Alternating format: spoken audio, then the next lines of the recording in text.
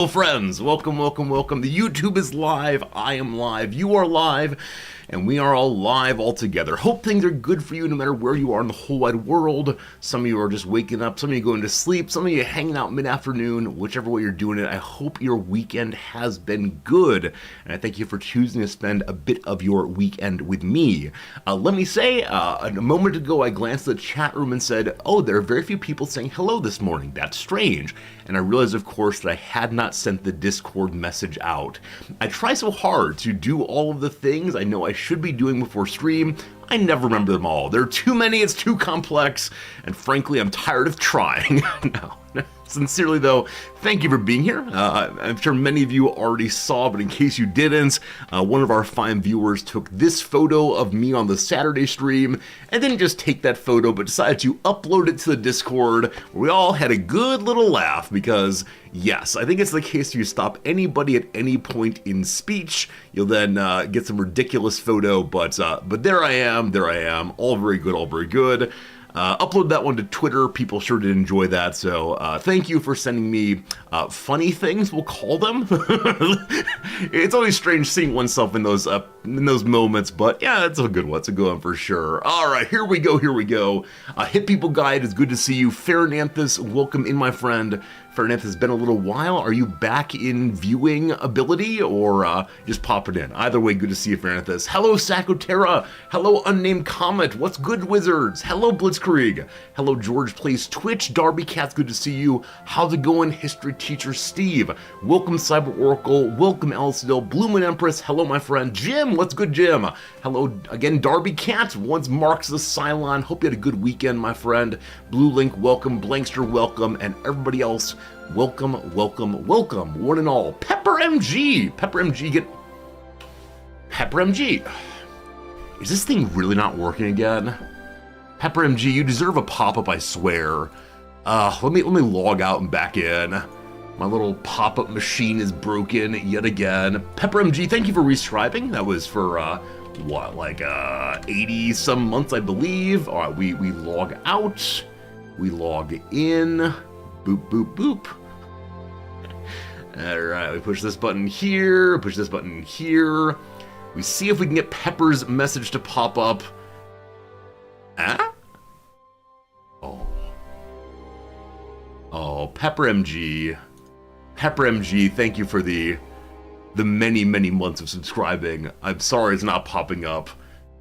There's no way for me to remedy this quickly.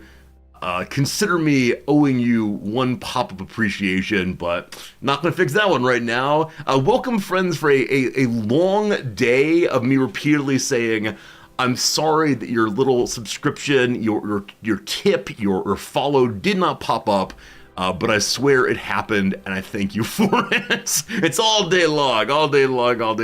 Pepper, again, thank you. It's good to see you. Also awesome seeing your photos of the Satisfactory base. So impressive for sure. Gary, good to seeing you, friend. Hey, Blue Link, thank you for continuing that subscription from HPG, thanks for gifting a sub to Blue Link.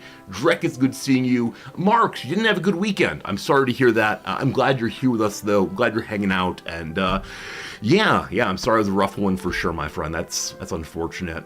One thing I'm wondering, and this is the kind of like standard resorty anxiety question that only comes to mind in the worst of moments, which is today while I was saying hello to everyone, I found myself curious, do I give you the same hello every day? Do you notice? Do you care?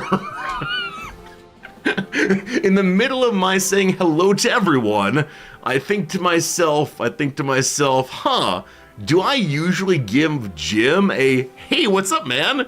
Do I usually give Cyber Orica, good seeing you, right? Oh, I have no idea. More or less the same every day? Okay. I think this is why some streamers just give hi to each person every day in order to avoid the kind of concern. A similar hello most of the time. All right. Gotta mix it up. Tomorrow, you're all getting, hey, what's good? Tomorrow, you're gonna get, how's it hanging? These are ones I never use. I'll try to bring those in. Whichever way. What's good, Baldwin? Hello, Shepherd. Always different, all lovely. Yeah, I don't know how it works. It's one of these things I shouldn't think too hard enough, or too hard about. But as usual, hello, my name is Resorty, thinking hard about what we do best around here. Hello to you, Captain Selden. You want to go old-fashioned what up, dog? I can definitely do a what up, dog. Or what was that thing? There's one of the beer companies. It wasn't Budweiser, but it was something involved in like holding some vowel a very long time. Was it what's good? What's up? That's right. What's up? Yeah, back in back in the 1990s, we're also susceptible to a very like low quality kind of advertising where people would just yell at each other, "What's up?" across a very long moment, and we all then go buy their stuff. I honestly don't recall what that was for. I assume it was beer of some sort, but yeah, and there'd be like videos of people like talking on their little phone and then what's up, screaming into it. And I think they had commercials of politicians stopping in the middle of their orations to give the what's up also. Man, the 90s were a silly, silly time. Used to like down the halls of your college. Yeah, I know the ways in which like these get into the cultural conscience. I'm vaguely remembering, this might be false, but I'm vaguely remembering my pastor at the time including that in a sermon. Vaguely recalling it. And I think he did it in some way that was like in line with the sermon topic. It wasn't absolutely random. But man, culture's weird. This was the early aughts, not the 90s. As I said before, that period kind of blends together for me. It was the time of schooling before college, so who knows. That and Dude, You're Getting Adele. Dude, You're Getting Adele? That was another popular one. Also, Can You Hear Me Now? Remember Can You Hear Me Now? A man walking around saying, "Can you hear me now?" repeatedly, showing that some cell phone networks are good and others questionable.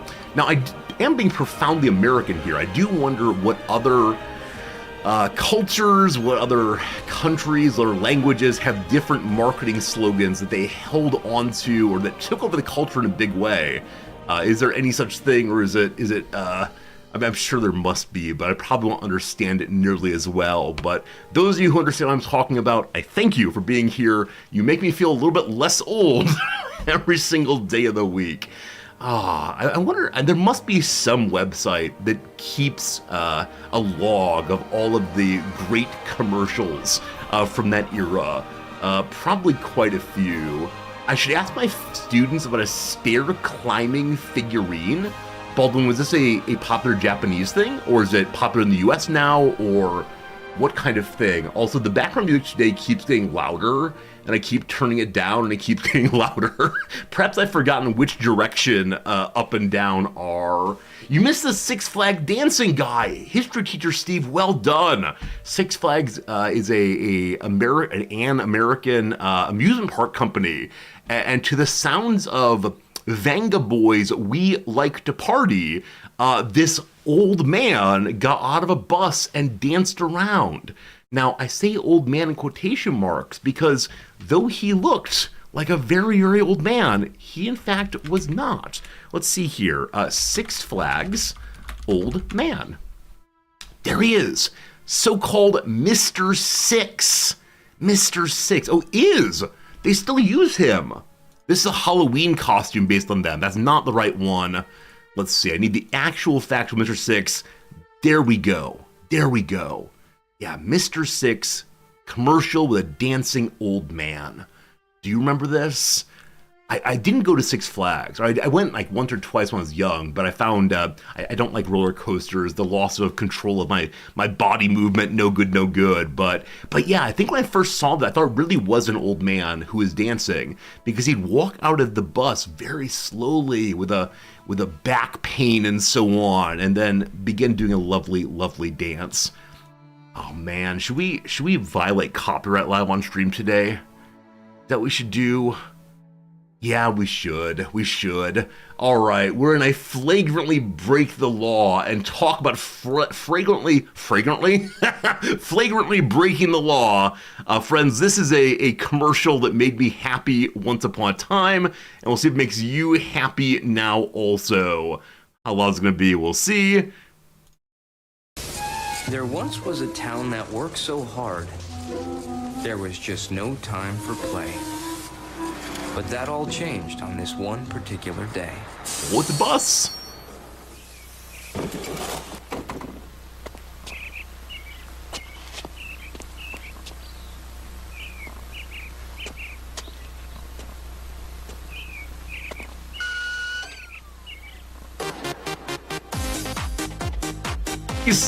You see the charm. You see what's delightful here. There you go. Anyway, he goes on that way for a while, dancing happily. See, I'm now offering commentary. The commentary here allows it to be transformative, and I won't get sued. But yeah, it was absolutely delightful watching the buddy dance around and carry on the way he does, and it made you feel fun, and like it was I don't know, like a good place to go. And so people went going to the Six Flags Great America locally to me, but there you go, a commercial. Maybe we start every single day's stream with, here's a commercial. Do you remember the commercial? Maybe I should have kept the music going longer. I don't know. It's fun seeing him dance, of course, of course. Core memory unlocked. Yeah, some of us forget these things. I do often wonder what kind of commercials you all remember that I myself do not recall, and would it unlock in a big way? Speaking of which, there is a story on the Wheel of Stories that will bring us to the topic of music and memory, because I had a, what's the phrase, overwhelming rush of memory come back to me about a week ago. I look forward to sharing. We need a Discord channel for old people to share old commercials. I mean, I wouldn't necessarily mind have a, let's talk about when we were young. I'm not sure what we'd call that channel. It might be fun though to, talk about the fads, talk about the pogs, talk about the, I don't know, like the Spice Girls, whatever we got. I'll think about it. I'll think about adding a new Discord channel. Often there's a great desire for a new Discord channel, and then we use it for one day and never use it again. So hard to say. Game Merchant, good seeing you. How's it going today? Hello to you, Pluto. What's good? Come on. Well, hello, Lobras. Can you name the Six Flags of Six Flags? I know that there's Six Flags Great America. That is the one that was up towards Chicago, where I went to regularly. I know there's Six Flags over Texas, I believe, and that's all the flags I know. I know there's a place called Cedar Point in Ohio. That's another amusement park. I know that in Santa Claus, Illinois, there's a place called Santa Claus, Illinois. There's some there's more than corn in Indiana Beach. I think it's in Santa Claus. Anyway, if you didn't live in the Midwest growing up, this is just absolute nonsense, and I apologize very, very much. P-Dragon says, Rizbro, you're only in your early 30s. We're not old. I mean, you've taken a decade off of my life. I know, I mean, I'm middle-aged, right? I'm middle-aged. We say that we're old people in some, silly kind of way. I just mean, with respect to the children I spend time with, 3 days a week. We're to the point now where they were born in this millennium. They were born after 9/11. They have lived in a different world than I have. The things that I reference as being cool and fun and all the rest are things that they themselves know literally nothing about. Previously, back to only, I don't know, 10 years ago, the things that I would reference in class, they had some vague sense of, their older siblings would know about it. But now there's just a profounder and profounder disconnect between us and them. So I don't know. I don't know. Six Flags is called that because there have been 6 different flags over Georgia. Wait, really? Not Georgia, Texas. Sorry, I switched states. I didn't know that it was called that. I thought Six Flags was so called just because there were 6 different amusement parks. No, Six Flags over over Texas. There are 6 different places that ruled Texas. Fascinating. Thank you for teaching me that. When you turned 40, you started to recall in stunning detail your father's 40th birthday party, how old you thought he was. Absolutely, absolutely. I think as one ages up, one has a very different sense about what it means to be that age. Because I recognize now that when I was, a youngster in elementary school, it's likely the case that some of my teachers were the age of my graduating senior students now.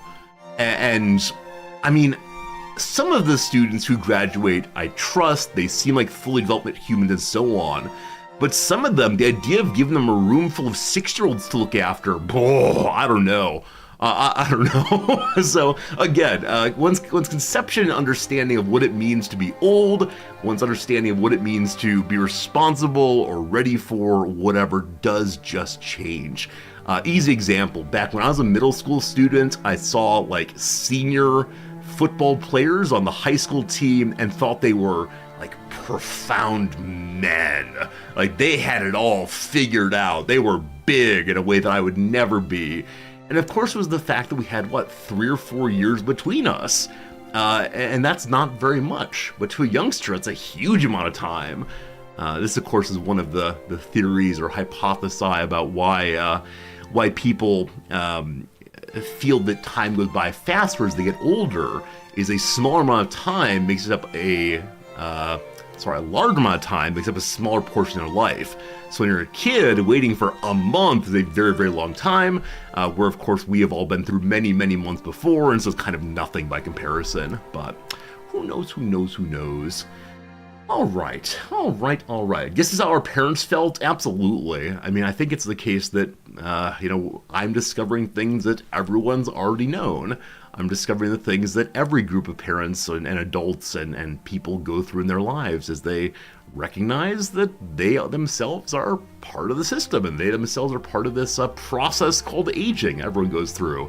Anyway, I'm glad I get to experience it with you all. I know one challenge for some folks is they experience it alone, right? Everyone around them is older or younger and they don't quite fit in and don't have anyone to talk to. But I love that I can come here and mention a commercial from the 90s and immediately we all go, yeah, I know what you mean. So thank you for being here, sincerely.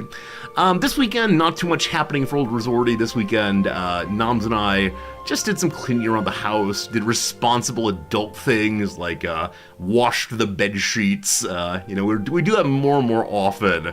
Actually, it's not that we do it more and more often. I do the bed sheets more often living with her than I ever did on my own. And so when it's time to wash the bed sheets every other week or so, I look at the bed sheets and say, they're still good, right? I don't say this to her, of course, but I say, they're still good. Probably got another, 3 months in them or so. But yeah, did the bed sheets, did some scrubbing. As autumn is coming, we're beginning to move into putting away all of our summer things, the plants outside, the patio furniture and so on to get ready for the cold that's coming. We're in the in-between middle right now where it's not too hot, not too cold, but instead just right. So very, very happy with that. Other than that, got one story I added to the Wheel of Stories. We'll have that up in just a moment to spin, and got some good ones ready for you today. We'll change the Fritz cat picture for sure. And continue playing our Crusader Kings 3 adventure. I've said for, I think, 2 streams now that we'll probably be moving on and done with CK3. But this playthrough just keeps extending itself a little bit more.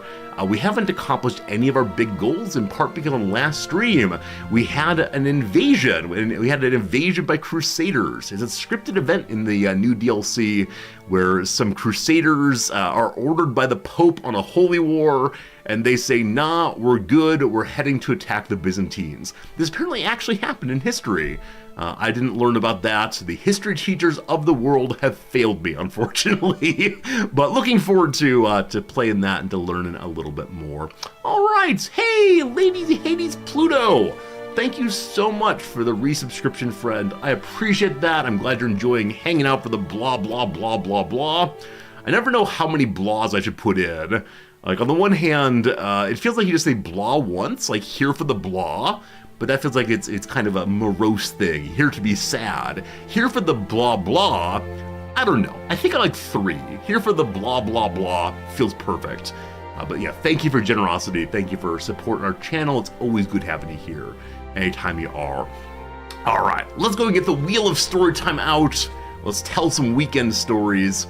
Hopefully your weekend has been good. And yeah, here we go. Here we go. What will we get first? You're welcome to look around and say, which one do I want? Which one do I want? Here's one I want. I love the wheel still. Oh, that one we already did. Oh, maybe we're good? Maybe we're good? Okay. Do I have this photo downloaded? Friends, it is time for an update on the rices. As you'll recall, recently there was a great shortage of rice in Japan. Recently, it was the case that there was, a failed crop, and then we had a couple disasters in a row, a couple of the big storms coming in, and so people decided to pile lots of rice into their home as disaster preparation. It's kind of sort of like the toilet paper thing that happened in the US during COVID. You know, it's sort of like that. And yes, Bald and Blue, the various media commenters in this all said the issue is we have too many tourists here, who are eating up all the rice, and there's always a way to turn Japanese problem into a little bit more nationalism for sure. Anyway, this from a couple days ago at the grocery store. For the first time in genuinely a month, there's actually rice on the shelves. First time in really a month at any of our 3 grocery stores. You will notice, though, they do have this sign there saying, please take 1 each. The sign actually says 1 bag of rice per adult.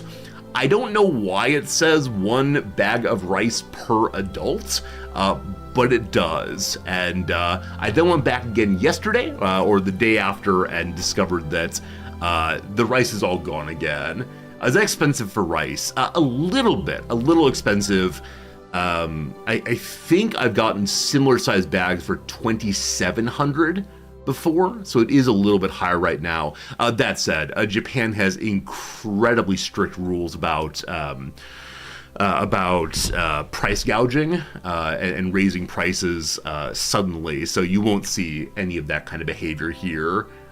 You can't get, or you wish you can get 5 kilogram bags where you live. Yeah, we actually have rice stores here, which is a little insane.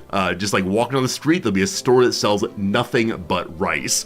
And they have all the different bag sizes, from one you can carry in your purse, I assume, all the way up to the giant ones you gotta throw over your shoulder. As we only have the 2 of us, that seems a little bit excessive, but in this case, you can get as much as you want to. You mean rice is rice, the rice quality is decent?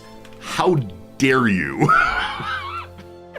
If Noms were here right now, she'd be having a heart attack. She'd be yelling out, what's that line from the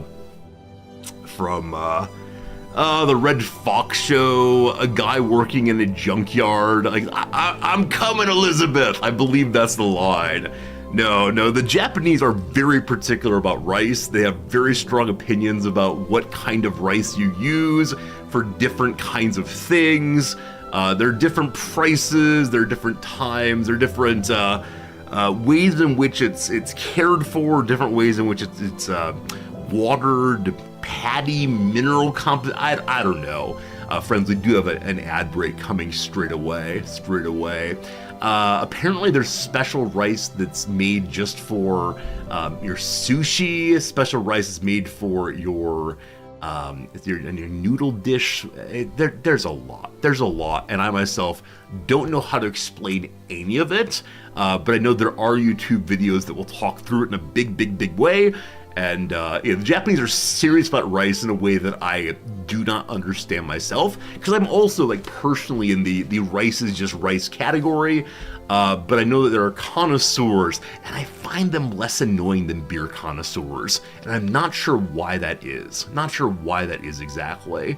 I find beer connoisseurs or people like, I think it's because I don't know what it is actually. It might be like the antique smell on the Japanese concerns.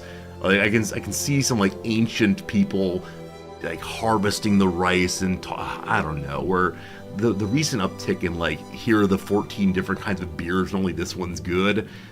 Maybe it's this. Maybe it's when I've gone to taverns and people have talked about you know, the quality of beer that I'm drinking in a dismissive way. Like, oh, you're wasting your life drinking that swill. No one's ever said that about my rice because Japanese people are polite. I'm not sure. I'm not sure what it is, but yes, among the connoisseur cultures, the rice one does not seem especially awful to me. What are other connoisseur cultures we can speak ill of for a while? What else is there? I don't know. Like wine snobs, I do not get. I understand that they are talking a language that makes sense to one another, but I myself am unable to taste the difference all that much. I can taste like red versus white, but past that, I'm not sure. Tea people and coffee people. I mean, as many of you know, I just don't have a tremendous ability to tell the difference. And so I believe there is some difference in these things. It's just not worth the time for me. And I think as long as no one's going to say, Resorty, the things you put into your body are awful, I'm fine, right? As long as you don't like smack talk my instant coffee, we're good. We're good. But yeah, definitely people will talk ill of my coffee types. Regional pizza variety. That's true. I like all pizza. I like them in different ways at different times, but the people who will say, you should only have that greasy Detroit pizza, or man, Chicago style pizza is the only one, or the worst of it, New Yorkers. I know we had some New Yorkers in this community, but like the obsession with New York pizza not only being the best one, but also having to be eaten in one particular way. I remember, a few years back now, probably a decade back now, when Bill de Blasio was running for New York City mayor, and some news crew followed Bill de Blasio to a pizzeria, and Bill de Blasio got his pizza and a fork and a knife and started eating his pizza that way. You know, chop, chop, chop, yum, yum, yum. And people freaked out because the only way to eat your New York style pizza is to fold it in half and jam it in the maw. Oh my goodness. I don't know.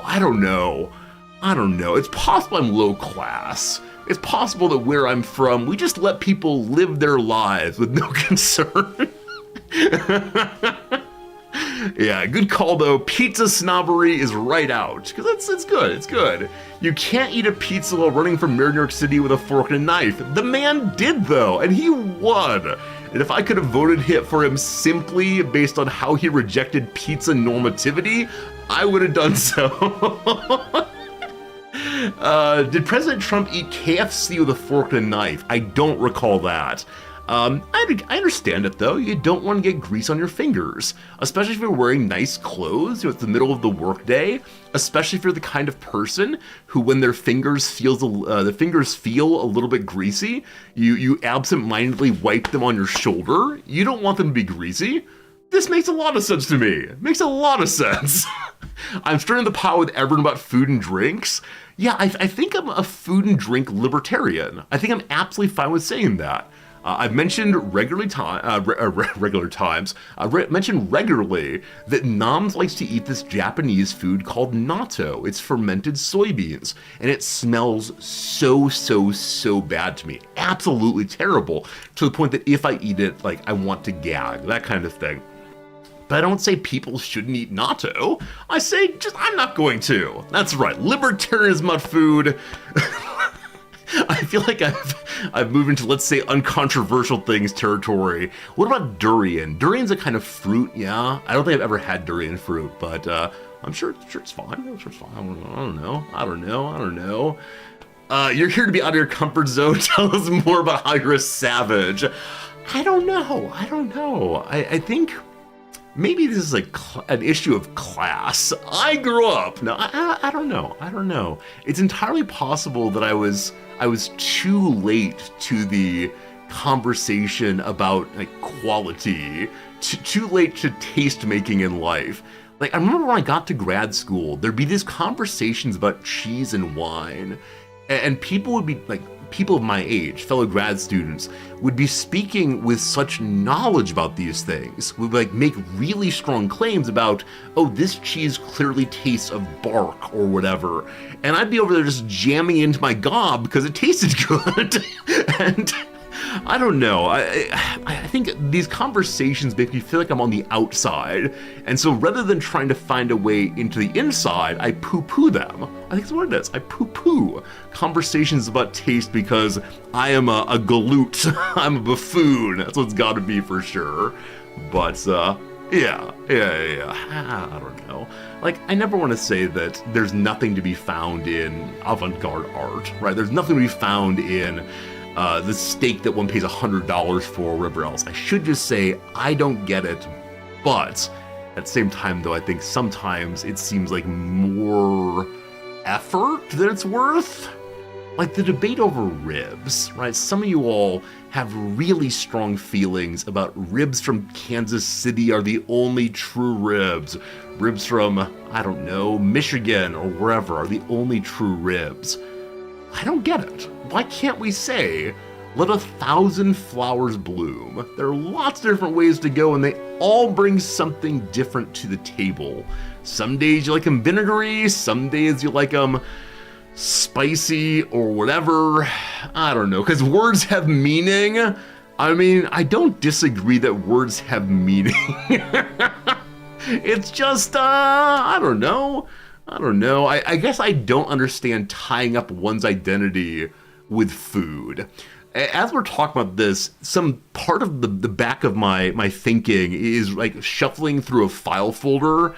There's an essay by one of the Frankfurt School theorists that talks about after the disillusionment of the world, when we no longer believe in spirits and demons in general, we have to make other parts of the world magic and interesting, and so we fetishize food.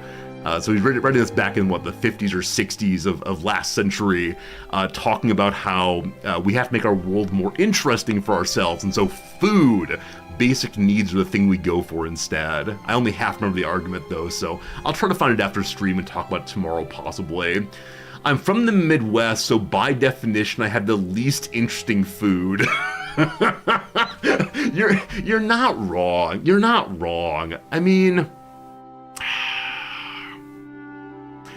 I didn't really have a lot of other cultures' foods until relatively late in life, right? The local Taco Bell was in some measures our exotic food for a while.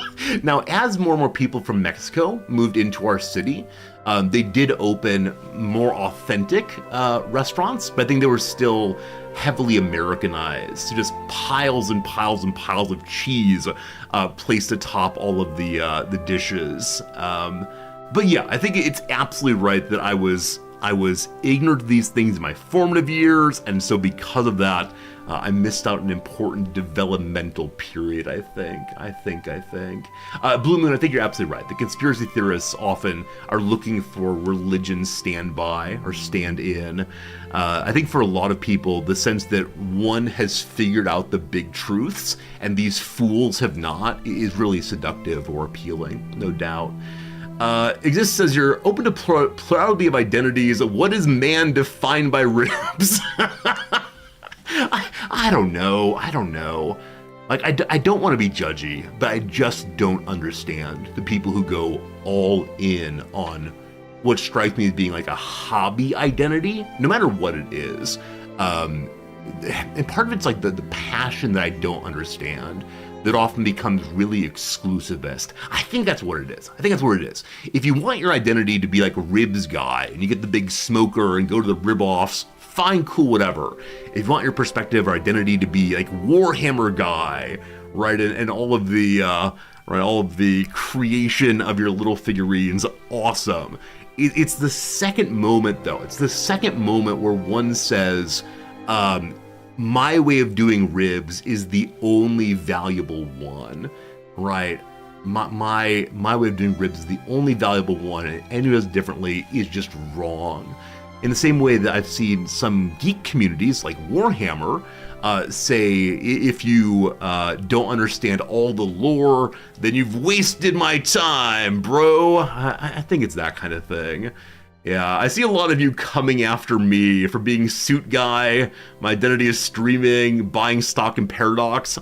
All true, all true.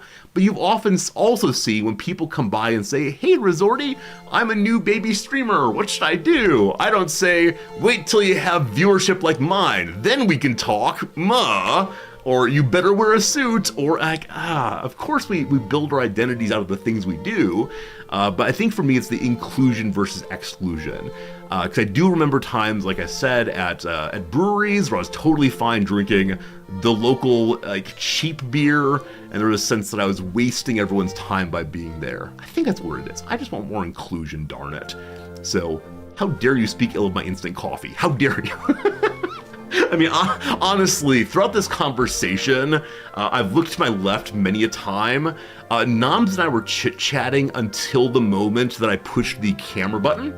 Until I pushed the camera button. And so because of that, I didn't put up the Discord announcement till very, very late, and I also didn't get coffee. And so at some point here, we're gonna have to do a quick little coffee break because talking with nothing to drink, no good at all, no good at all. It's still gross, man. I guess I'm okay. I guess I'm okay with people saying the things I do are gross, as long as I don't say it like directly in my face while I'm doing it. I had a friend some years back who would come to the house for dinner, and we'd say ahead of time like, hey, do you want X for dinner? And he would always say, whatever you want is fine, right? He would always be really inclusive and open. And then one particular night he came in, I was making a pumpkin soup. Right, we'd taken pieces of pumpkin and, I don't know, cooked them up some way and chopped them apart and used the immersion blender on them. And as he came in, he's like, what's that smell? I said, oh, I'm making pumpkin soup. Look at me stirring it. And he saw the way in which it was moving and he said, gross. He said, gross to the man who was making his dinner. And that was not a good moment. So... I don't know.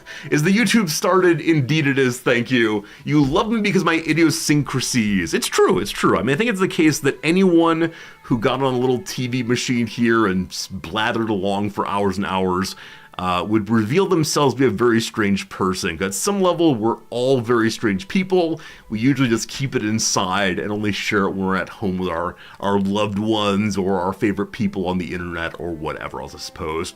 Anyway, that topic was meant to go much faster, but here we are talking about rice and different qualities of the world. There is a really good book that many of you probably know, Zen and the Art of Motorcycle Maintenance. One of its big through lines is that we've lost this sense of quality. It's very hard for us in contemporary Western culture to appreciate the quality of experience and the quality of importance, or the importance of quality. And I definitely can say I am part of that, for sure. Anyway, new story, here we go. What we got next? Hopefully a good one. Oh, I need to remove the advice from Noms one. We handled that on Saturday. Of course it comes up. Yes, the advice from Noms. We had a nice conversation on Saturday. If you missed it, the conversation is this. When Noms was young, she was taught, like all the rest of us, not to eat with her mouth full, and she took it literally. She shouldn't speak when her mouth is absolutely jam-packed. As she takes small bites, though, she can keep talking. There you go. Very confusing. Text her, she's already at work. We don't bother Noms at work. All right, what do we get next? Gonna be a good one. No! Oh. The worst ending, friends. Well, we must respect the wheel. With that said, there is one thing to do today that we have to do every every new week, which is there are new Fritz pictures. So let's go ahead and change out the Fritz picture. I'm fine with doing that before we get to game time. Hello, Fritz. It's good seeing you. Friends, today I have a story to tell. The end of Storytime is what makes Storytime special. It's true. But ever since we put the word of the day on Storytime Wheel, I want to do the word of the day every day. Redactyl also. We as a community have a streak going for completing Redactyl on a number of days in a row, and now it's just done. No Redactyl. All right, so this week we do not have a Sleepy Fritz picture. As many of you know, Noms and I disagree fervently on one and only one thing. Other than this, she believes all of my beliefs. One and only one thing, which is whether Fritz should be given human food. I'm of the view that no, it's a disaster, most especially because Fritz will then jump up and want to eat our food instead of only eating his own. Clear the case. But she thinks, oh, he's a cutie, so he deserves human food. Over the weekend, on Saturday, Noms had some ice cream for dinner. You know, a little cup of ice cream. And when as she was eating it, little Fritz sat in wonder and desire, looking up, wanting that ice cream so badly. And she does this thing, because she's not home, I can say this. She occasionally takes food that she knows he likes and pushes it towards him, like puts it down to show him the food that he cannot have. And I think this is a monstrous thing to do, absolutely monstrous thing to do. Please, next time she's here, give her a talking to about that. It's cruel, it's absolutely cruel. Very awful. Whichever way, I think she only does that with food she intends to give him eventually. So, after she was done her ice cream, she did indeed put it down. There is Fritz being a happy boy with his head jammed into an ice cream cup. There we go, having a good time. But wait, there's more. It wouldn't be good enough to have a picture of Fritz with his head jammed in. Instead we give you little Fritz with a bit of ice cream on his nose. There you go. Cats are lactose intolerant. It's true, I've told her this, but we do what we do. She believes in, I don't know, a somewhat libertarian attitude towards the cat, which is whatever the cat wants, the cat gets. I have a somewhat more paternalistic account here, where I worry for the Fritz's safety and health, and so I give him nothing he wants. So there's the difference. You give your dog a pup cup of ice cream, a pup cup. That's very cute. But there you go. Your Fritz pick of the week. She was hoping to get one in which she was looking more directly at the camera, but unfortunately, that's the best we could do. So there you go, friends. A new Fritz picture of the week. What a cutie. Perhaps produced in a less than great way, but is what it is anyway. The things we do to our cat to amuse you all. Alright, I believe that is the end of the opening blah blah blah. Only 50 minutes today. You all got cheated. Usually we try to have the opening blah blah blah go for, I don't know, somewhere closer to an hour, hour and a half, but as you may have seen, the wheel provides and the wheel taketh away. Story time is over. Didn't even get to ask you all what's up good with you. Didn't get to ask you all what's happening this weekend. If you got anything you especially want to share, please do put it in chat. I'd love to hear about your weekends, but not an official part of the stream direction, but instead just, what's going on? Tell me some stories. I'd appreciate it. While you're doing that, I'll go and get us changed over to the Crusader Kings 3 directory. Today, I'm intending for us to finish our playthrough. Today, I'm intending to win big and finish our 2 achievements if possible. So, let's see here. Byzantine playthrough continues. Only lame titles are coming to mind right now. Biz you come visit? No, Biz, oh man. Usually I do titles before stream starts, so you don't have to see me working my way through this one. Okay, Eastern, go east, young, oh boy. Back to the Byzantines. I like that. Thank you for helping me have a name that is at least acceptable. We'll call it a B- name. That's good though. That's good though. Pond, you had a good weekend. Glad to hear that. HPG, enjoying your adventure CK3 playthrough, but you don't want to join any wars. Yeah, HPG, as you know, when you refuse wars, everyone hates you for not taking a side. It's brutal. Enjoying the character of the week option. Yeah, I've actually not really looked at the character of the week so much recently, but yeah, the CK3 gods push us in the direction of trying some character as a whole community. So we all go together and play this character and learn about a part of the world we wouldn't otherwise normally play in. I think that's pretty swell. Let me change the music over also, putting this one away here and pulling up our CK3 sounds here. Volume mixer. You'd probably be embarrassed to learn how I do the audio of the stream. Like, some people have these fancy mixer boards. Some people have these like digital control panels. What do I have? The volume mixer on Windows. That is what I use to give you all audio. It works okay most of the time, but there you go, there you go. How about this? How about if we're not feeling like typing a lot, how about you just tell me on a scale from 1 to 10 how your weekend was? And let's see as a community where the number is. So the worst possible weekend, one where your dog got run over by a car, that'll be the 1. Best possible weekend, you won the lottery. Where's your numbers? Where are your numbers? That'll be fun. The audio of my stream is the most consistent. I try to change nothing ever, but thank you very much, Jim. Hey, as a community, we're mostly in the 7s, a few kind of lower. 7 as a community. See, I recognize there's something that happens for me that may not happen for you. I think for a lot of people, on a 1 to 10 scale, 5 is average. And that's how it should be. But because I grade all day, when I think average, I think 7.5. And so those of you who are like, oh, my weekend's like an 8. I'm like, oh, that's a B. That's okay, but it's not an A. No. So we need to remember that 5 is average. Seems like the community in general is above average to average. Cool. Well, checking at the end of the stream and see if it's better or worse. Have I contributed to a good weekend or a bad weekend? We'll see, we'll see. Anyway, we continue our playthrough. We're playing as the family Polylogos, I think? Polylogos, maybe.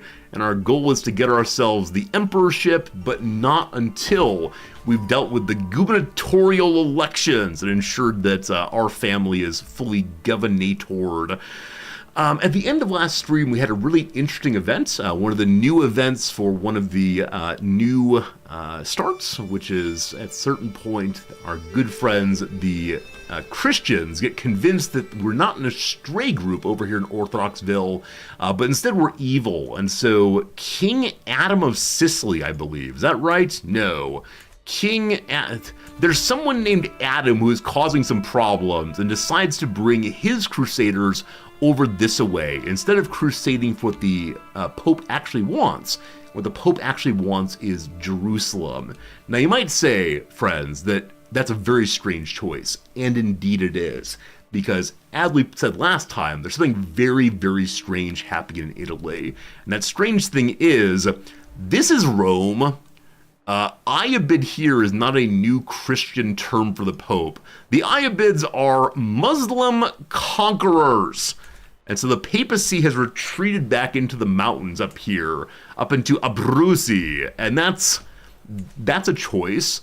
And so the Pope has thrown a crusade, and that crusade, he wants to go attack the Jerusalem. Attack the Jerusalem on down that way. As you'll see, he's losing terribly already because the battles that have happened so far in this thing have happened entirely here. And my guess is that the Abids could pull up all of their troops in Rome and immediately attack, while the Pope has to wait for all of the Christian emperors to send their people down to support the crusade. So a failed crusade for the Pope for sure. Here we have an interesting situation for us though, because we are the largest of the vassals of the Byzantine Empire. No great surprise there. And so we may have to fight off the crusade ourselves. You might say, Resorti, that's weird. Why would you have to do that? Doesn't the Byzantine Empire have a ridiculously huge imperial army to draw on? He does, he should. Unfortunately, they're in Sweden. Unfortunately, the Emperor went for a little boat ride up here, and I believe is working his way back, but yes, the about 10,000 overall troops are speeding back as fast as they can, but the Emperor deployed his entire army, not caring a whit for the possibility of being attacked. So I'm not sure. We're very lucky that our general here, our spymaster vassal commander Moore, is a 27 in martial and a 27 in personal fighting, with 3 commander traits, and so he'll be pretty strong in attacking this way. We want to get there in a fight area that does not have a defensive bonus to the enemy. They're to take this before I get there almost certainly. But we'll see how this goes. See how it goes. It is the winter. No one likes fighting in the winter, especially not this commander. If we look at the enemy commanders, this one is ruled by the Doge of Venice. He is someone the Forgetful. I'd like to bring you up if possible. What are you? No winter bonus at all. He is a zealot, though, believing we must be destroyed. Over here, the commander is also an Italian fellow. So apparently this... Hello? Click there, go around. Oh, never mind. I no longer care. There's always a certain point at which I give up on trying to find the information I need. This is why I'm a very bad researcher. Oh, love it, love it. Did they have IKEA back then? I mean, if I were the Emperor, I would immediately run to IKEA to get some new fancy chairs. That's true. A land grant has been constructed on our estate, so now our house head can ask for more knights from the other people in our house. Men at arms the same, and also our heavy infantry, spearmen, and skirmishers have overall better damage dealing. Alright, so unfortunately we lost this territory before we got there. We gotta have our eyes out to see where they're moving to next. We see the Basilius' tiny little mercenary army is trying to take back this, and will be unable to do so. I'm hoping it's the case that the main army of Venice chases them, unfortunately caught them. Now, can I get there in time to help? We'll arrive in... The battle will be resolved. There's no reason for us to go there, so we haven't committed yet. So we'll sit in the mountains for a moment. Now, unfortunately, the mountains here do not guarantee us good supply. They support 4,600. We're over 10,000. So we could split our staff, but for the moment, I'm just going to watch and see where exactly they go and then respond based on that, because they're also suffering for lack of food, though they have the coast there. All right, we'll give it a moment. I got a message inviting us to Strategos' Kaliostis' feast. This fine fellow, the steward of the Basilius, wants to invite us to have a little bit of food. A bit of a drunkard. What's our recreation stress look like? We're very low on stress, 0 in fact. So the reason to go there would be to get opinion of other people. On this playthrough, though, we're trying very hard to get our piety up.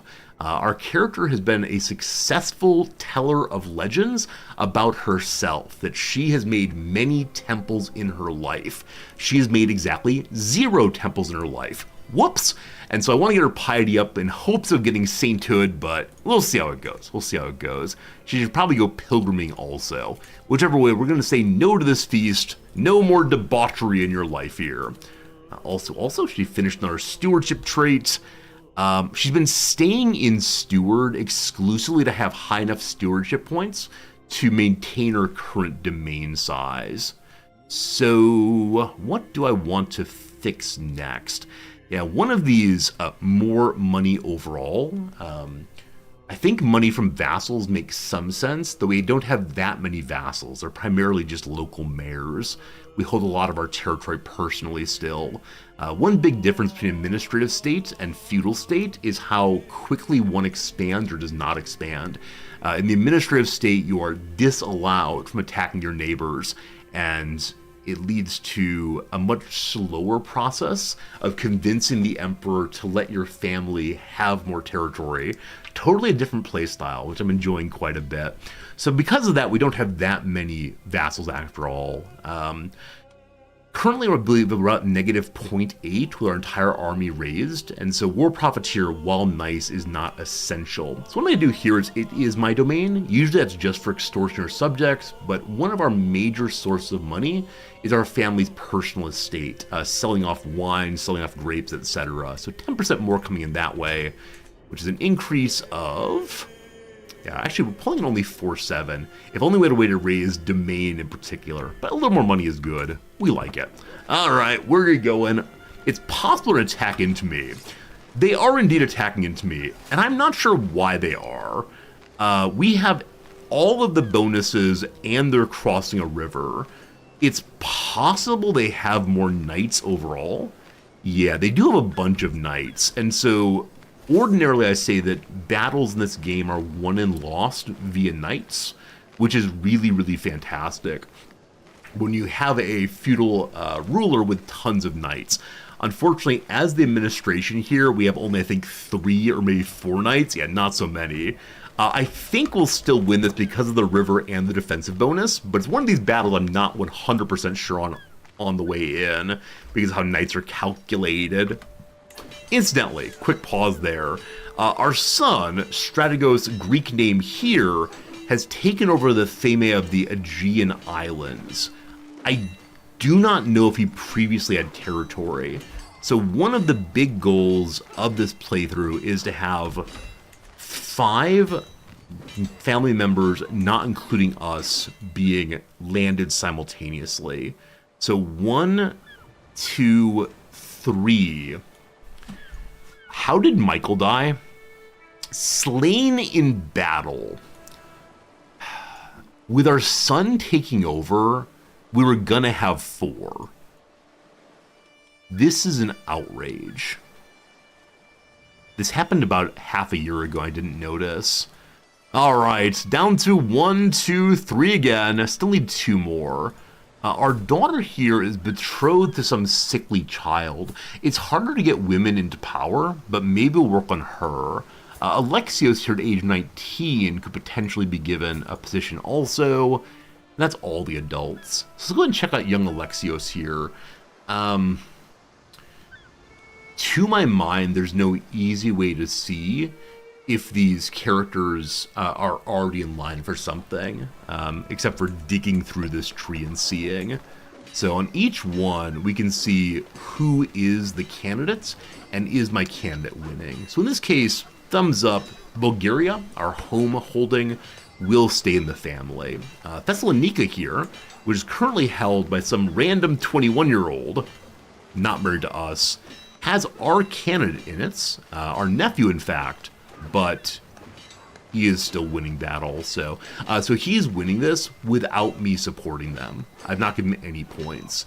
The awkward thing here is they're both the same age, so likely the case that it's not especially useful there. Yeah, you can kill people to get these positions, but because I need to take care of the family, I need to be very, very careful that we do not get our playable character as a murderer, because then it might all fall apart very, very quickly. We're playing this game a little bit safe. So in Optiacon, Ruler's 40, we do have a candidate, but she's somewhat lower down. This because she's in fact a woman. That's a little hard to deal with at times. Here we have candidates not in line, only 42. So the thing that we often do in this case is look through and see who is old or sick. And looking like not to be... Oh, hello! Hello! Age 21. So it looks like there was recently a big switch on the governors, in that most of them appear to be under the age of 30. So I shouldn't be excited about other people's illnesses.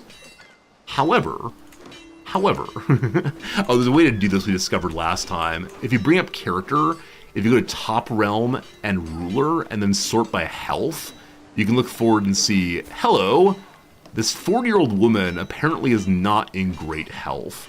I went in the wrong direction. Other way. There we go. This mayor's looking terrible. We look for people of the ducal rank, and that would be first. A lot of sick mayors. A lot of sick mayors. A lot of sick mayors. Where's the first Stragista? There we go. It's Paphlagonia. Paphlagonia's first. Paphlagonia. Our candidate is... They do not want it all, so time to make a candidate for them. We find our nephew here. The nephew's an adult. That would be... Our niece is a giant. That's so fun. Here we go. This nephew is thus far unlanded, so choose him. If we go for contribute enough to make him first place, it requires 669 influence. We currently have 656. If we wait 1 month, we can finish this. Oh, the youngster had just ill, not pneumonia. Yeah, she's not sick enough to care. Oh, the battle's happening. Sorry.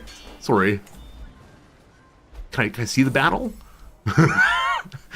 Will they not show me the battle while we're in this mode? That's a shame. All right, Paphlagonia, don't forget. As you see, though, we won really emphatically. Much higher rolls. Also, we did kill the enemy commander. So at the end, the advantage was plus 93 to us. Again, why the AI attacked into that was really silly. Trying to make friends with Stronigos Theophanes. I don't recall why we've done so, but he's a reliable and forthright man with only my interest at heart. Why did we decide to become this guy's friend? I have no idea. Anyway, hooray for friendship. All good. The battle resolves. Anybody left? Any crusaders in our realm? Not a single crusader remains. That's how this thing goes. Looking pretty good for us. Irene 2 has just been excommunicated as a murderer and an adulterer. I'm not sure which one's worse for the Pope currently. Not the Pope, the ecumenical patriarch. Possibility of her being removed from her position by the governor.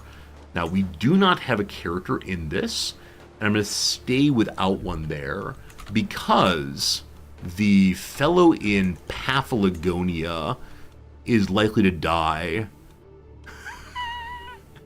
I swear I'm scheming. I'm not planning for old people dying anytime soon. Where are you, Paphlagonia? There you are. All right.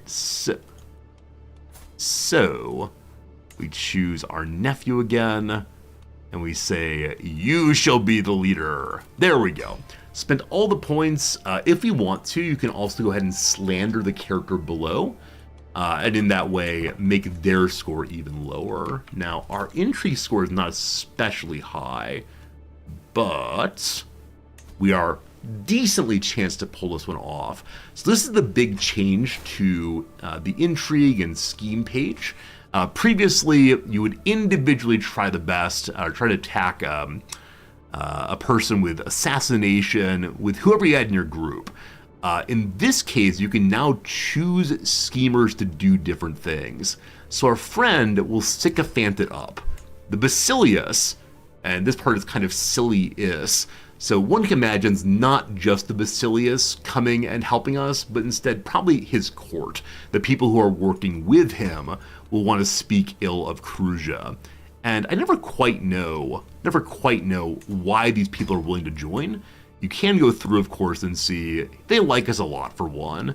I just did say, okay, they like me, they like that person. Hard to say, but our score is up to 95% now, and so we will almost certainly be able to slander this person all the way in only a few months from now. Gonna be good. I do like imagining, though, that the Basilius himself is out there trying to slander everybody.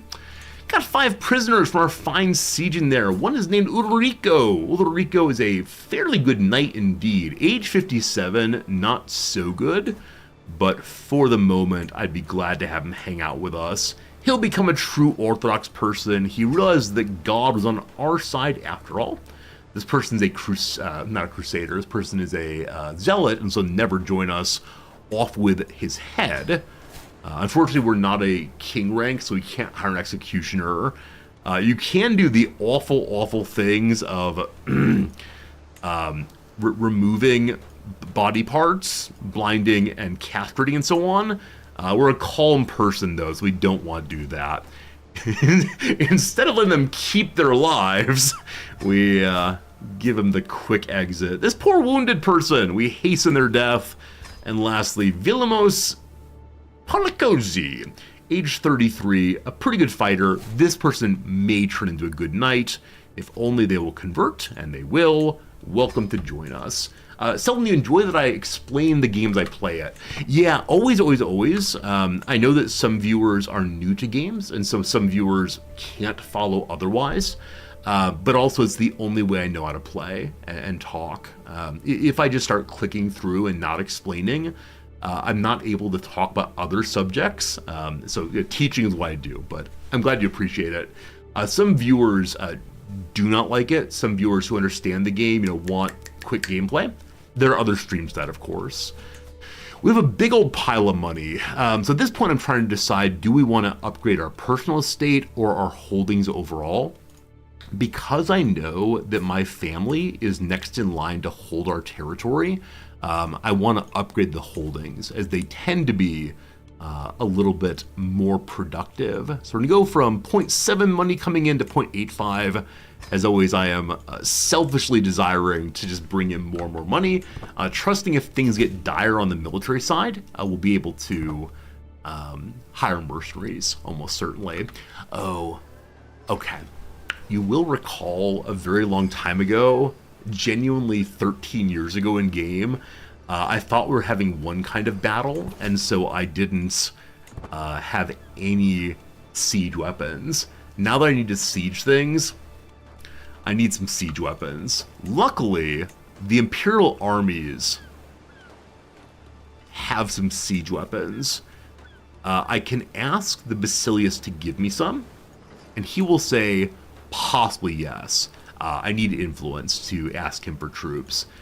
So normally the rule is you do not change your men-at-arms while at battle, because it costs a lot of money and you might get attacked out. Luckily we have one open men-at-arms slot that is owned by the territory, not by us. So instead, we'll go ahead and build these up for the territory, and they'll take a while to grow, but that's just fine. We can station them somewhere. Unfortunately, at this point, we do not have any open territory for stationing. We do have, oh my goodness, I didn't realize we had 3 open domain slots. Why is that? Oh. I was planning to attack the neighbors and then take their territory, but it looks like someone else did so instead. Huh.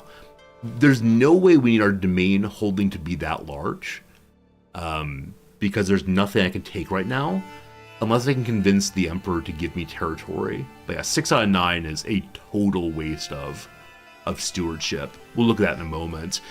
My Chancellor's been engaging with our neighbor. Apparently the Chancellor said we are shameful in some way. Misspoke, confused him, said his hat's ugly. I don't know.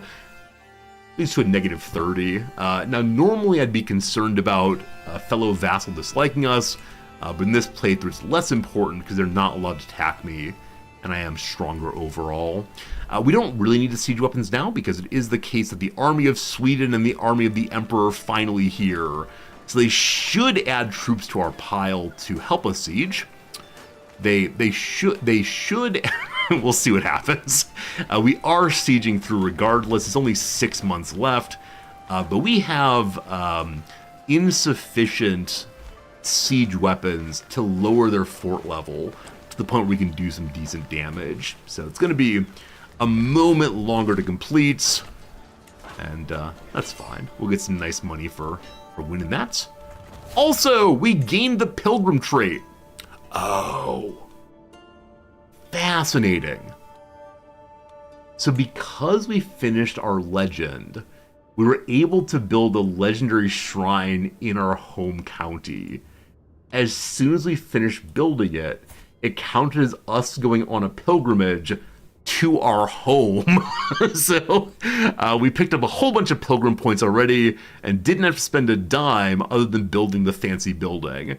That fancy building also gives us a bonus to, what is it, tax money per month. And then throughout the whole county we get more as well. So this area is now very nice, both religiously and economically. So I want to put even more economy in that holding, as we do have a whole bunch of money coming in, and that is really, really, really swell. All right, how are our siege weapons looking? With the money I have right now, I can go ahead and increase this to max size. These siege weapons get made now slowly, and that's a-okay. Oh man, as soon as I get back into this playthrough, something says, yes, this is perfect, don't stop, don't stop. We still have many hours left in the playthrough tonight, or today rather. The stream goes on for another, what, 4.5 hours or so, but or 3.5 hours or so, but I feel myself really pulled into the excitement of building and maintaining a medieval realm. Okay, some things have happened. 3 things have happened all at once. So one, the person that we were supporting for the title at Paphlagonia has lost support points from someone, and so he's now in second place by only 1 point. So we can see who else have put points into him. Irene the Two and Ignatios of Thraxion. Now this person's of family Komnenos, which is probably being mispronounced, that's fine though. The people who are supporting him are of his family also. So our family members will try to help our family ascend to more positions. We could also ask our family or demand that our family supports this person. To do that, I believe we go to other people in our family who should have big influence, like you, and ask him to, where is it?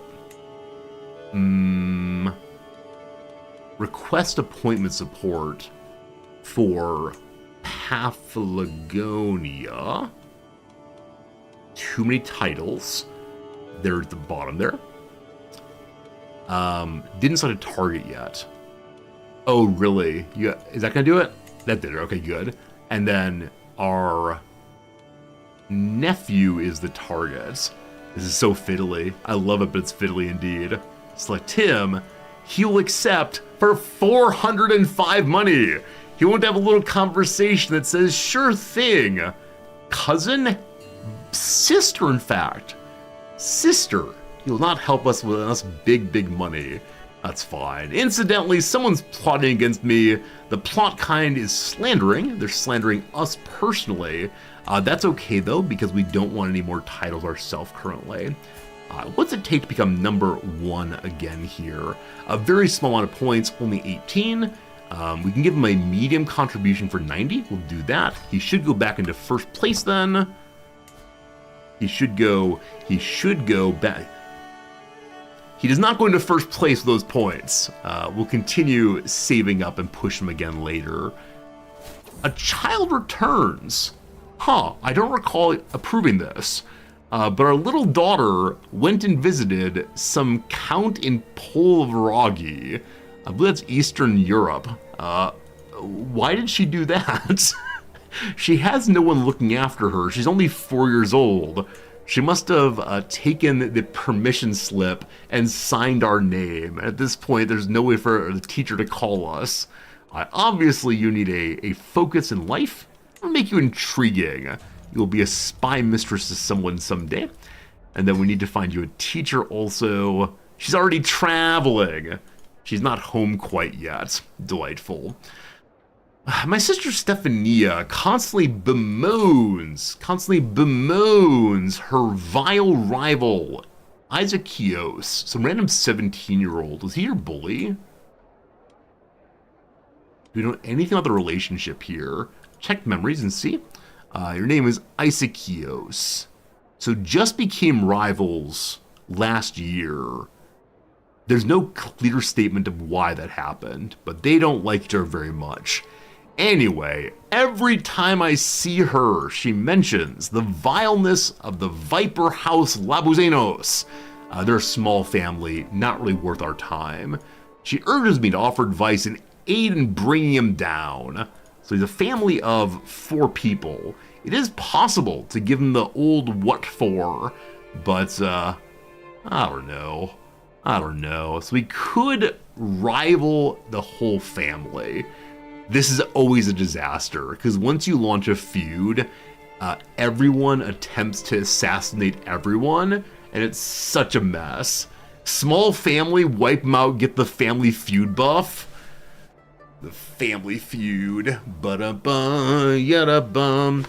I think the issue with that, though, is our character's calm, and so she will get stressed out by launching this battle. Man. Okay. How good's our intrigue? Not terrible. How's our spouses? It's terrible. We have a functional spy mistress. Alright, I tend not to do this. We go out and say, you know who's the worst person? The family Labuzanos. Cool. Maybe we'll raid their estate. I've yet to use the raid estate mechanics. Chat, you talked me into this. It's your fault if it goes poorly. So one fascinating thing here is because we know the moment at which she will die by our hand, we can maybe set up a good succession line. But we spent a lot of influence already. We're invited to someone's grand wedding. This would help with prestige. I don't think influence is part of this event. But, are they my ally also? Wait, is that true? Did you all talk? Oh, no! You talked me into rivaling an ally. Well.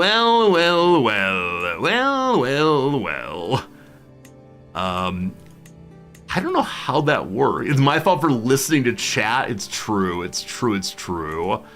All right, let's go to the big wedding. It's a grand one. It'll be great. Let's get on the road. No one would dare kill us, obviously. On the way down, we can stop and hit Corfu. There's a Greek restaurant in my hometown called Corfu. It's very, very tasty food. And we'll have a route. I guess we have 6 months we have to leave, so we can hit it before we go. And there's nothing else down here we haven't visited yet, so that'll be fine. Maybe on the walk home we'll hit, what are you? Grand Cathedral of Viscoy. Sure looks good. There's some medium dangers, so I will hire some mercenaries to keep us good and safe. Let's get walking! So we are in the midst of one scheme to slander Big Boy here. No one's been discovered yet. At 56% secrecy, we're likely to be discovered eventually. So, in one... Is that right? Yes, in one more phase ending, we should be capped here, and then we can also execute the scheme straight away. And then we'll move to possibly fighting our enemies. Anyway, going to a grand wedding. The Strategos himself is marrying a 16-year-old woman named Zena Komnenos Dukos. It's a family that is broken off of the main Komnenos family, I believe. Anyway, let's get going. Have some foods, have some drinks. Tasty, tasty. My heir yells at me. I'd like to say now, this person can't be our heir. She already has 2 negative traits. She beats herself, and also she yells at people. She's also a coward and ambitious. What a very, very strange combination that is. I want the world! Don't look at me! From my room I shall plot all of my plans, but never carry them out. Anyway, she has a yell. We go ahead and hang out with her for a little while. She makes us feel better because she yells too. Alright, so we have a lot of children. This fellow here has our name, a name we chose in Greek. And it is poorly constructed, but I think he may end up being the leader of us all. Let's see here. I can't deal with supporting someone else until we're done setting everything else in line. Okay, so our unlanded nephew is now in first place by only a few points for a position that is full of a sick person. Age 22 will probably recover. He's now losing Thessalonica by 20 or so points to a person who's still young and hardy, so no concerns there. Onward! My spy master's plotting! Oh no! Wait, seduction? I was gonna say, it says the existence of, and I immediately read, the existence of the slander, but no! Someone's trying to seduce us! What? What? What? What? We don't know who. Seduction is coming on our queen, though. Why are my troops still out? Oh, we're still fighting this war, this crusade. Alright, we're now on the road, running side saddle, heading to the Great Wedding. We what? We don't have any stress right now, so we could do some nice diplomacy and make friends. We have a slight curiosity, just a little tiny curiosity. Who are the people that we hate currently? What family is it? The family Labuzinos. This person is traveling also. So I'm just curious. Just a quick little look here. The family Labuzinos. Interesting. All right. So she may not arrive in time. But if she does, let's see how that goes. We'll take a look. We'll see how we're feeling our stabby. How fast this playthrough changed. I must care about stability more than anything else. It is essential we do not smear the family name. Let's go stab some random woman. Oh dear, oh dear, oh dear. What's going on? Our head of faith would give us a claim on a duchy of Dukja. Where is that exactly? It is Duchess Barbara. Hello, Duchess Barbarian. It's over to the west here. It doesn't quite touch my territory, but as it's close enough, it might be worth taking. Now, unfortunately, I didn't have a chance to attack in Nebraska, or I didn't take the chance, and so there's a gold mine here that I didn't take. Gold mine? Sorry, silver mine I didn't take that would have given us a ton of cash. It went instead to a duke who hates me very, very much. Why do you hate me? I killed his family. Well, these things happen. Alright, someone has slandered me. Strategos Simeon of the family Striphonos has slandered me, the kind of person who does not deserve his position. Shame, shame. Alright. This is our emperor, who's here in my scheme. He provides skill, wisdom, and guidance. More recently, he's offered a chance to tutor me, a chance to improve our overall success and more intrigue. We could learn 2 points in diplomacy. Interesting. I thought he was going to teach me intrigue, but no, he would teach me diplomacy. Hey, thanks, boss. That's great. What is not great is that our daughter has been brutally mauled. What? What? Now, luckily we have a whole ream of daughters. We got binders full of women, but, well, that's something. Goodbye, child. Fair enough, is good night, my friend. Also, our eldest daughter is sickly. Brutal, brutal. I don't think she's a victim of the feud. I'm not sure, though. We'll figure it out. Friends, it is time for once an hour ad break. Back in 3 moments. Did she fight a bear? I don't know. Anyway, welcome to Crossword O'Clock. Today is a Sunday in the US, so no new crossword. We're working on one from 2018 instead. Figuring out stuff I only half remember. It was surely big fads back then. No problems at all. Okay. YouTube friends, ad for you also. Here it comes. Cool. I'm sorry, YouTube friends. I'm sorry, everyone. She petted a dog. I don't know. My father was bit by a dog when he was bitten by a dog when he was young. He apparently was just sitting at a gas station, like minding his own business, sitting on a curb, and a German Shepherd walked up to him and bit him.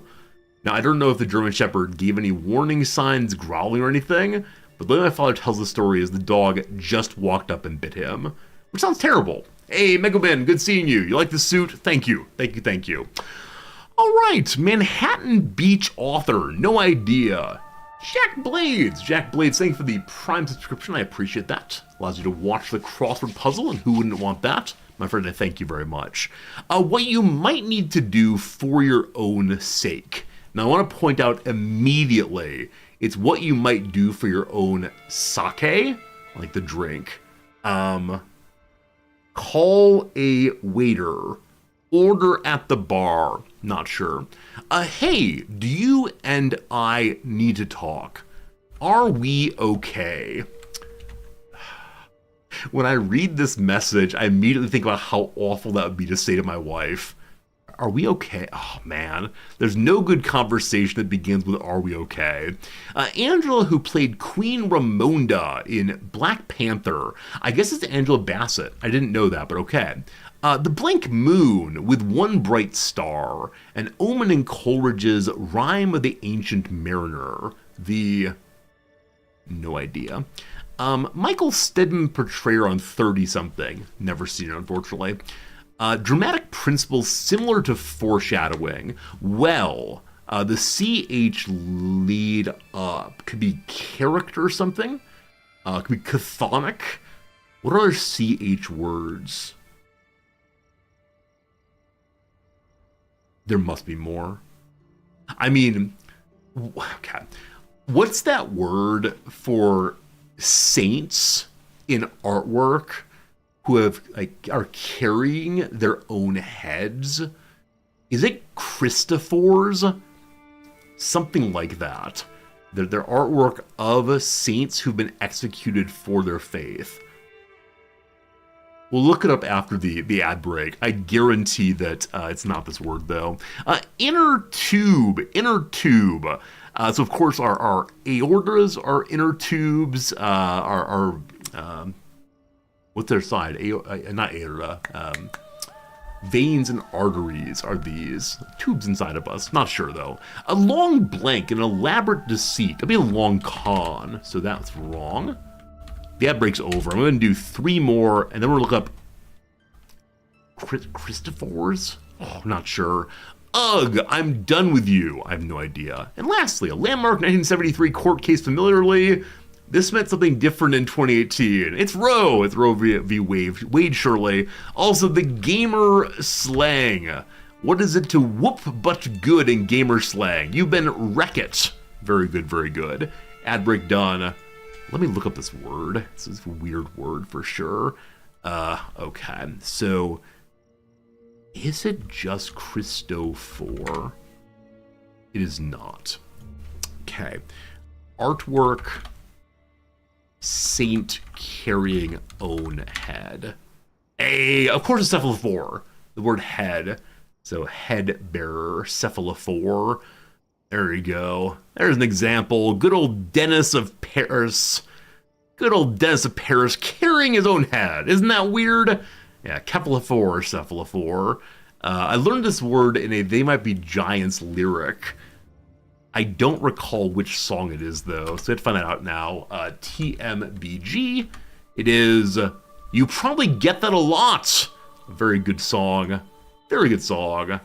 A matter of Greek etymology, do I know what my character's family name means? The study or reason of Pelagia. I don't know. No, I don't know. Where's this? Well, there are millions of cephalophores that wander through this world. You've got something extra going on. I think you probably know. Ah, so good, so good. Love it. Of course, cephalophore. I mean, I guess Christophore would be like Christ bearer instead. Christophore? Yeah, maybe. I'm not sure. Anyway, pulled up the wrong game. Cool. So our daughter died. That's unfortunate. We had a good time in Crossword Puzzleville, and now we're back to this right here. But yeah, teach me what this name means, please.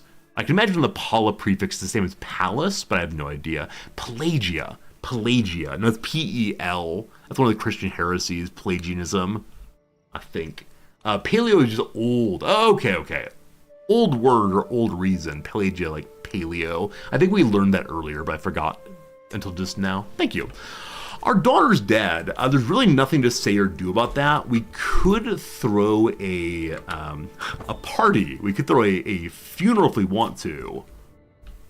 Also, ooh-wee.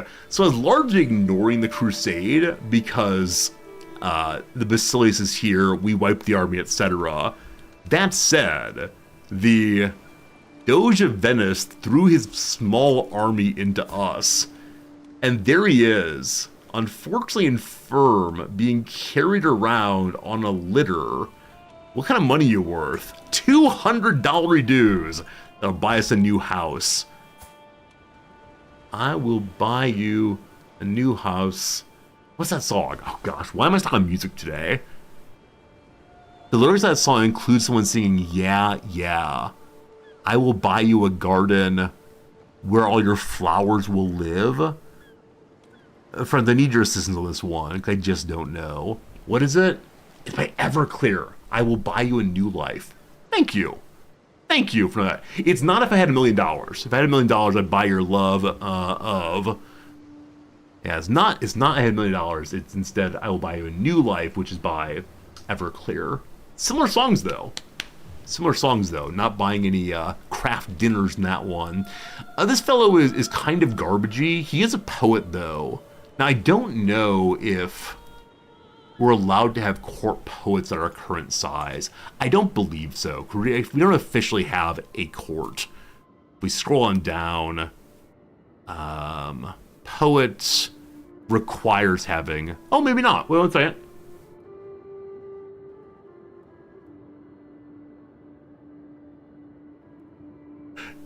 Yeah, you have to be a king, unfortunately, to have a poet. Sorry, buddy. You are nothing to me. You're a deceitful and terrible Christian, so off his head. There's no one left of his family. The end of that story.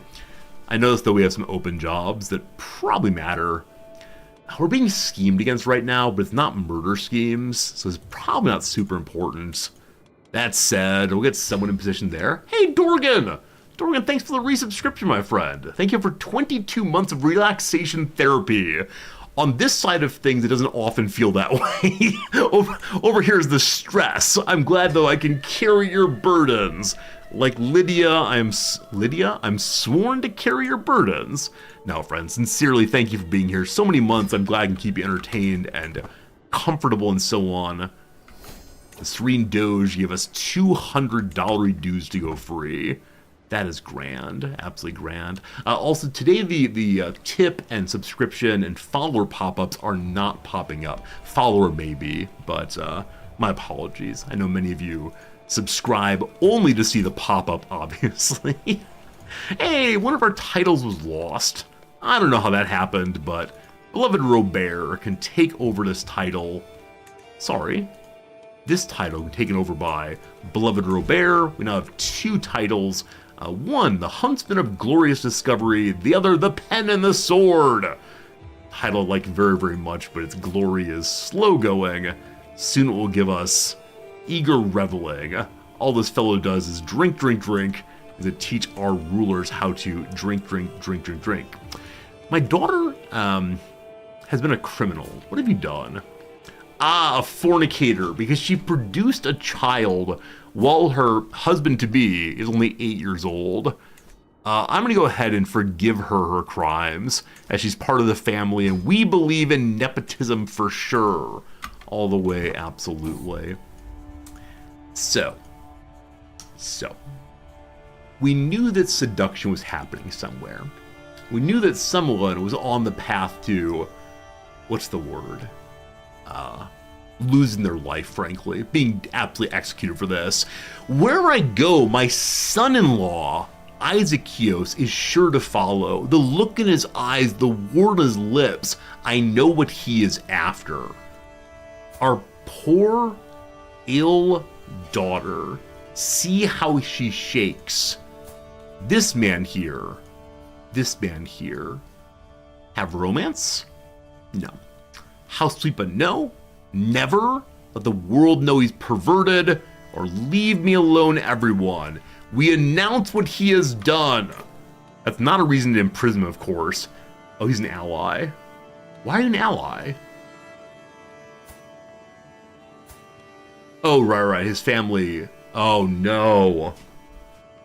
Friends, this is the alliance to our feuding family. Well.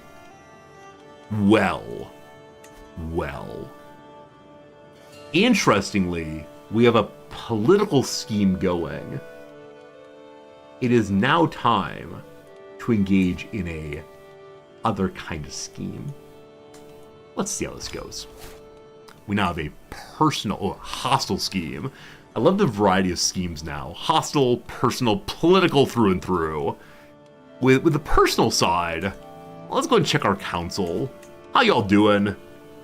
Our spy master's a little low. Our steward also. Gotta make sure that spy master's cool with us. So have a nice conversation there also. Alright, the more important issue though, our foolish son-in-law. I'm gonna invite my husband. Husband, do you know what our filthy son-in-law has done? We must protect the honor, the beauty, the emotional state of our daughter. He encourages us by giving 0 stabbing points. Thank you for trying, husband.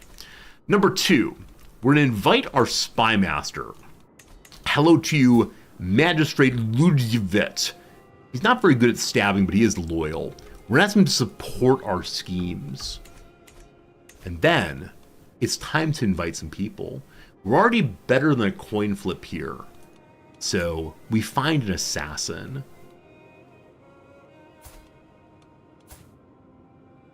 We go and tell our daughter what her husband did.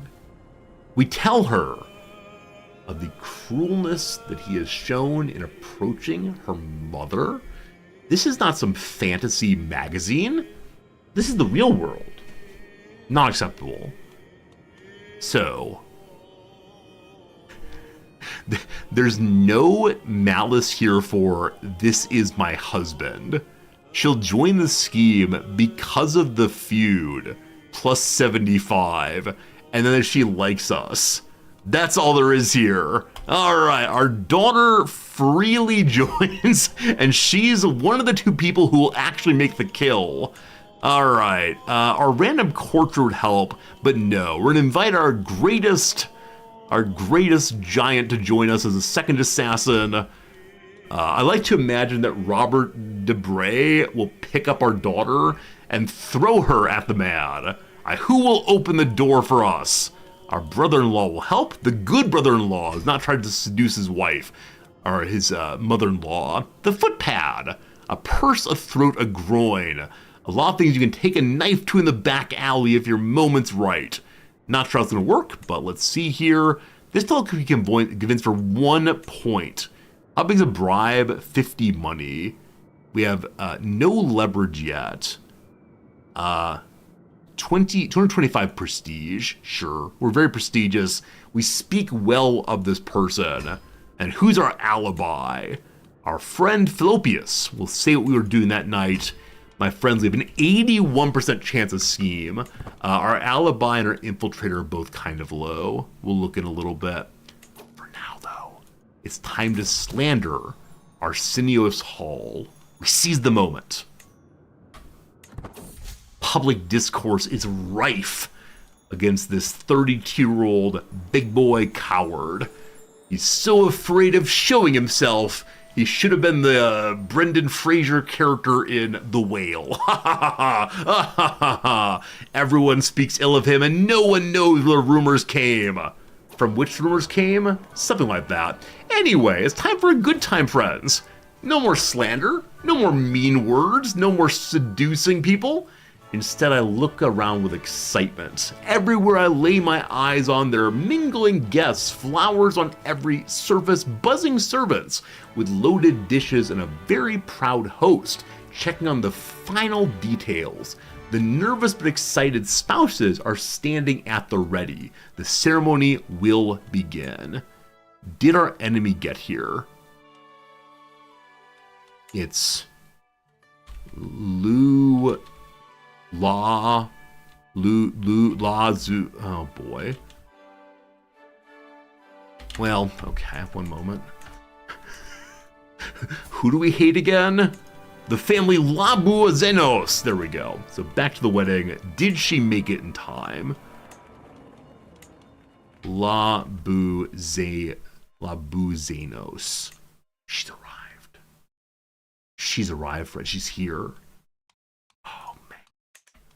I can't wait.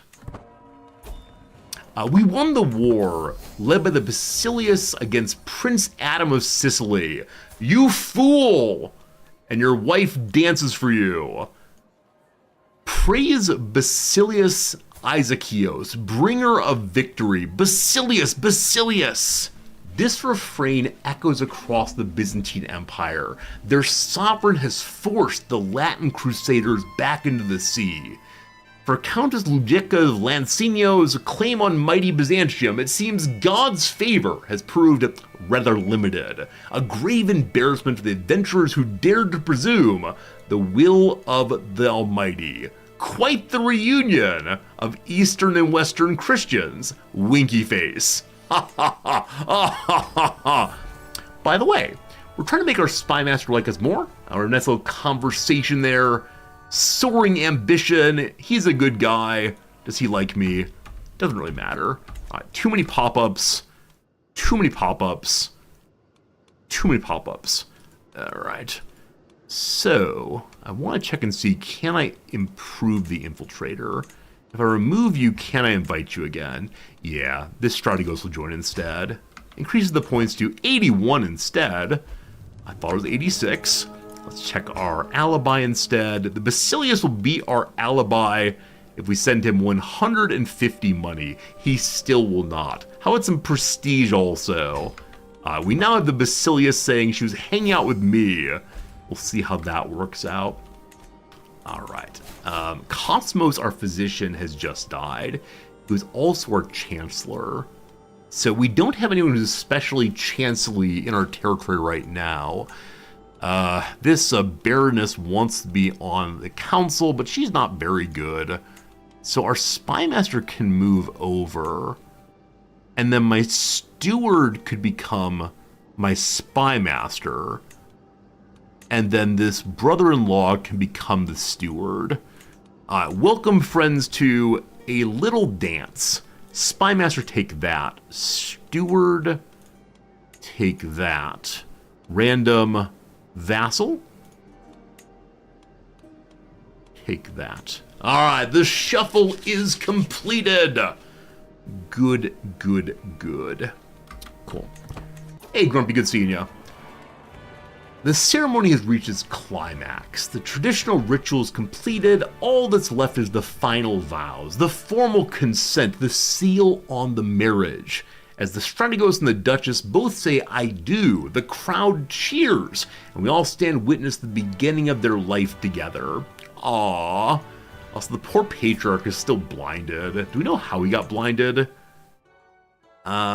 No, he doesn't remember. So on the one hand, I understand why not all memories can be listed. It made the game far too heavy in some sense, like way too much happening. But feels like you should know when you lost your eyes, because I know he hasn't been blind since birth. So who knows, who knows?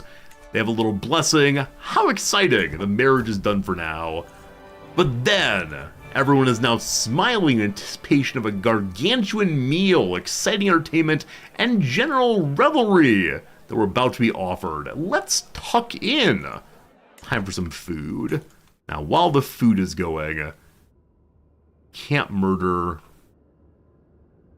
We finished our political scheme, so I'd like to check out a few things. If good old What's-Her-Bucket gets murdered, Who is next in line for her position? No one on our family. So, we're gonna try to push our nephew yet again. He's probably most likely to win this. Okay, if I give 399, he'd be in first place. All I can do is a medium contribution right now. I don't have enough money to convince everyone to join him. I don't know what else I can do to get people to support him. As leader of the house, may I demand that people join him, or is it only a request? Yeah. I think all I can do is request, and unfortunately when you do that, you gotta pay big money. Now maybe if I ask someone who's not landed, they'd want less money to support. Oh man, what was this title again? Cyprus? No. Oh boy. Epirus? No. Well, here we are. Sirmia. So he actually won't support this one at all, because he's low on influence. He doesn't have any influence points to spend on this. Alright. What if I ask someone who's non-landed? Hello, player Air. She has 836 influence. More than enough to help us. So let's see if she will help us here.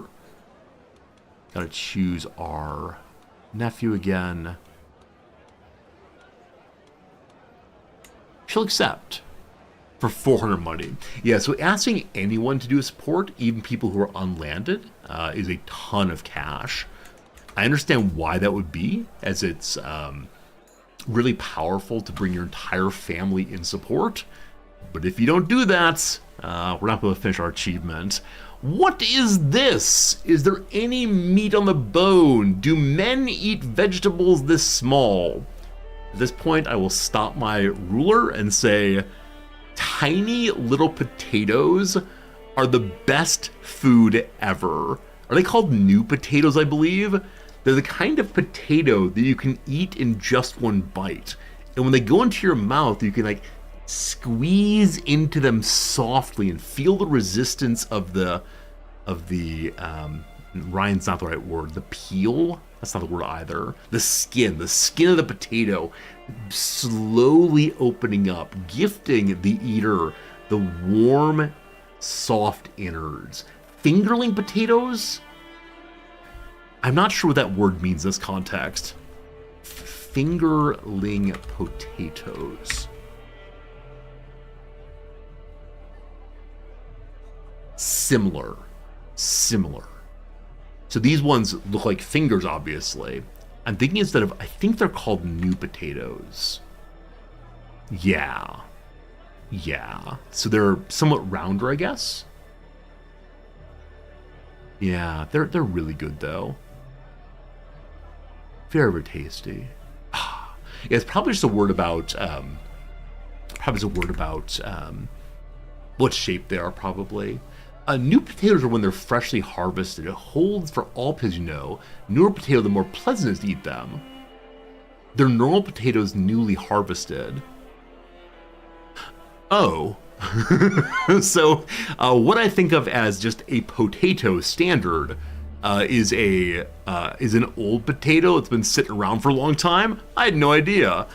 So I mean like tiny potatoes in particular. So are new potatoes sold as smaller ones? Like small potatoes, which is a phrase meaning unimportant concern. The little baby potatoes. Okay. So here's a unexpected moment of feelings. I forgot that there was a TV show called Small Potatoes. Fine, whatever. One of my ex-girlfriends used to write for Small Potatoes. And so seeing this image, I had a sudden moment of suddenly ex-girlfriend. All right. Whichever way, if you've not had these tiny little baby potatoes, all about them. So darn good. I have no idea what they are often made with, but really, really tasty. Potatoes store well, so you don't need to call them old potatoes. Yeah, I guess when I think old potatoes, I think about the ones that I've forgotten in the back corner of the pantry until suddenly I see their like little green shoots coming out. It's an absolute horror show. After a while, potatoes end up looking like alien beings. All right. Friends, we're about half an hour away from the ad break, but as I mentioned in the intro, I didn't bring myself a drink today on the stream. So I have no water, I also have no coffee. So I'm gonna take a very, very brief break. I apologize for that, but if I don't get some drinks, I got some real problems. So AFK break, just quickly, just a few minutes while the water heats up. Please amuse yourself. You can talk about, I don't know, potatoes or your current CK3 playthroughs, maybe some music you like, what you were up to this weekend, whatever. If you just want to hang out, that's fine too. I'm back in a moment with some coffee in hand. I'll be much happier. Also, again, seeing one's ex-girlfriend's work suddenly during stream throws you off a little bit, gotta say. BRB.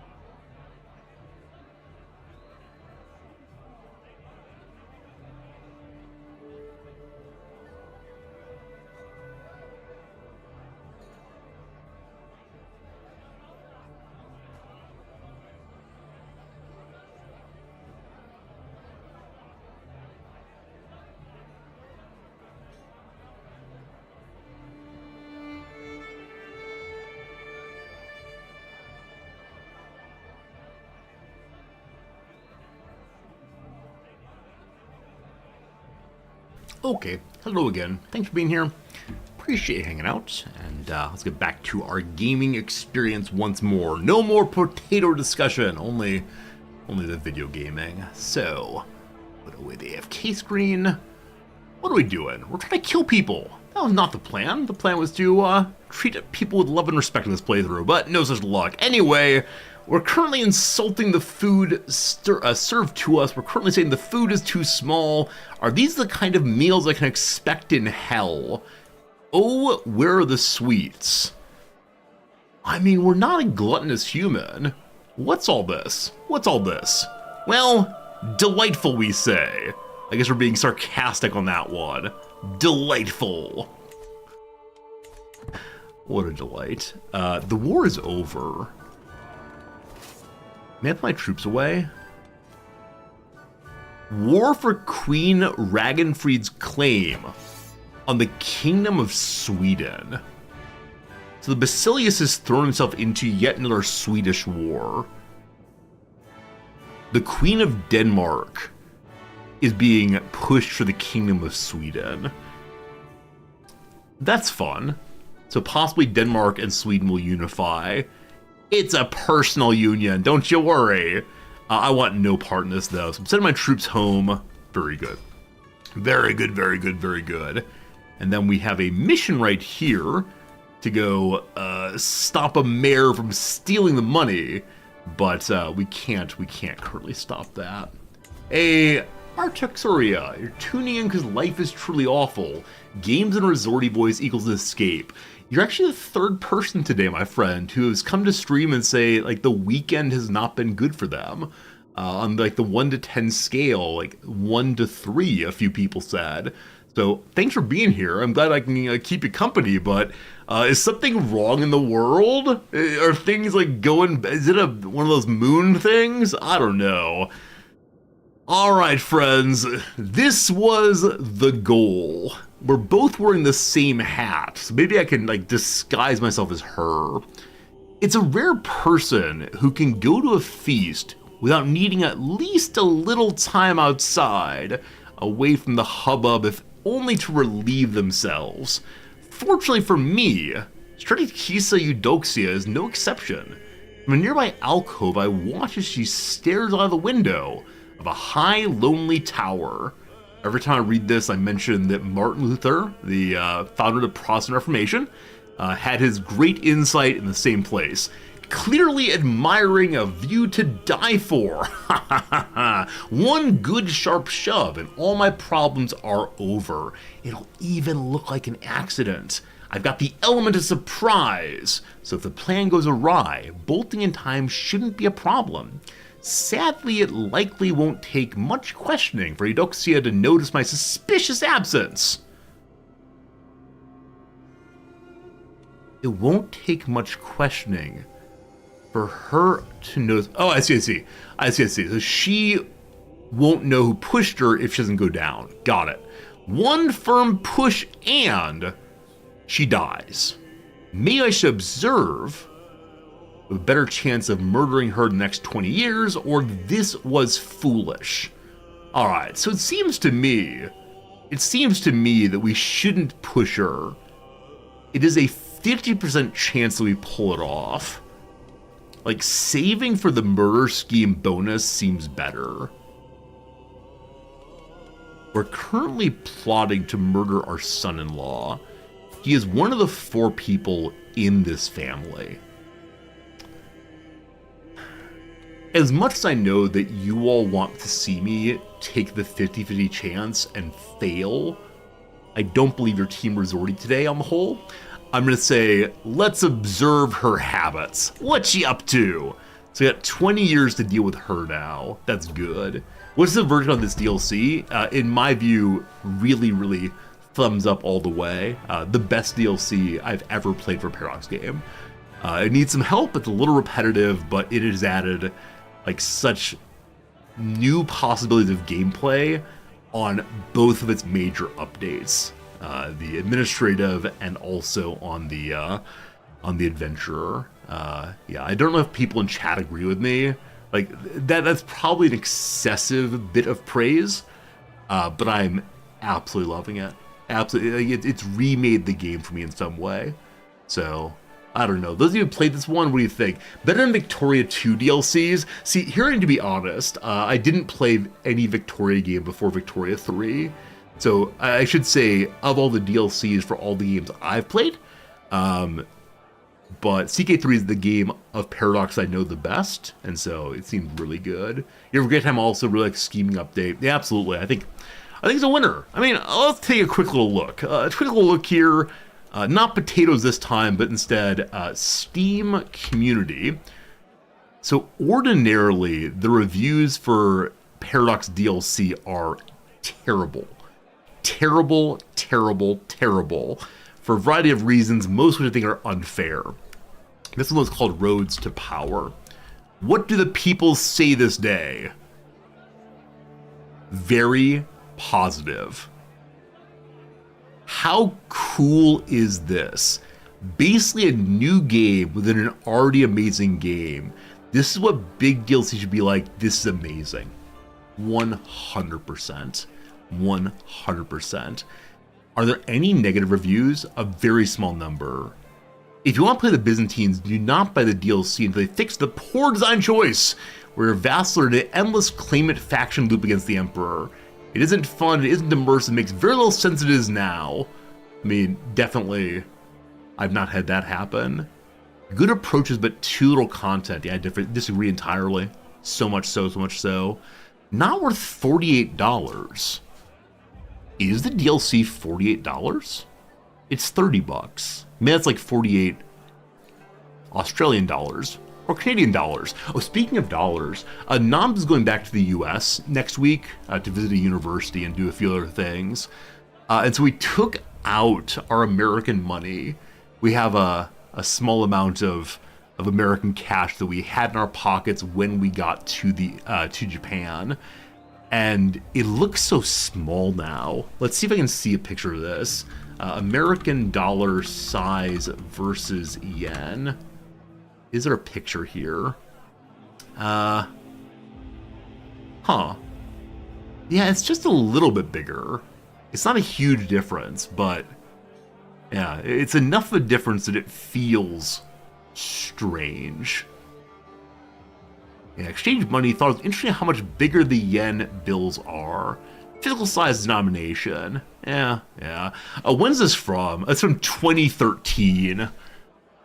5,000 yen is about $50. No, it's not. But yeah, it's a bigger bill overall. Also, one thing that's really common in Japan is people do not fold the money. Now, as an American, I got the old tri-fold wallet, and so it's usually double folded in. And when I hand the bill over to a cashier, number one, you turn the bill towards the cashier and hand it over while bowing, which is delightful. But also, the cashier will take it and then attempt to smooth it as much as possible before putting it into the machine. So yeah, most Japanese people who carry billfolds have like long straight billfolds that will not fit into the pocket. There you go. That's a thing to learn. Because the American money feels like comically small now. It's not a big difference, but still. Anyway, we see a little competition and argument between two Strategosai. On this occasion, near my seat, Nicholas and Methodios are sharing an opinion about the spread. Nicholas believes it's a substantial refreshment. I can't stand 1,000 biddy courses. No tapas, only big food.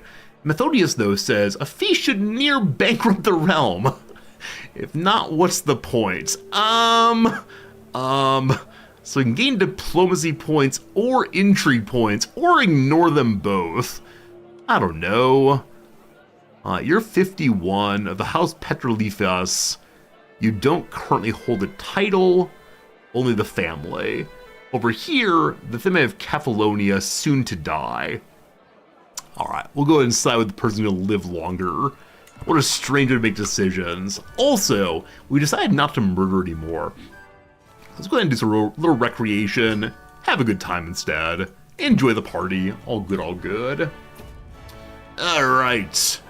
The banquet hall's trimming are beautiful. A medley of murals and rare flowers, even if they're not strictly the most expensive available.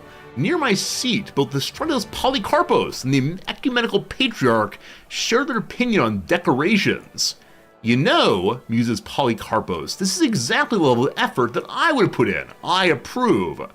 The fine Patriarch responds, to me, it feels like the event was oversold. Why invite so many if this is all that could be afforded? Are you greedy? For whatever reason, the Patriarch is being a little greedy here.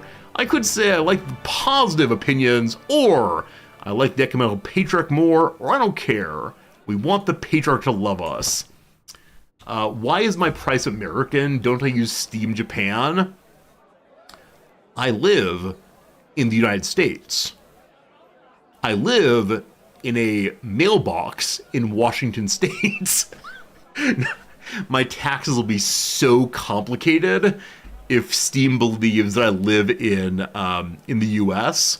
Also, so many codes from developers are region locked, and so I changed from being American to a Japanese person.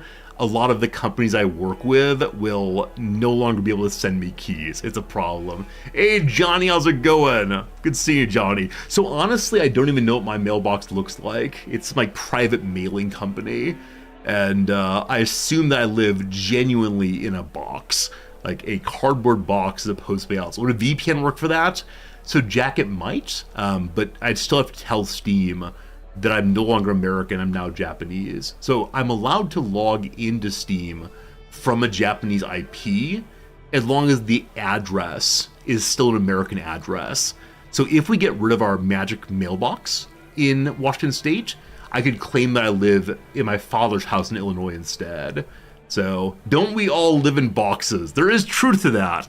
My official mailing address, though, is a tiny, tiny, tiny little box, I assume, that holds magazines. Will I vote? Absolutely. My vote does not matter in any sense whatsoever, though, because I'm still registered to vote in Nebraska, and, you know. Anyway, it's about the end of the evening. We see actors, acrobats, jugglers, and more. Simeon and Methodios share their opinions once more. We already sided with Methodios once before, so Nebraska, one of the most important states, not the part I live in. Yeah, my area is locked out. That said, I'm voting. It's no big deal. All right, mercurial people performers. Too many actors in one place. Or bah, while adequate, they're hardly as spectacle as expecting. Methodios says, all right, we're gonna continue to agree with Methodios all the way. We now made a friend in this fine fellow. Throughout the meal, I find myself easily drawn with the patriarch's conversation. He has interesting opinions, makes the very best jokes, and we seem to have so much in common. Whenever I'm recounting an anecdote, he listens attentively and chips in with all the appropriate comments at the appropriate time. Who would have thought?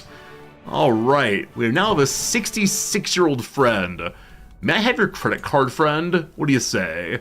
He has to have $11.90 money for me to borrow his credit card. Soon. Feels like I've been eating, drinking, mingling, dancing, and singing for days. Soon the celebrations will end, and the spouses will retire to private chambers for consummation. For us to remain, though, let's pour a drink and toast the spouses. It's time. It's time for I don't know what, nor do I want to read it. Marcos has been excommunicated. Fascinating. The newlyweds have taken leave, consigned by the families to the bedchamber to consummate their union. The rest of us return to the banquet hall to make merry and to celebrate. With the ceremonies complete and the vows spoken, I'm overwrought with concern and hope for the happy couple, all the coming trials of partnership and parenthood. The rest of the evening is mine to spend how I wish. So we can look to the paupers, giving them 10 money for 50 piety, or show how great I am, hooray for ambition, or talk to the servants, or we go to the church and get 50 piety instead. 50 piety either way, for free or for 10 money. Let's take care of the local peasants. The piety portion of the playthrough will continue as soon as I finish murdering people. I swear we're a good person. One after another, the guests are all leaving. Time for me to go. The wedding was a great occasion to mingle and have a good time. We were tired, etc. We get 5 opinion bonus with everybody for showing up. Hooray for grand weddings. What a good time. Off on the road we go. No giant bonus. Also, just now noticed that we have a bunch of open positions, because a bit ago we had someone die who is a very important part of the show. So we're putting basically anybody into these positions for right now, and we'll hire better people in the future. All right. We have an open accolade slot. Who died? Why did you all die? All right, can we bring back our accolade of the pen and the sword? Oh no! Giant Robert died. Oh, Giant Robert. I believe there's a decision to call people to take this role. Maybe not. Yeah, I thought there was a decision to invite people to take on the named role, but other restore accolades. Potential acclaimed knights will show up. I do not fulfill requirements. We'll see if that changes when we're back home again. As we're traveling along, we find some nice pastures. I could take this back home, or maybe improve things here. I'm gonna go and take it home, make things cheaper to build. Visited Cassiope Castle, an imposing fortification on the coast. A strategic position overseeing the channel separates the island from the mainland, making it a vital control point for the Ionian coast. We got a marshal point simply for visiting buildings. In Corfu, everything is beautiful. Will you make me a gardener? They do! More stewardship, everything is happy. What a good time. Speaking of things being happy, in just a moment here, we'll be finished out and be able to murder our son-in-law. Etc. A couple open points. Number one in Marshall.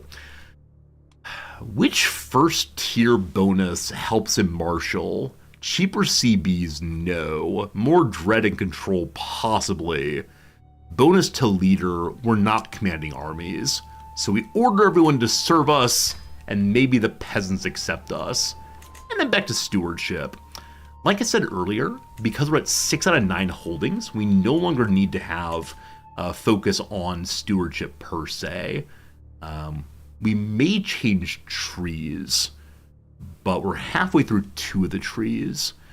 How old's our ruler right now? She's 46. We should have got some time. I'll go ahead and take the increase of vassal taxes, though we're not making that much money via vassals. Only about 10 right now. We're pulling in 34 a month. That's a ridiculous amount for us right now. It is delightful. We can't make any more men-at-arms. Our men-at-arms are all fully capped on size.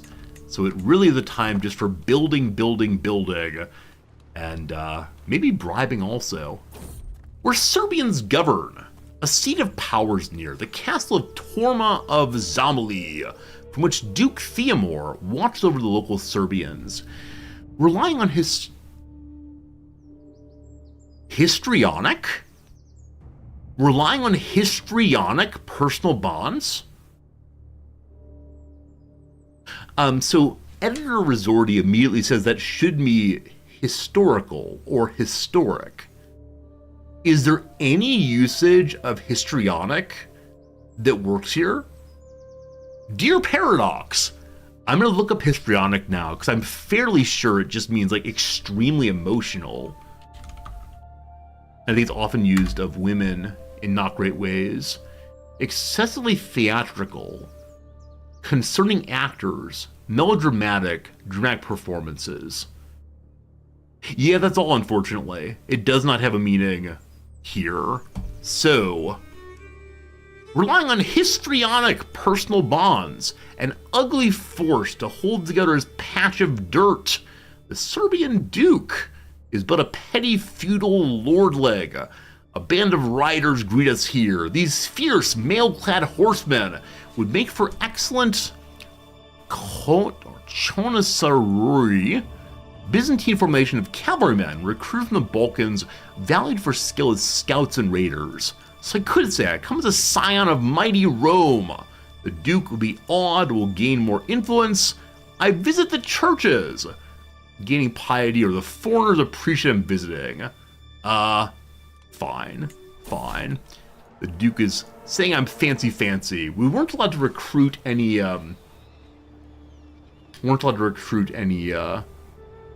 the horsemen, I guess. Brooke! I hear Giurano call out in pain, in panic. Something cracks. It's all pretty bad. My wagon wheel! By the blood will be late. Some developers have channels for bug reports on Discords. I never know if I should submit, like, this is the wrong word into the bug report channels. Because it's not really a bug, but it just... It always takes me out of the game, right? I always take me out of the game. Could histrionic bonds be pretend bonds, like acting their bonds? I don't know. See, it's one of these cases where if my student wrote it, I would think very, very hard about, is this in any sense the right word here? And I'd find eventually some way it could be true, but then I'd circle it and write word choice question mark, which suggests to me as a reader, this is not a great word to use here. You may have meant this, but it does bug me. It should go to the bug reports, but it bugs me. Maybe so, yeah. Maybe. What event was that? It's a new event visiting Serbia. I wonder if it's only Serbia. Anyway, as I glance over the Captain Giordano, he's not appear to be doing quite well. This is the fellow we hired as our mercenary commander on the road. We can wait and let him heal up. Of course we do that because we're just going home. Gotta treat people well. I'm gonna save the money we have right now for a pilgrimage. There's no meaningful sense in which I should use the money that way. I should be building up the holdings, but I have this really great desire to make this character a saint if possible. We'll see. Where Bosnians govern, relying on histrionic personal bonds, an ugly force to hold together the patch of dirt. The Bosnian Duke is but a petty feudal lordling. Alright, come to Sion, etc. I visit churches, or they appreciate me. Let's go to the churches this time. Halfway to a religious icon, the top level. Are there any decisions to take? No one has yet consecrated bloodlines. I need to personally hold a holy site. That's not gonna work, is it? I need a renown perk to be a saint? Okay. It may not be doable then. A shame. We can reassert the holy mission as an adventurer and go send the religion everywhere. I don't know. So to hold the holy sites, show me the holy sites of a religion, please. So one is Rome, I know. Jerusalem, Constantinople, Rome, Alexandria, and Antioch.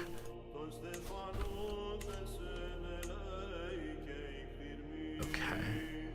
The evil atheists of Bethune are allied with relatively small people. This is Beirut.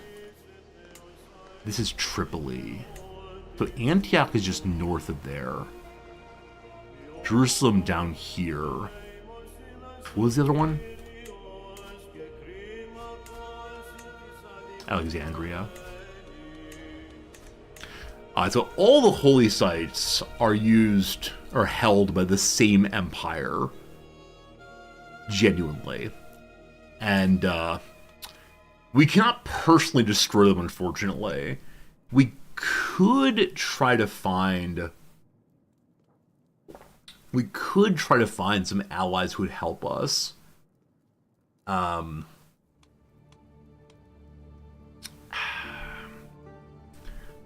don't know, fam. I don't know. As much as I want to launch an individual holy war, if we get alliances, I can borrow other people's armies. The biggest army someone else has that I can borrow is 1,200. What's your personal army size as well? 5,000. So we're getting closer if we get an alliance. We're getting closer to being able to build up a proper army. Of the Basilius, the Basilius will never help us, unfortunately. Of the Basilius, who is the strongest of the vassals? I am. But then the Duke of Upper Bosnia was 7,000. He's a Christian, though.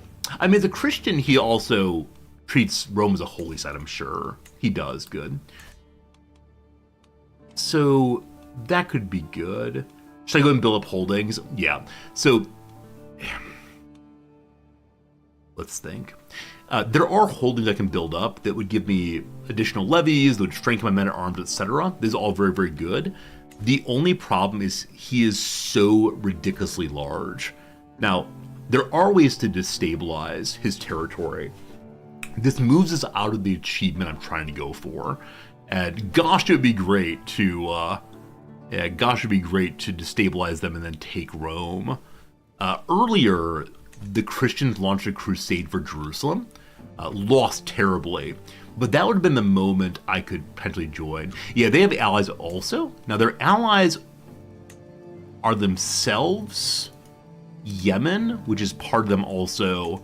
I believe their allies are all their own vassals. Yeah, they're all alliances via family or via marriage, so I don't need to run up their alliance size in this case. I think. But yeah, they have a total of 70 knights. We have 4.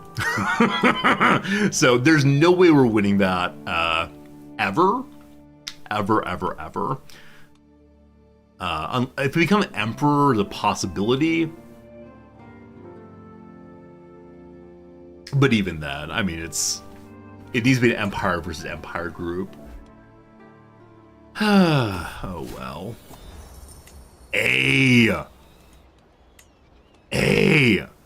Our nephew did the thing we wanted. Our nephew was selected as the governor of Paphlagonia when the prior one died. We should be at 4. 1, 2, 3, 4. I need one more person in the governorship, and we complete one of the major achievements. Awesome. Okay, this son is 10. We could try to push daughters. Eldest daughter, you're a zealot of the faith. This is the person we're trying to kill right now. Might be a disaster, we'll see. Hey, we're home. That's pretty good. Hey, we're home. All right. Irene, you got a little influence yourself. So let's go ahead and see if we can find... Oh, it's so good. We're so close. See, this is the feeling I love so much in Paradox games. If you start with an achievement in mind, it's often a long and winding road to get there. But when you're so close to finishing it, it just feels amazing. Now, will we actually finish it here? I'm not sure. But show me which of you are soon to die. This is a ridiculous way of playing this game. Okay. Well, this poor woman is severely injured and excommunicated. She has an aggravated wound, so her doctor failed in healing her. Show me your territory. Show me the line of succession. None of us in the pile right now. So, our daughter, who's spooky, does not have a face here. Occasionally loads strangely is you. We don't have quite enough points to force her into first place. Which would mean we're about 600 short. So that might not happen. Are there other people who are not terribly well? Our friend Methodius has been wounded. He's also flagellant, beating himself. He is not a holder of a land, only holder of a family.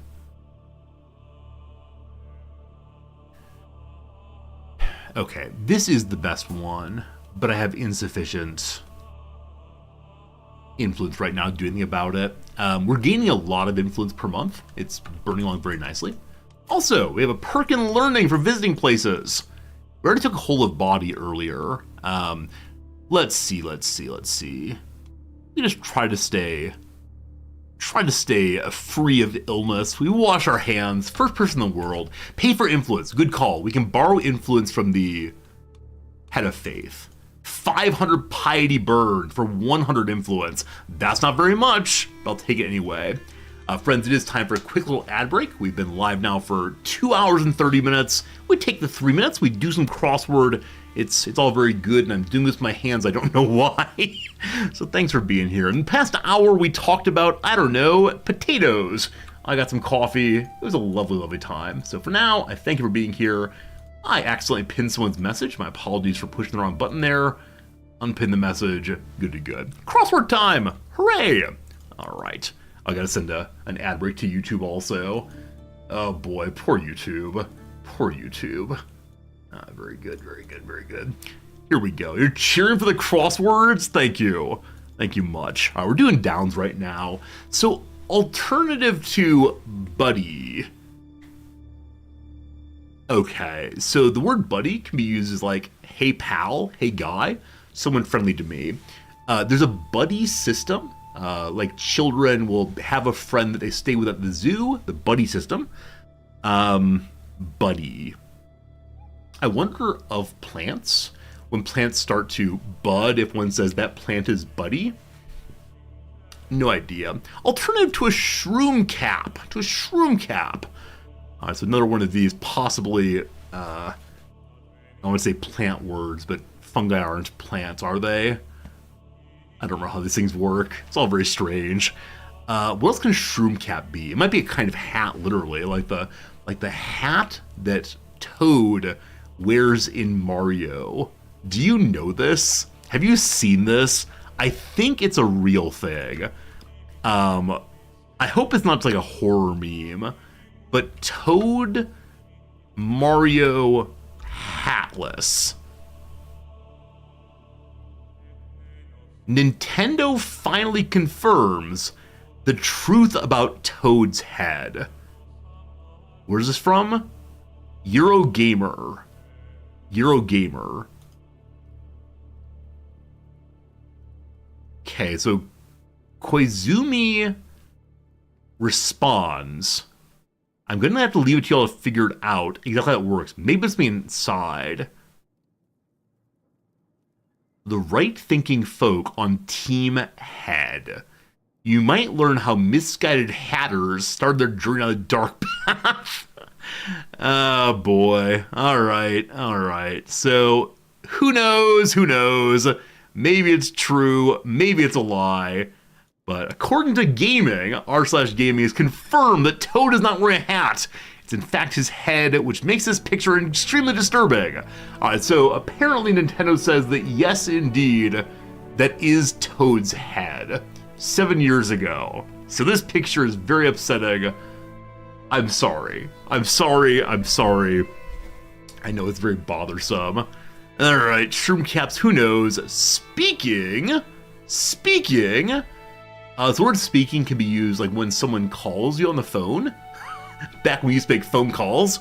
May I speak with John? Speaking, no idea. Look under the hood. So, what's the... Oh, sorry, wrong button. Allow me to talk through crosswords while you look at Europe. That's fine. Look under the hood. Could be, a person wearing a hood.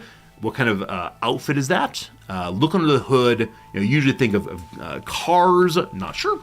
A stick in a field sport. There's lacrosse, right? Where you run along and throw things. What that's called, I have no idea. One after another. I got no idea. Moaning Hogwarts Ghost. Is it Moaning Myrtle, I believe? I remember that only because I know it's rhyming. Not rhyming. What's that called when the first part of a word is the same? Oh gosh, I forgot all the words. Moaning Myrtle. Same sound. It's an A word. Alliteration, thank you. Irony takes nothing away from... No idea. Dulce et blank, a Horatian maxim. Isn't it like it's honorable and sweet to die for your country? So Axie is probably wrong here. Rev up maybe also. Dulce et... I can't remember. All forgetful. I believe in that crossword puzzle time we added no words. Surely the best crossword break ever. But we horrified you all by showing toad with no head. So sorry. Alright, we got a mayor who's hoarding things. He's keeping his money. I need the money. I need the everything. Off we go. Off we go. What's this mayor doing? I want money. Give me money. He's very close by. Let's have a walk. We don't need guards. Everyone loves us in our own territory. Gonna be good. We ought to check the murder plot, shouldn't we? The murder plot's ready to go. Our assassin has no face. See, that's the best way. That's the best way to sneak in. Remove your face. They can't see you. We seize the moment. My agents have succeeded in murdering Isaacos. One less Labuzinos to worry about. Robert executed the plan perfectly. In the dead of night, he snuck through a gap in the roaming patrols, let himself into our quarry's chambers with a stolen key, and brought Isaacos' wretched existence to a wet, gurgling end. I won't make a sound for you. Thankfully, though there will always be whispers, my involvement in the crime remains unknown. Bum, bum, bum. I like to imagine that the giant managed to sneak through the patrols because there's so many giants, nobody knows which one's which. This is only the beginning. Ha ha ha ha. We've killed our son-in-law, unfortunately. Instantly, a message from the Lord. In his church, our Lord placed apostles, teachers, miracle workers, those gifted in government, and with a diversity of tongues. Those holy voices shall speak in favor of the Palologos, our family. 100 influence. Hooray! Alright, so a couple things.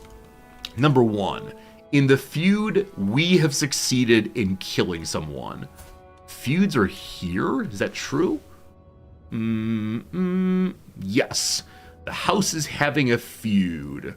We get +1 intrigue, more stress, etc. I thought there was a showing here about how the feud is going, who's winning, etc. But I don't see that now. There's so many things to look at here. Not sure. Which is what we know about, though, is time to find the next target again. Might be notifications. Slandered mother children. At peace. Well, no worries. We'll figure this one out as we target the next person in this family. And as we do that, we want to make sure that our daughter is in line for winning big. So, you, my dear, are the target.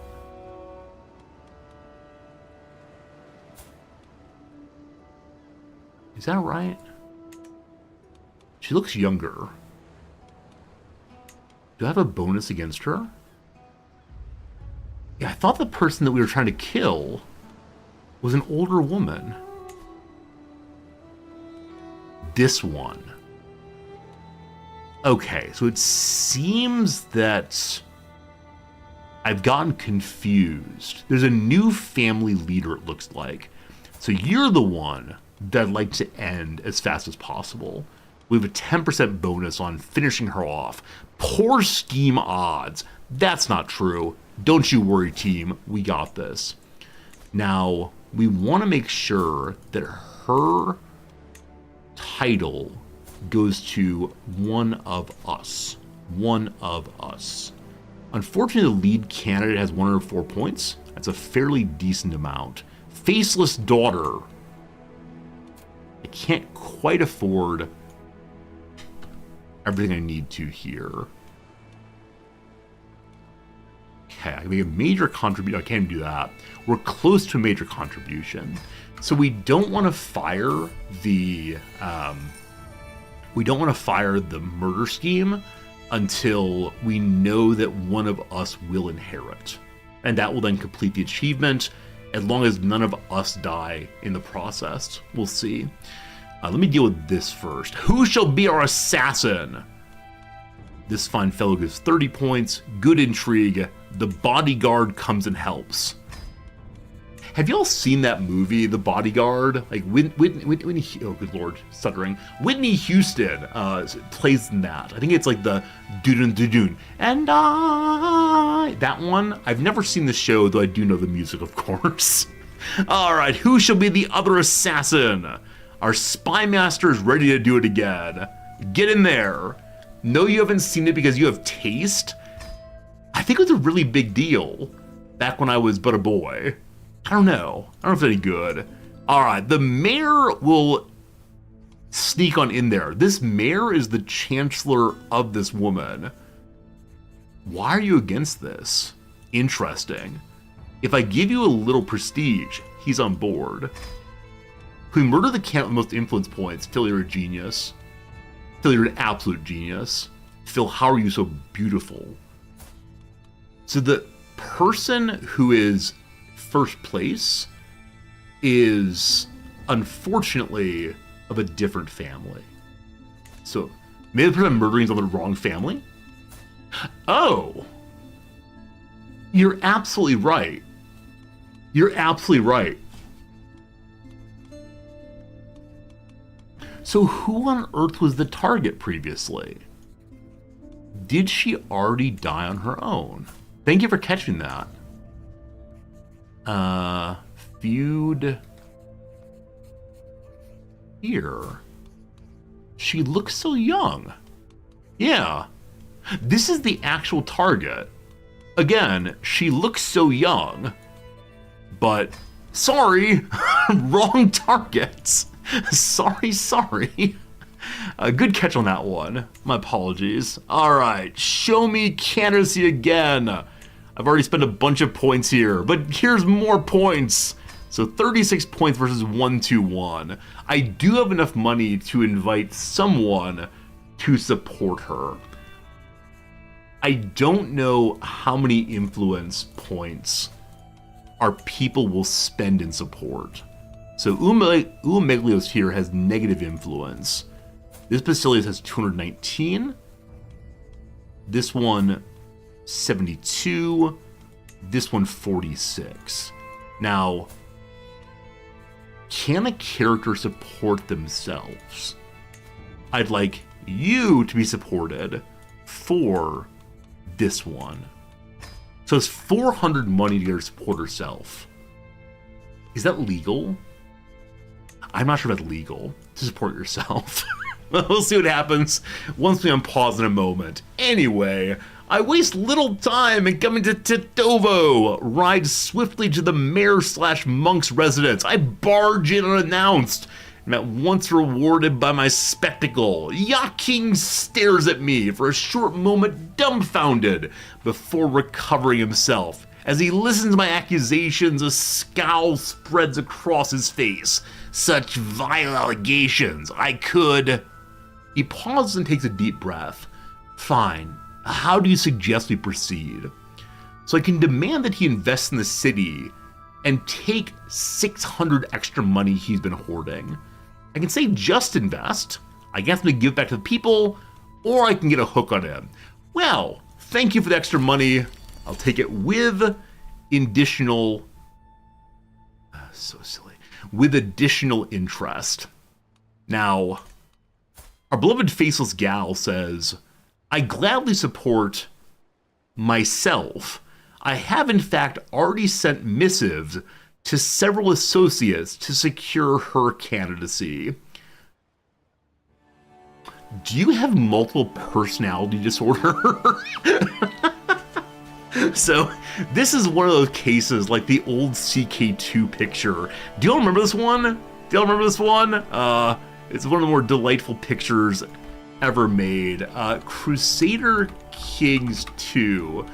Assassin tells Spy Master about secret.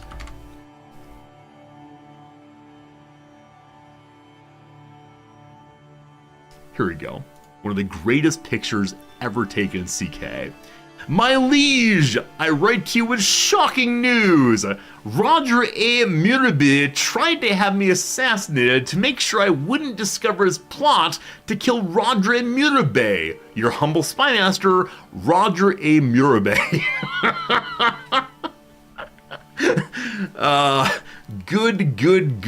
Good. In summary, I tried to kill myself to prevent myself from killing myself. Kill me! Oh, man. What a great game this is. It's always a little buggy, but that's what makes it fun. She spent 100 points. Speaking of murder, someone trying to kill me. It's surely my rival. We gotta stop that straight away. Okay. That's a worry. Okay. With the additional support, she's not yet number 1. She's only 46. So 400 money to get her to give 10 points. Because she's a woman, she's an automatic negative 33. She also has no claim here. So we have to put in a ton of money for that. We got time. I gotta make sure that we don't get murdered. That matters. So we already have a couple bodyguards. Are they the best we could have? Well, there's literally no one else who wants to be our bodyguard. That's all you got for now. That's unfortunately gonna be it. Yep. At least one's good, and actually they're both good, fine. On the intrigue page, we're already protecting ourselves, getting more stressed, but 100% chance to oppose murder schemes. As of right now, my husband and Spy Master are both supporting our schemes. We want to move our Spy Master to defensive after we get done with these. So who will help? Who will help support the assassination? Some random bishop will. Now again, we don't want to fire this too early, but maybe we'll get all sorted out between now and then. Just gotta find a way to get more influence. We already bought from the church. I wonder if I go and visit the bishop, if I can get more. We are home once more. Okay, are there decisions to take to get influence? We can go talk to the Basilius. It costs 100 influence. Okay, seclusion, talk to friend, recruit. No. Oh, I mentioned earlier I can move off of stewardship if I want to. I keep mentioning that and not doing it. We are getting 3 bonus points. If we're going to stay in this tree, it's good to go to income for right now.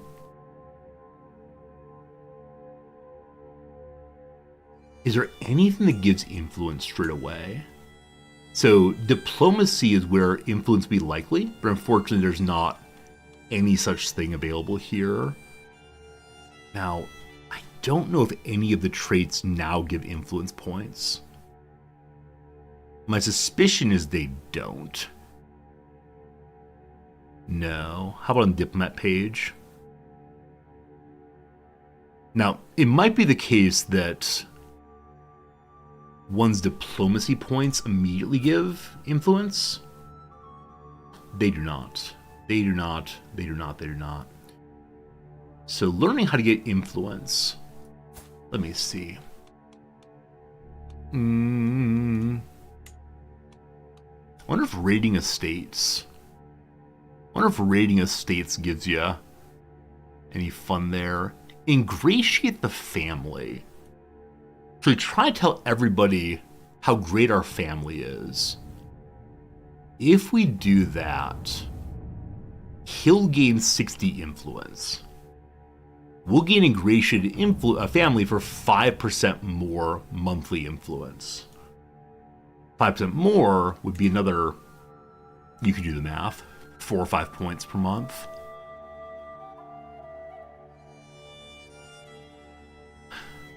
Could be cool. Additionally, having landed house members who like you gives more points. Do my landed members of the family like me? I think they do. You like me, you hate me. 1 hates me.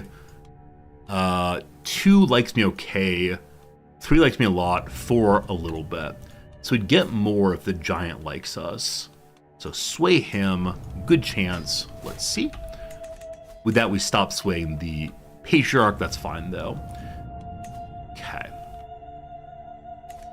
I want to see what happens if you raid your rival's home. We're currently rivaling a minor family, so request them to help support our family, challenge their status, lowering the overall house points, slander them, raid their estate, or just look at their estate. So I've never done this before. If you raid an estate, you gain gold and become her nemesis, the worst possible kind of rival. She loses money and causes buildings to be built more slowly, maybe have a building destroyed. This seems not like our people. We're a kind and calm family. We'll stab her from the darkness, but nothing past that, thank you. Alright, while we're engaged in such a terrible behavior, let's also have a pilgrimage. Let's go be a pious pilgrim. Where are we going? Where are we going? We've already been to Byzantium. We've not been there with a mind towards pilgrimage, though. Rome is... So, unfortunately, all these territories are held by heathens. What is the attitude of these fine people towards pilgrims? Like, obviously, they think we're evil. I think there's nothing to say other than they believe we're just evil, correct? Not any kind of special bonus. I swear we're Hajis, just a different kind of Haji. Alright, so the only holy site that's currently held by our people is Constantinople. So we'll go there as pilgrims this time, and then deal with the other holy sites a little bit later. Seems fine, seems fine. Alright, visiting Constantinople. Cost right now is 742 money, basically all I have. So our daughter looks after us. I cannot afford any mercenary guards. This area is plains, so no big bonus there. Probably best to go through the northern pass here. We'll see, we'll see, we'll see. Greeks have a spirit of vengeance. A spirit like a, what's it called? Spirit like a, ghost, a spooky ghost to help us. I hope the spooky ghost helps a lot. We'll see. This area has hills. I can't afford mountaineers for 4 money. That is fine. We wish to be engaged in reflection to gain more piety that way. We're not allowed to go slower. Yes, we are. More piety. And I don't want to bring along anyone more piety. Alright, it's a slow mission over there. It takes a real long time. Oh. Our daughter has died of stress. Today, with the passing of Stefania, the future of Bulgaria has changed its course. We will never know what kind of stratitisa she would have become, or if her death's a blessing or a curse on this theme. Oh, half-sister, thank you. Our heir, not our daughter. Good catch, thank you. She was not landed, so not a problem for the achievement, but still, what a shame. I believe she was the heir, yeah? She was the heir. Okay. So, a couple issues are going right now. Number one, our nephew is no longer winning here. This person is not part of the family I'm destroying, so that's fine. Number two, a person not of our family is inheriting Bulgaria.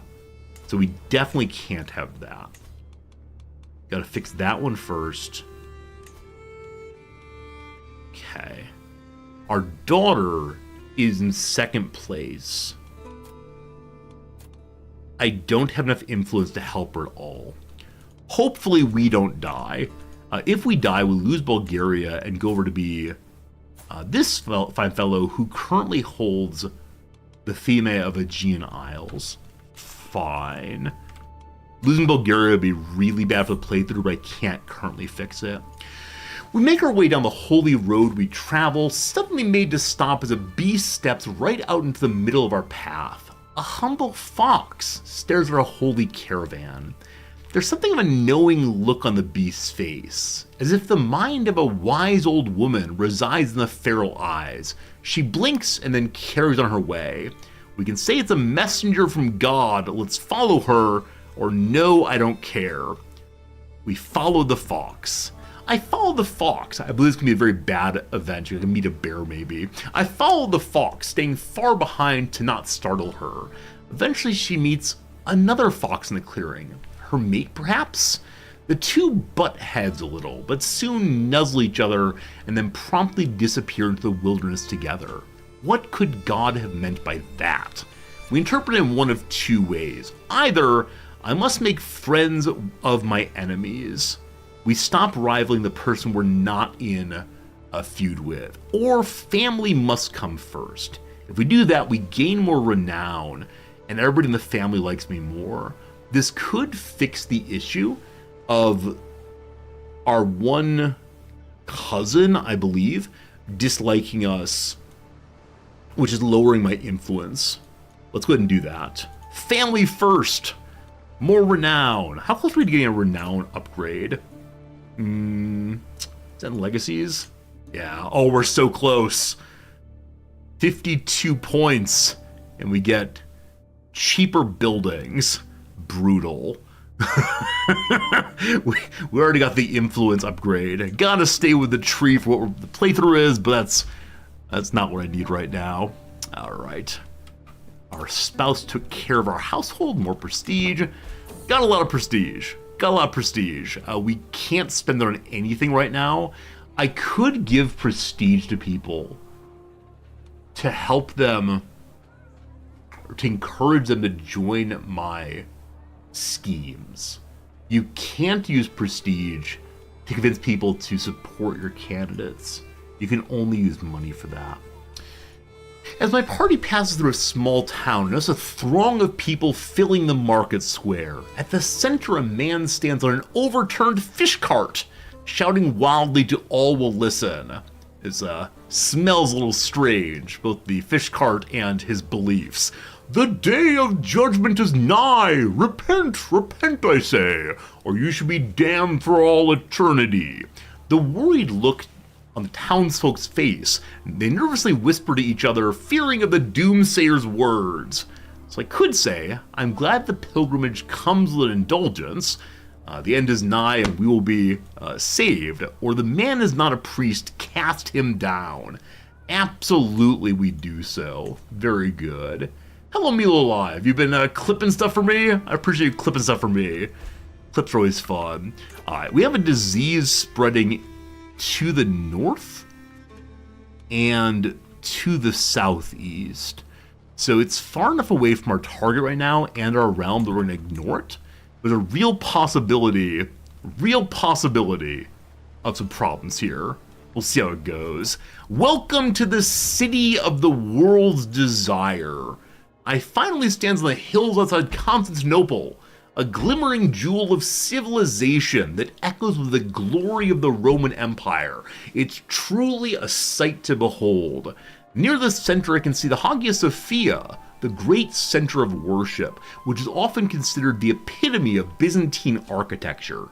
It's far from the only wonder here though. As I gaze over the city, I marvel at the glories of God's creation, and also the creation of our people. Well, whichever way, we've walked the holy path. Everybody becomes a pilgrim, and we become more pilgrim-like, and we're here for 4 months. We can be altruistic and help people. We can be zealots and cast out the heretics.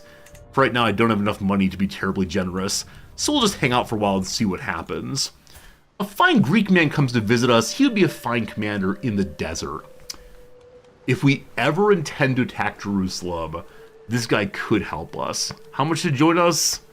$30 dues. Not half bad. We could give him a job. That's not a job, it's a title. We could not give him a job, unfortunately, without recruiting him in. Sure. It's only 30 money. Good. And he becomes a knight or no? He does not become a knight, but man, our top commander is 34 in personal combat while an old man. Huh, he hasn't had any penalties to prowess for being old. I thought at 50 you started dropping off on that one, but perhaps not. And let's hang out some more. Innovation discovered. Our culture learned about banking. Can you believe it? Finally, the Casely knows something about something. What does banking do again? Banking! Growth goes faster. I wonder how our development's looking. I don't remember the hotkey for that, so we'll pull it up this way. Show me development. Obviously, the Byzantines are doing the best there. And we're over here somewhere. So our development is around about 30 compared to the 77 of Constantinople. It's doing its best. We're roughly in line with everybody else, no concerns. Are we capped at 30 right now? I think we are. There's a unlock for that, but it's held by the Basilicus. I can't do anything, unfortunately. Our nephew is now losing a position, we'll see. Why is Western Thrace part of Cyprus? These things just change. I don't know what happened, but Cyprus here holds 3 positions currently, unfortunately. So we got lots of themes with how it's working. All right. The echo of my own footsteps is the only sound in this church. I am alone. The last thing I remember from the outside world is the face of the beggars near the gates and the blue, blue sky. So distant now. I walk towards the altar knowing it's only me, and yet I feel an unyielding scrutiny. The severe eyes of God are always wide open. We can have a pray, become more pious. We can look instead at architecture, that's not good, or make an offering. We give up our architect drawing, bonus learning. We become even more pilgrimagey, lose stress and become even more pious. You know what? I give up this item I'm not really using too much. All good, all good, all good. My poor son has caught the typhus. Oh boy. Oh boy. Where are the diseases now? Where's my son? He's in the Aegean Isles. Kiddo? Where's your capital? That's no good. He's here. Oh no. Oh no. Kiddo, my son may die of typhus.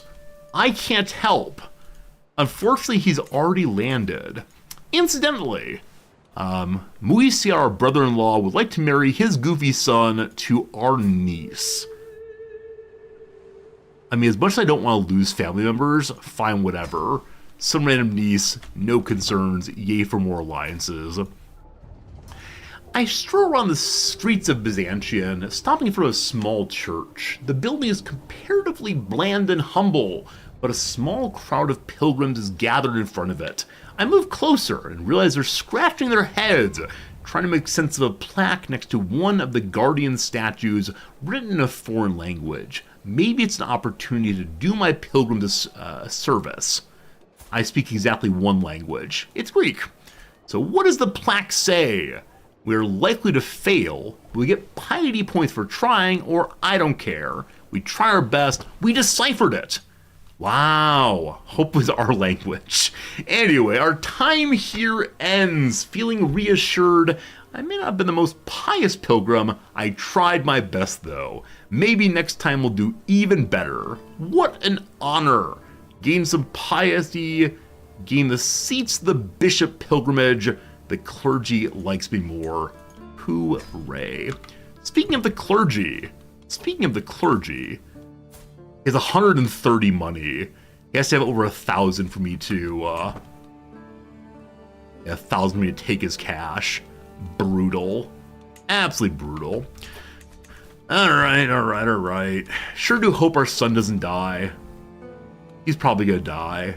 I have no items to give him to help him, and he seems not to own a physician. Hey!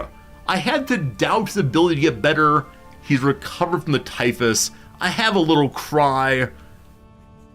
Wonderful news! Good job, everyone. We're still pulling in 21 influence a month, rather. How do I get more family members into positions of power? We're working as best we can on murdering this fine woman. I shouldn't say fine woman. I don't know what she's doing. I don't know who she is. But for title, our daughter's in third place for it. We're back home. I'm probably going to continue pilgriming for no good reason. Okay, if I try to influence my daughter again, first place is a ton. If I change my candidate, do we have any unlanded sons or brothers or anything? No. All adult men are unfortunately already landed. We have 6 years until the next adult man, unfortunately. Alright. My regent's done. An agent left a scheme, unfortunately. We need a new assassin. A bodyguard of the Strategista. So, I give you prestige. Very good. Maybe we should change our target to someone who's unlanded. Or not landed in the one I want. Okay, you hold Thracion. The person in first place is a 226. I can't possibly win that.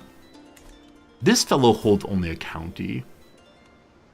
His intrigue is 4. Hello, my friend. Oh, you know what? The reason I wanted to focus on good old what's-her-name is we have a 10% bonus to murdering her. That though is for 20 years. There's no urgency. Hello. Good chance we change our targets. Must ensure he has no children. Could go after their candidates. Yeah, now that we begin murdering everyone, perhaps it would make a lot of sense to begin murdering anyone who stands in our way. I just want to get the achievement. I realize that we're supposed to be a calm and kind woman. My friend the patriarch died. No! Who is the next patriarch then? And does he have money? Hello to you, Patriarch Ibrahim. A fine man of Asia. It's Oghuz. Oh, speaking of Asia, how are the Mongols doing? Okay, I'm amazed they're doing so well. Where is Genghis Khan? So Genghis Khan has died as expected.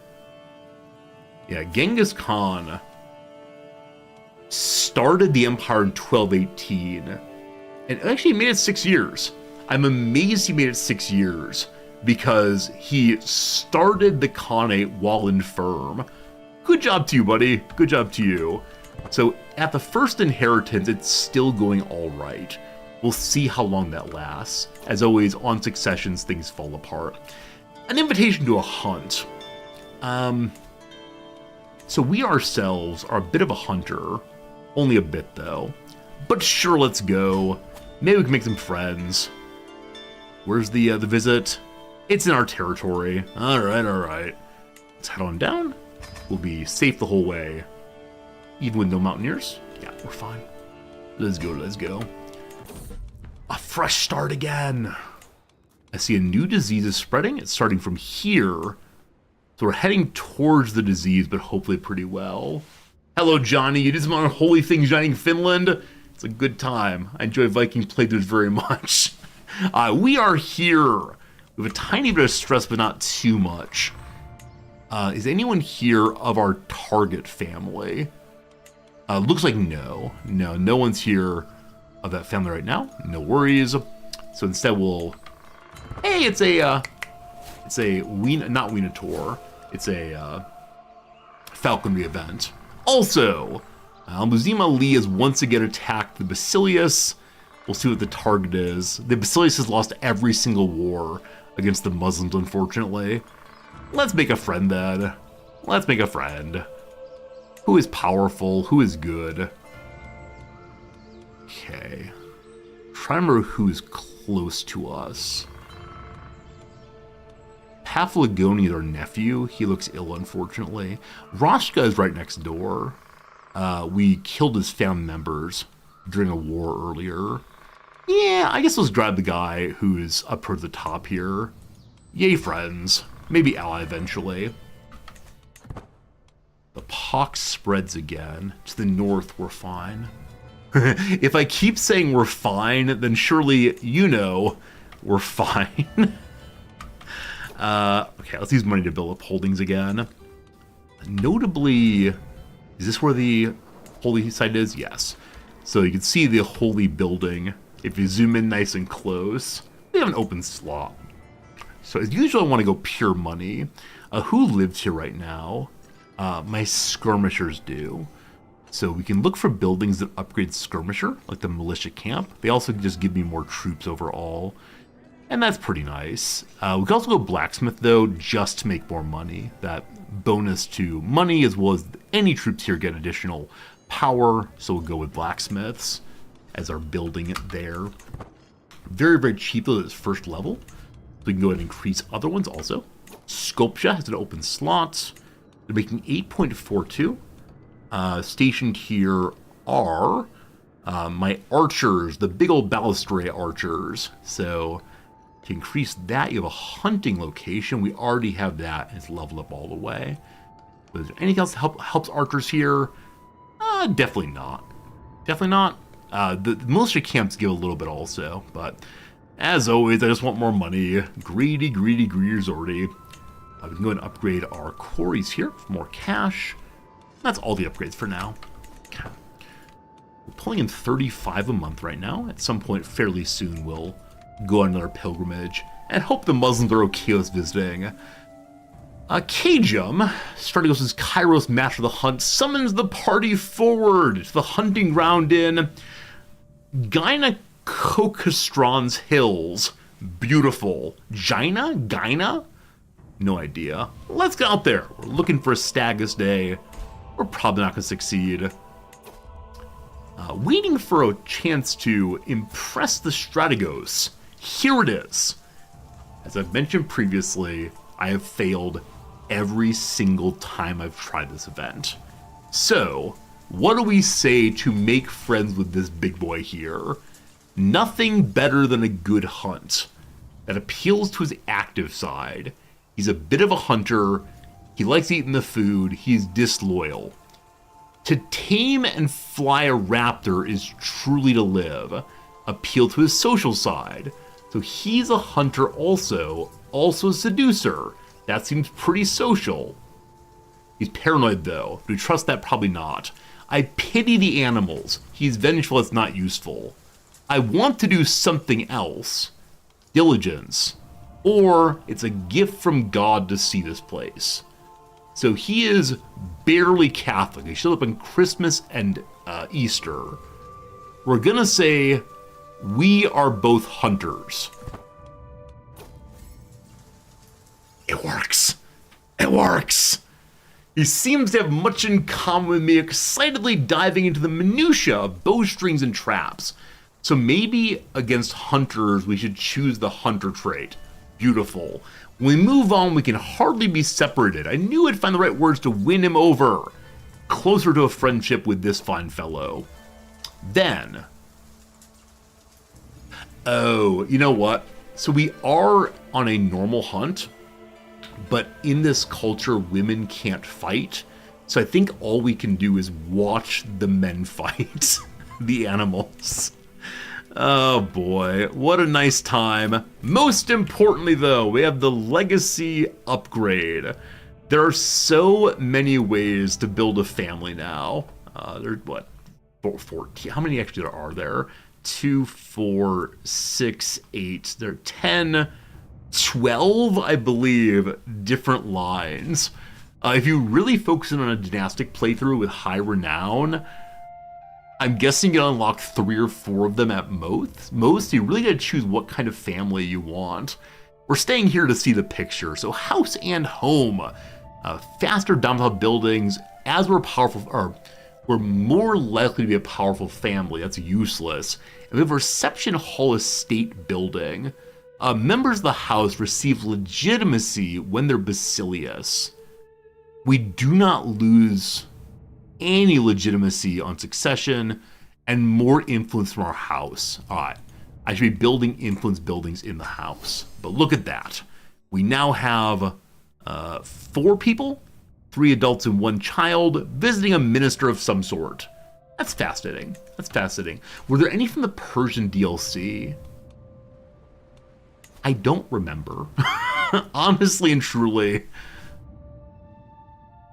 Let's see. So heroic bloodline and legitimacy were both the legends of old or whatever. Customs, I think customs may have been the Persian one. I believe. Maybe. I don't know. Anyway, if we want to, we can murder this fellow right now. The member of the family we despise. We have a 0% chance. What is wrong with you?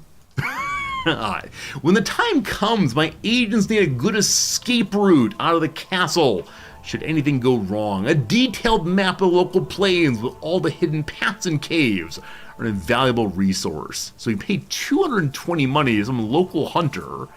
We can go ahead and spot it ourselves. As a good hunter, we can spot everything. That said, we do not manage to catch up to the stag. We had a terrible time. Luckily, we watched the men do some works. Thanks, men! Also made close relationship with the strategos here. Let's go home. So we get more hunter points for watching the men hunt. That's good. Maybe the Persian legacies were locked to the region. I don't remember Cobblestone. Might be right, though. I'm very forgetful about that. Okay, so this is turning over. While traveling along, we get confused because there's no one who speaks Slavonic. I try my best. I'm smart enough. We figure it out. Okay, a lot of things are happening. 1 second. Our daughter's in line for the Aegean Islands. They're already owned by our family, I believe. Yes, irrelevant. Back home again, thank goodness. Okay. To the family. 1, 2, 3, 4.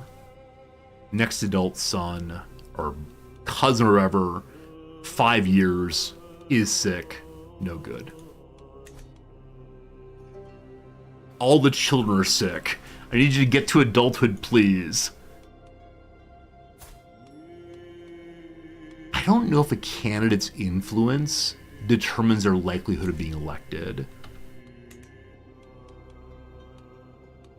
Okay, so this is me. This is Irene. I just want to see, does she get a bonus level of influence? So yes, their overall level of influence does affect how likely they are to be elected.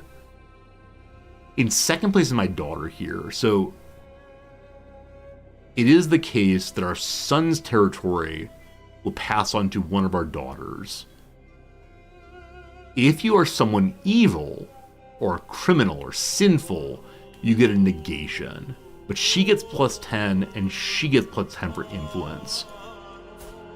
Your current level of influence is merely persuasive. That is the 3rd level. Controlling is our level. What how many points you get for that? Who knows? Who knows? Who knows? Please go away. Thank you. Okay, so we have swayed this Strategos, our half-brother.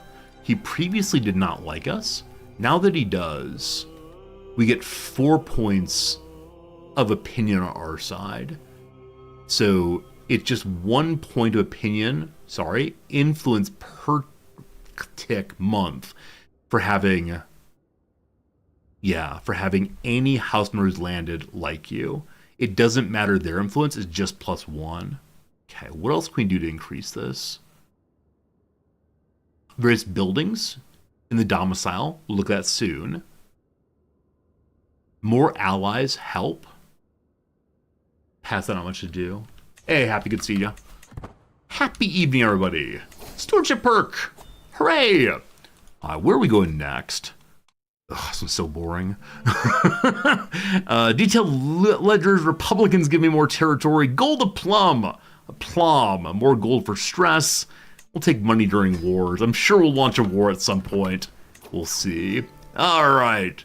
The Strategos of Opsicon would like a marriage between his son and one of my daughters. The Bleeder. The Bleeder. It's a new alliance. Okay. Which daughter is this?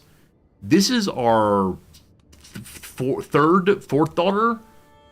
Fourth daughter. Third daughter died.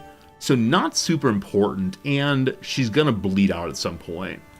So I think I will accept this to get the alliance because the alliance gives additional influence points. That said, the House Crusader or something like that is what size family? They're also a powerful family. So awesome. Also, we are the most powerful family. We are more powerful than the Basilius' family, because we've done the work of getting our people on different governorships, I believe. Yeah, biggest one is number of held governorships. Fantastic. Again, I'll accept this marriage. We go from 217 influence to 232. I like it. I like it a lot. We're in a really good position. If we just want to become the Basilius, we can do that. If we want to get another governor position, there might be some challenges there. Our daughter's in line for Crete. Crete's already held by us. That's fine. Who's in line for Bulgaria now? Is it not one of us? It's not one of us still. Gosh, I gotta fix this. Can I support her more? If we lose Bulgaria, it's all over. I should probably be supporting our son, actually, who is our primary heir. But then I'm supporting him over our daughter, and that feels kind of bad, man. So this is for... Oh, he already has a title, so I can't push him. He can accidentally stumble into inheriting, but I can't immediately support him. A shame. A shame, a shame. Okay. How many points to push her into the lead again? 442. So, if I do this, Bulgaria will be safe in our family. But we will not have any points left to influence our candidacies. I need to do that to get the achievement. So... Okay. Philip Plosius, held by our family, has no one in succession. We should fix that, but not right now. The one I wanted to kill someone for was Sirmia, is that right? Yes, this is our rival. We wish to destroy her. If I push my candidate to the top, it's 1200. So I can do 475 right now. And if I support her again, I need 734. We can instead try to speak ill of those above us. This person is our ally also. Would anyone notice my slandering, though? I don't think so. I don't think so. We'll see how it goes. Very soon, we can take an attempt to kill Big Boy here, but we're still at -22, because they have effective countermeasures in our court. So someone knows that we're trying to kill this random count. So we're starting from below 0. We can get to 74 if this thing just run and run and run. So we'll see how that goes. Okay, we no longer need to sway our cousin because he likes us just fine. That's done. So for personal schemes, we could learn a language, or we can make sure that everyone in the family who holds territory likes us. Plus 69, plus 45, plus 100, plus 40. They do all like us fine. I'd love their way to turn prestige into influence. Like, look how fancy I am. Shouldn't I be important? I think I should. Okay, I need to check and see the cost of improving our estate. So we have 2 unlocked areas, but I think I have to upgrade the mansion. Is that right? Yeah. So if we go to estate, we unlock a new spot. It's 637 to make that. Of the other upgrades, do any of them give more influence regularly? The baths do not. The fancy beds do. The fancy beds don't give direct upgrade, but it gives 6% instead of 4%. How much do we get from our domicile right now? So there's no immediate domicile button. There's 2 points plus 4%. Is that only 4% on domicile or no? Yeah, so it's 4% is affecting the 2 here, I believe, instead of everything. The ones that affect everything are at the very bottom down here. So it'd be a tiny bit more off the mansion. The wine things are just better wine for feasts. Kircher's office is better stewardship overall. We have the bed chambers, no increase there. And that's all of the open slots. Land grant here strengthens my troops, but doesn't give influence, I believe. The lush garden gives prestige. We don't mind that at all. Neither path gives additional influence. The wine presses are just money. I do wonder if there's something I could add here to give more influence. So we're going to save up now for the upgraded mansion, the estate, which would be another 374 money. All right, let's wait a while, I guess. My rival Theodorus is trying to kill me. What a fiend. What a fiend he is. That we discovered that, he'll probably stop and we're fine. We have made basic blacksmith locations. To upgrade them to the next level is 175 money. That is a quarter of what I need to upgrade my estate. I don't know. We'll see. It's clear to me that my friend is putting his all into the murder scheme, dedicating sleepless nights and long days to our goals, no period. Perhaps it's cruel of me to use one who's so dear to me so. Certainly I cannot say I'd like to be used so. Still, he is effective and for a good cause. He has low intrigue, so I could ask him to do more. If I do that, it gets a higher base success chance to murder, but he has a complete mental break. He already has hit at least level 1 and possibly level 2, so that might kill him. We can hang out instead, or ask him to rest. If he rests, next 5 years, we get 5% chance of success increase instead of 10.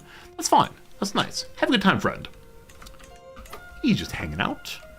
My son is losing to Bruja. That's fine. It's not his main title.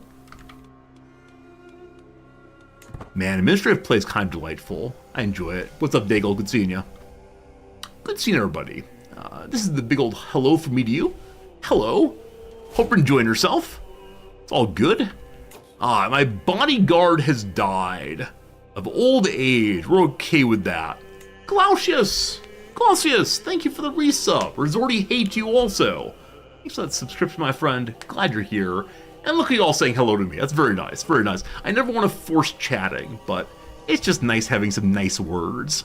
Like, you know, hello, or thank you, or please, etc. We're learning our manners, friends. It is the case that our bodyguard died. Oh, our only bodyguard is terrible. Absolutely terrible there. Can't have that at all. So, it might be time to invite some knights to help us. The only issue with that is it's kind of expensive to invite them in. For the moment, though, we can do this. You wish there were more places to start administrating without ruling the empire. So one way to avoid ruling an empire is to slander yourself regularly.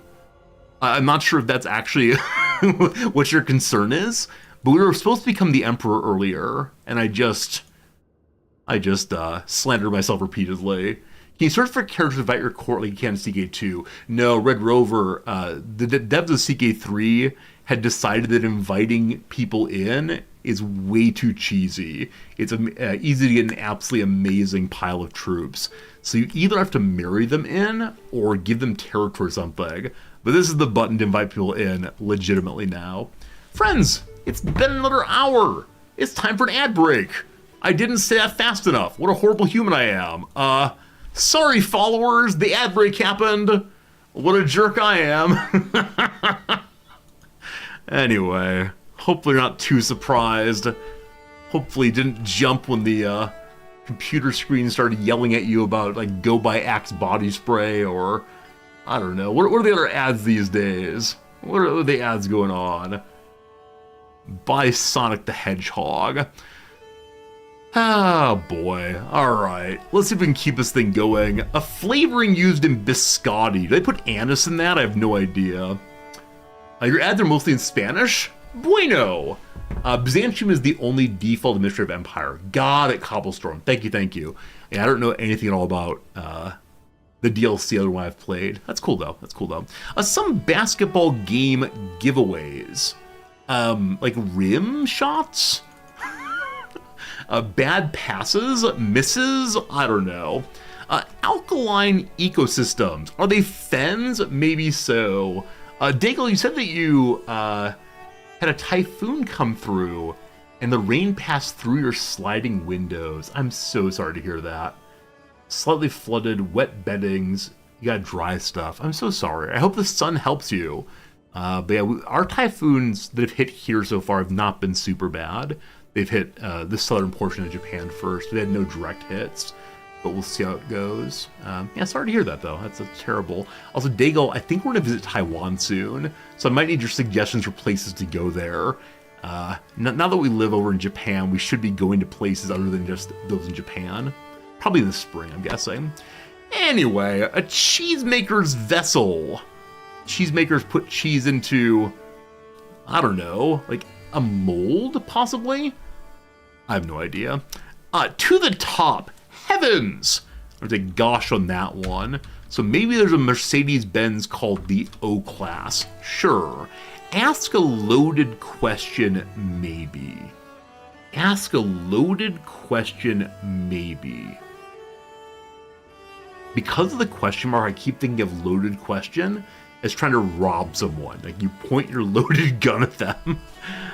Down here, blank drug, an infection fighter. I was thinking, I guess, staff drug immediately, but slush pile's definitely right. Alright.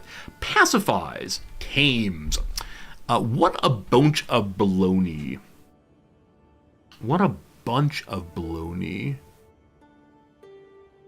That means I disbelieve. This is EGAD here. Manhattan Beach author. Egan, possibly? I know Jennifer Egan wrote A Visit from the Goon Squad, which is such a good look at, like 1990s rock culture. Alright, welcome to 2018. What's a bunch of baloney? Fake news! Fake news indeed. Mary, who played Bridget O'Shaughnessy in The Maltese Falcon, no idea. The down, though, is sometimes shashuka ingredient. Well, something might be wrong here. Or it's a spice, I don't know. We'll see. Flapdoodle. Is a flapdoodle a drunken person? A sot? What you might do for your own sake. What you might do for your own sake. Home brew. So flapdoodles rot, meaning falsehood, I guess. Do you brew sake? No idea, no idea. I'm going to do like 3 more and then back to the game. Professor X mutant finding device in the X-Men. I can see it, I don't know what it's called. Number one hit with the lyric, "I don't dance now, I make money moves." I've been told I sing this song sometimes. Look at me now. Look at me now. I'm making paper. Look at me now. I do know that song. Very good. Yellow Lamborghini. Huh. Yellow. Okay, very good. Excellent progress. Thank you for remembering the songs I sing and reminding me of them occasionally. Good, good, good, good, good. If you're still here, I appreciate it. Hope you're having a lovely day doing what you're doing. Probably Monday for many of you pretty soon. Hopefully you're ready for the work week. I shouldn't mention that, right? We're in this nice interstitial period in which we're done with the weekend. Work's not here yet. We're just hanging out. We're enjoying the evening. It's all good. Not ready for the work week. I'll never mention the work week again. I apologize for doing so. I'm a terrible human being. Anyway, we should have the nights here pretty soon. That's good. A hunt! A hunt for the Lord! Alright, join the Highlands of Peshkupi. Does anyone know, like really and sincerely, does anyone know how to tell what kind of hunt it is before you go? I think I've asked exactly this question before. Like, is the deer here an indication it's a Weinator hunt? It just says pursue your quarry and decide how you fell it. Okay, we're gonna say this is Weinator, which I don't really want. More prestige is used for us. No clue you'd also like to know. Yeah. I'm a horribly inconsiderate person for mentioning work. I know. I'm just trying to make conversation here. Try to keep things fun. I suppose mentioning work is not so fun. Terribly sorry. We'll not go to that one. Okay, a knight has arrived. His name is Konstantinos. He's been trained well. He likes eating the food. He's a halfway decent fighter. Arrogant and compassionate. I don't think those contribute well to being a bodyguard.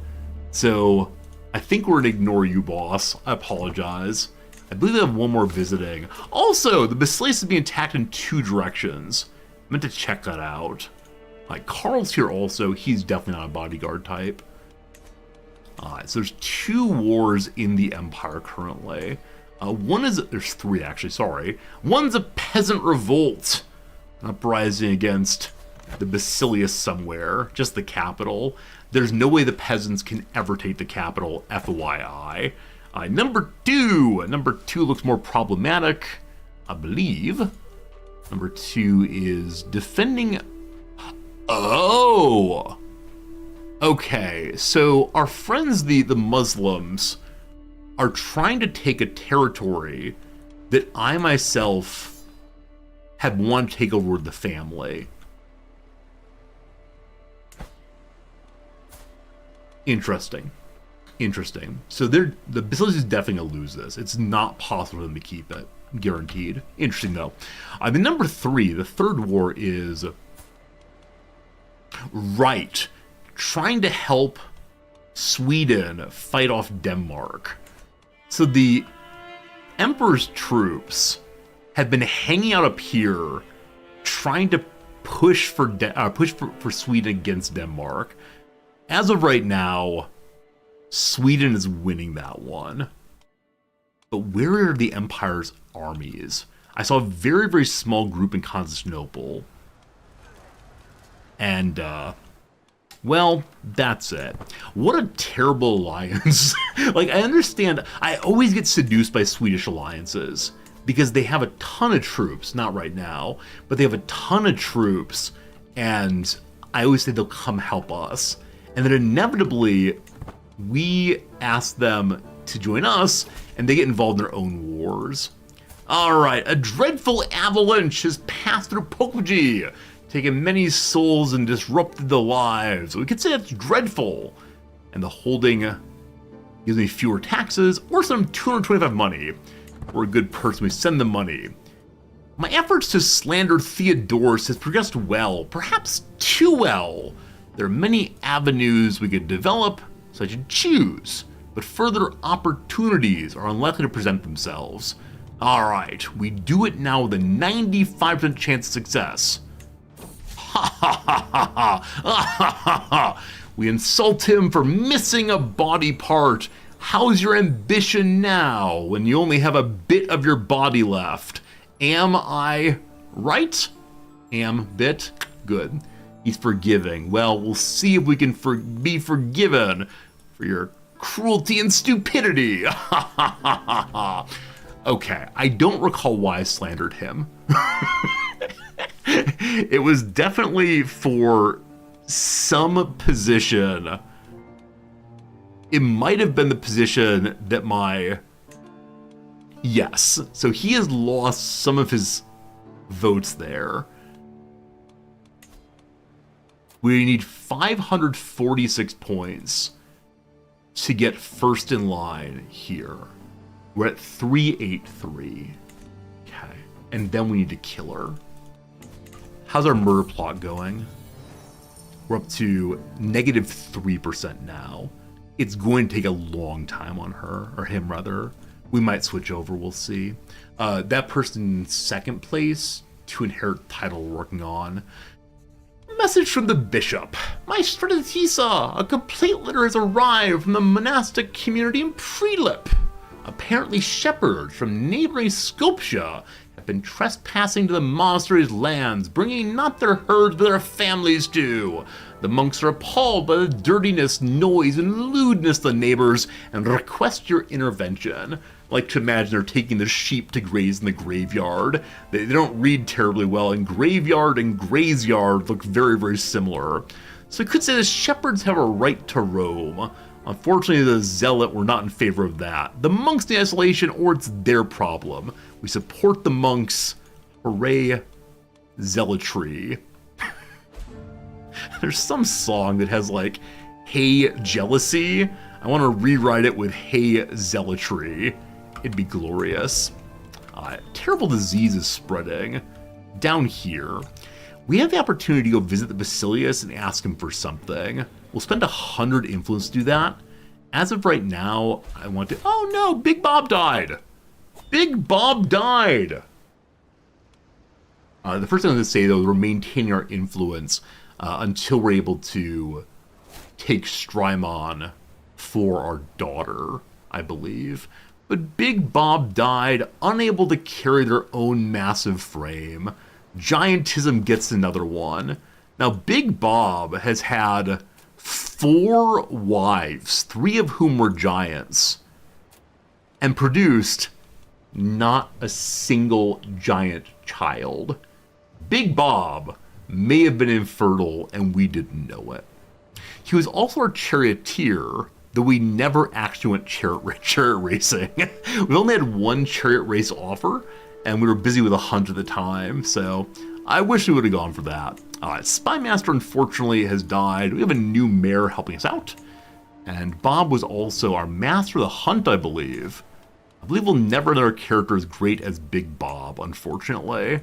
Luckily, we have some magistrates to help, and we need another bodyguard. Man, this is why I called for knights to help us. So the fellow who's visiting us is possibly the best knight we're going to get. It's only 25 bucks to have him stay with us.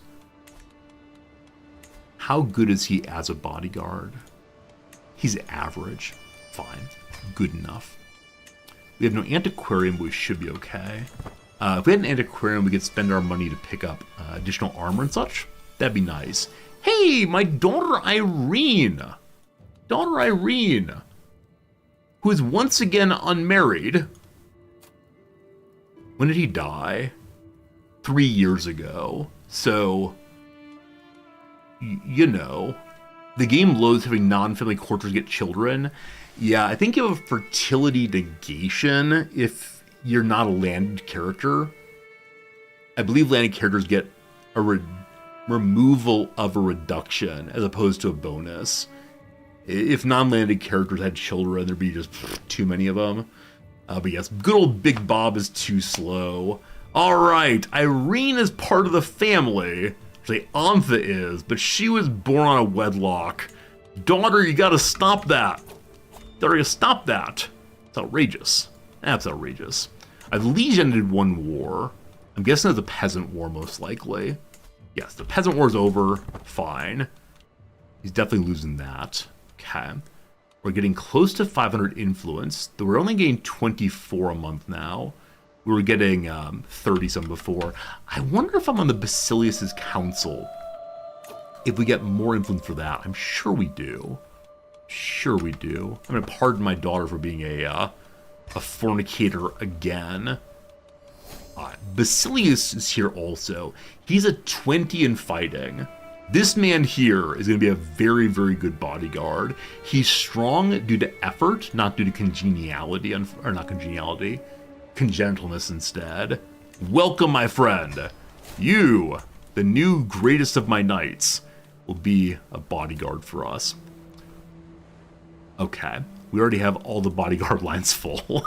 Is one of them bad? We have good and average. All right, average guy. Basilius, unfortunately, the average also. That said, he's a 20 or something in personal combat. So you will be my personal champion. Or this guy will instead. As long as someone is, we're fine. I want to check my claim positions. We have an inactive one we can't really use. So, if Basilius were made a named accolade, he can be a scoundrel, a vanguard, a marauder, an archer, or a contender. So, if we go vanguard, we're able to pick up a different kind of heavy infantry, I believe, and it helps heavy infantry. Unfortunately, we have no heavy infantry at all. So, that's not useful. As an archer, he increases the archer regiment size. We do have archers, that'd be kind of nice. Contender makes things more interesting in grand tournaments. We haven't really gone to grand tournaments at all. But sure, what's your name be? An archer who tries well. The Arrow of Effort. That's an excellent name. I'm all about it. Welcome, my friend, to a lovely position. No one can currently succeed you, but that's all right. Also, my huntsman is now level 2 glory. The zealots like us more. Fantastic. Fantastic. Herb, that's amazing. Thank you. I didn't read it just now. Declared alliance between our son and us. Sure, thank you. Sure, thank you. More alliances, more good. We're 5-6-1. A couple quick things. I'll deal with that later. First, want to get our daughter into inheritance position. The Basilius is trying very hard to stop this feud, but I need this feud to help me. Okay, I want to support your candidacy all the way. 5, 6, 7. We need 6 more points. 5, 6, 7, 8. Yeah. It's been made clear to me that my liege, the Basilius, disapproves the dispute between our families, wishes for the Byzantine divisions to be mended. Who is he to demand justice not be served? Then again, perhaps it's unwise to provoke the tension, especially with the Basilius. He loves us. He loves us. I helped him with a war is the big deal. Also, I pressed his claim. What are you talking about? Oh, a very, very, very long time ago, our prior Basilius decided to go iconoclastic. He changed his religion to the exact antithesis within Christianity of the Orthodox faith. And so we helped this fellow fight a war for the Basilius position based on religion. Right. That's what's going on there. A+, yes. So, if anything very well he likes it, we stop being rivals. Or, I will never forgive her. The feud continues. He doesn't like that, but he understands. We got to do what we got to do. So we need 7 points more. 1 more tick and we're good to go, I believe. Tick. Okay, good. So 2 Strymon once more. We might change our murder target. Sirmia? Or Sirmia once more. Strymon, Sirmia, all the same. Okay, go here. Influence, daughter of the top, glorious. She's ahead by 9 points. We can't re-slander Theodoros, so we could spend more money to get more people to support her. For the moment, though, I'd like you to die. Now, our current target is at 23%. Gaining by how much each phase? We have 10 confidence points. This gives plus 5% to our chance of pulling this off. We're not that high. Also, our secrecy is low. So though we spent a very long time on this one, I'm going to stop working on this and focus on her instead. Eudoxy. I can't try to murder her again until 1237. Wait. Why not? Oh, man. I set up to murder her. And then I canceled it because there was a chance of murdering her at the feast or grand wedding. We had the opportunity to murder her. I disallowed that or paused on that because we had a 10% bonus to murdering her. Because I canceled the murder scheme, I can't start it again. That feels bad. That feels real bad. Also, while touching my eyes, I just turned my eyelid inside out. Didn't mean to do that. These things happen. Well, that's a real shame. Oh, I need her to die. Okay. So...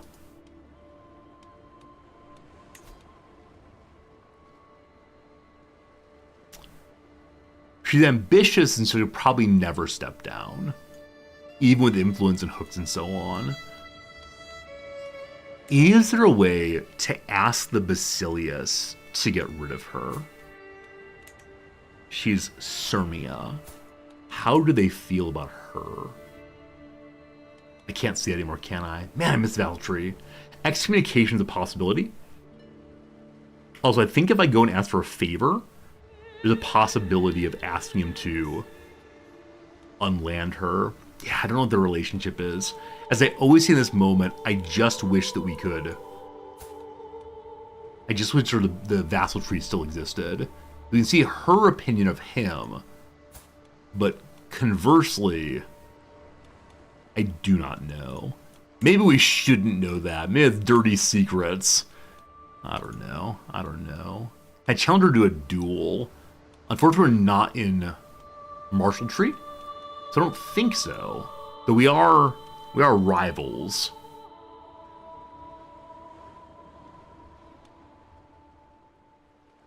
Challenging her status weakens her family.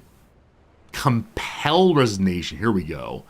Pressure the Basilius to remove a governor from office, passing all held governorships to the next candidate in line. He's fitty-fitty on this. He's fitty-fitty. Because she's very bad at governing, and he likes us a lot.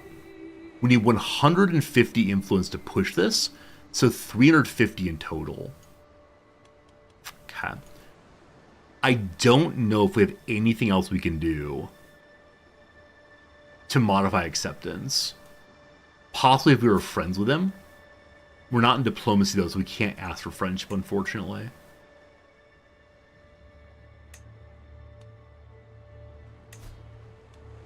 Huh. Okay.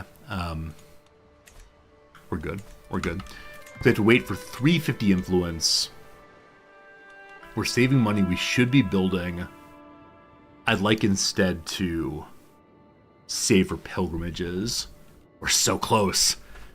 Man, and all it's going to be is an achievement pops up for 10 seconds. And after that's all done. After that, we don't really care anymore. It's a little silly. Someone mentioned the possibility of excommunicating her.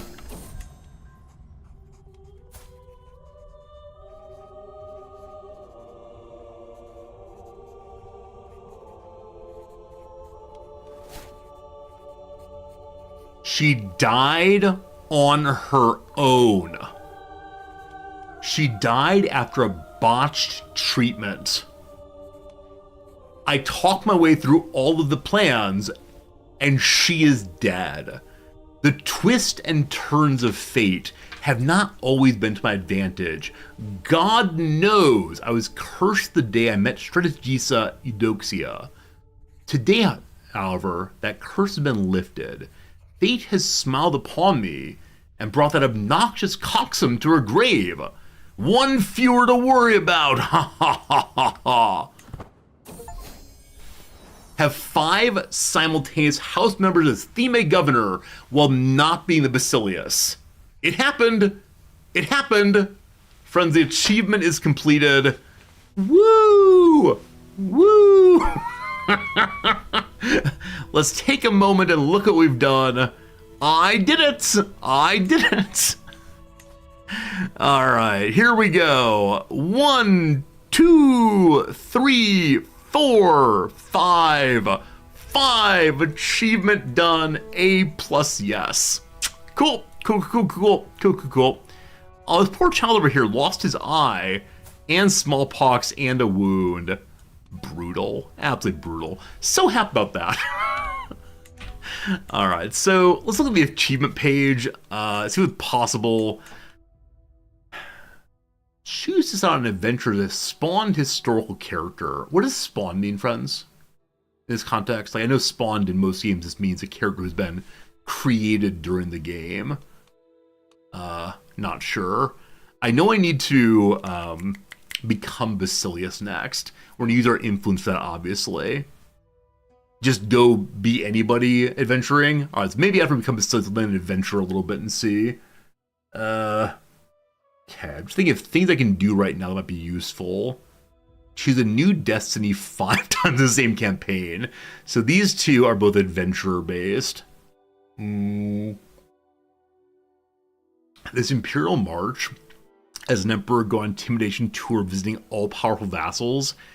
I've tried for this 3 or 4 times. It has been horrible. Genuinely horrible. Because powerful vassals leave their homes while you're walking to them. We've mentioned before, probably the best way to do this is find the smallest possible empire and do it, but it's brutal. Bloody Wedding, no. Finish the Falconer track. This is something we have to work on from the very first moment we're playing a character. Maybe, though, legend protagonist a saint. I'd like to have a saint at some point, but not trying to work out. Alright, claim titles, no. Not achievement descript EP304 birthright achievement. I agree. That's a good one to do. Adopt administrative government. We can't do that. Upgrade the estate with a level 5 villa and fill all slots.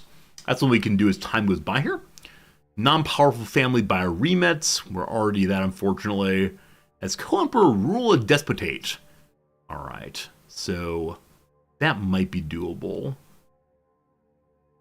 I thought there was one for just become... Oh, here we go. It's, as... I thought there was one beginning as a Paleologos family. Then...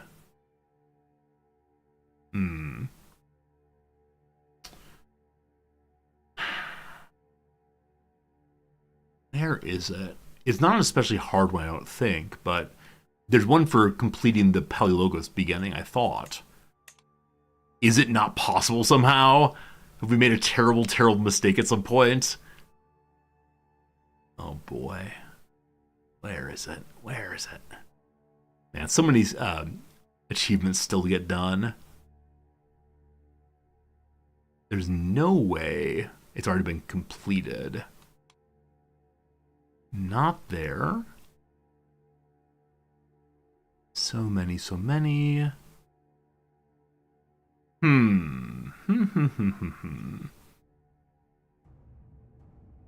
Yeah, not that much all is Islamic things. But also one for like a Jewish empire, I believe, if not done.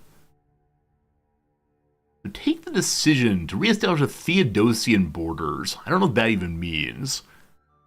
Might be worth trying at some point.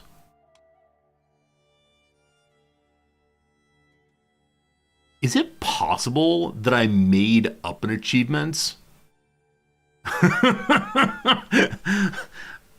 I think I may have made up an achievement, friends. There's one to begin as good old Paleologos guy. I'm nearly certain we read it, though, before the playthrough began. Well, here it is. I found it. Not content to serve. Start as the Paleologos and become emperors of Byzantium. It's in the medium line, is that right? It's in the medium line. Is it possible? Is it possible?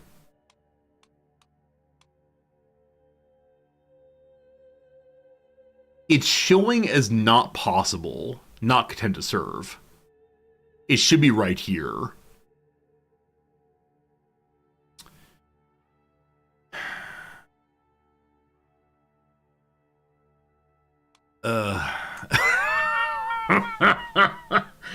Oh no.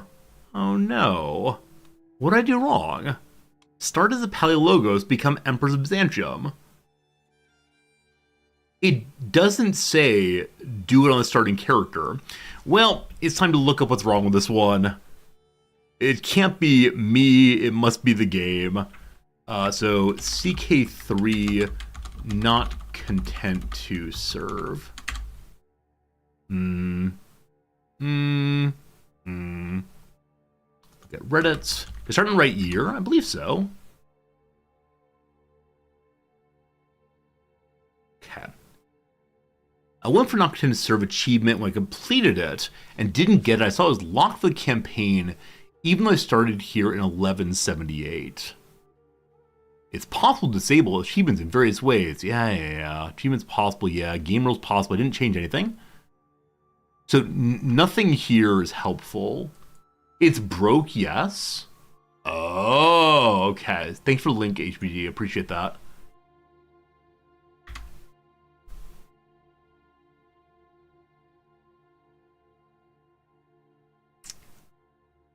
Big thanks for reporting this issue and bringing it to our attention. Issue has been confirmed and added to our database.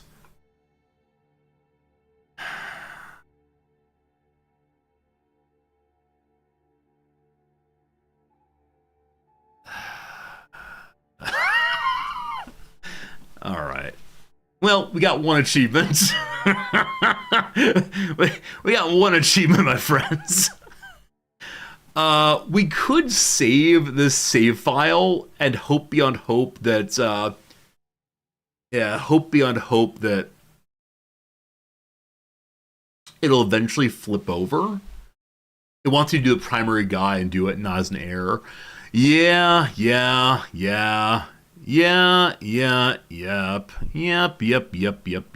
This happens occasionally. There was some other achievements a while back. I don't recall which one it was. It was written in a way as to say it doesn't have to be the first character, but apparently it's what has to be first character. Okay. Do we restart the playthrough? The achievement we're close to, kind of, is fully upgrading this thing. It'd be a few months of waiting. I guess we're gonna work on that. We just want to make money now to finish the estate build up. Just safely, it's just fixed. So the question is, will it actually be fixed, right? Or is it a bug where they actually believe it should be the first character? You got it on the OG guy because you came emperor with a plague and everyone died except your character. Among the many ways to an achievement or event here, this is should we steal money from the court? Yes, let's steal money from the court. All right, so we have enough money now to upgrade. Welcome to I care about nothing but upgrading my mansion. Could take a while. Yeah, I do wonder what's intended on that particular achievement. is intended to be flagged just for the first character, or unclearly. You enjoy the current character, see her through to the end. We might save this in case it gets fixed. I don't know. Hateful House Labizinos is now in the hand of Tranos. Strategos surely as wicked as his predecessor. Everyone knows that Isaac kills is foolish, but what for the future? We continue killing them. There are 2 people remaining. Well, back to being our target, I suppose. 2... Oh, that's my family. 2 people in the family remain. Wait, it says 22 people. 2 living members. This is a second house. So this is a spin-off house of the first one. We're very lucky in that respect. So it's you and who? Show me this house. Where does it break off? This way?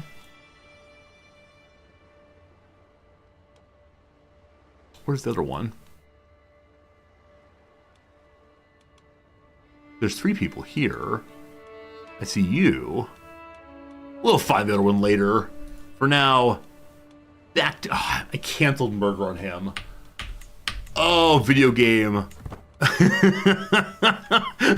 Unfortunately, we started murders and then stopped murders twice. So hopefully somebody else in our family murders those people. I can't do a darn thing about it, unfortunately. Alright, we've unlocked a new slot. So what do we want? More piety, more good. Each level of building increasingly reduces the chance of hostile raid states. Unclear if we're ever raided. The guardhouse. Get knights from their houses. Army movement speed faster, more money, more good. Higher supply, more income of 0.1, also become more powerful.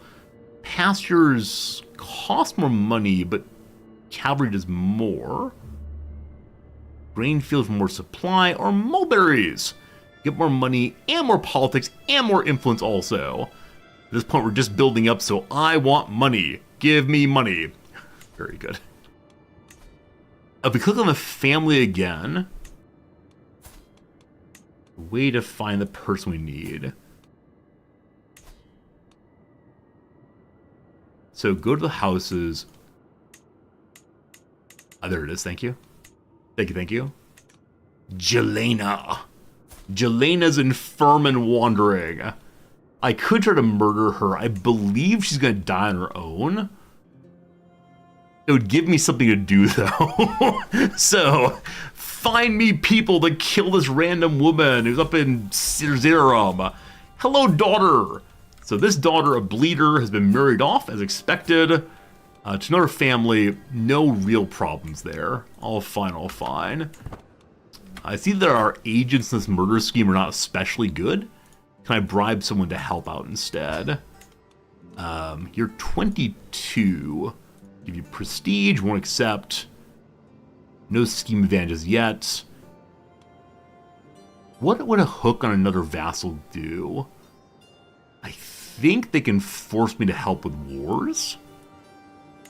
Can't remember. Well, welcome to the team. An 11 on the alibi. I'd like to increase that if possible.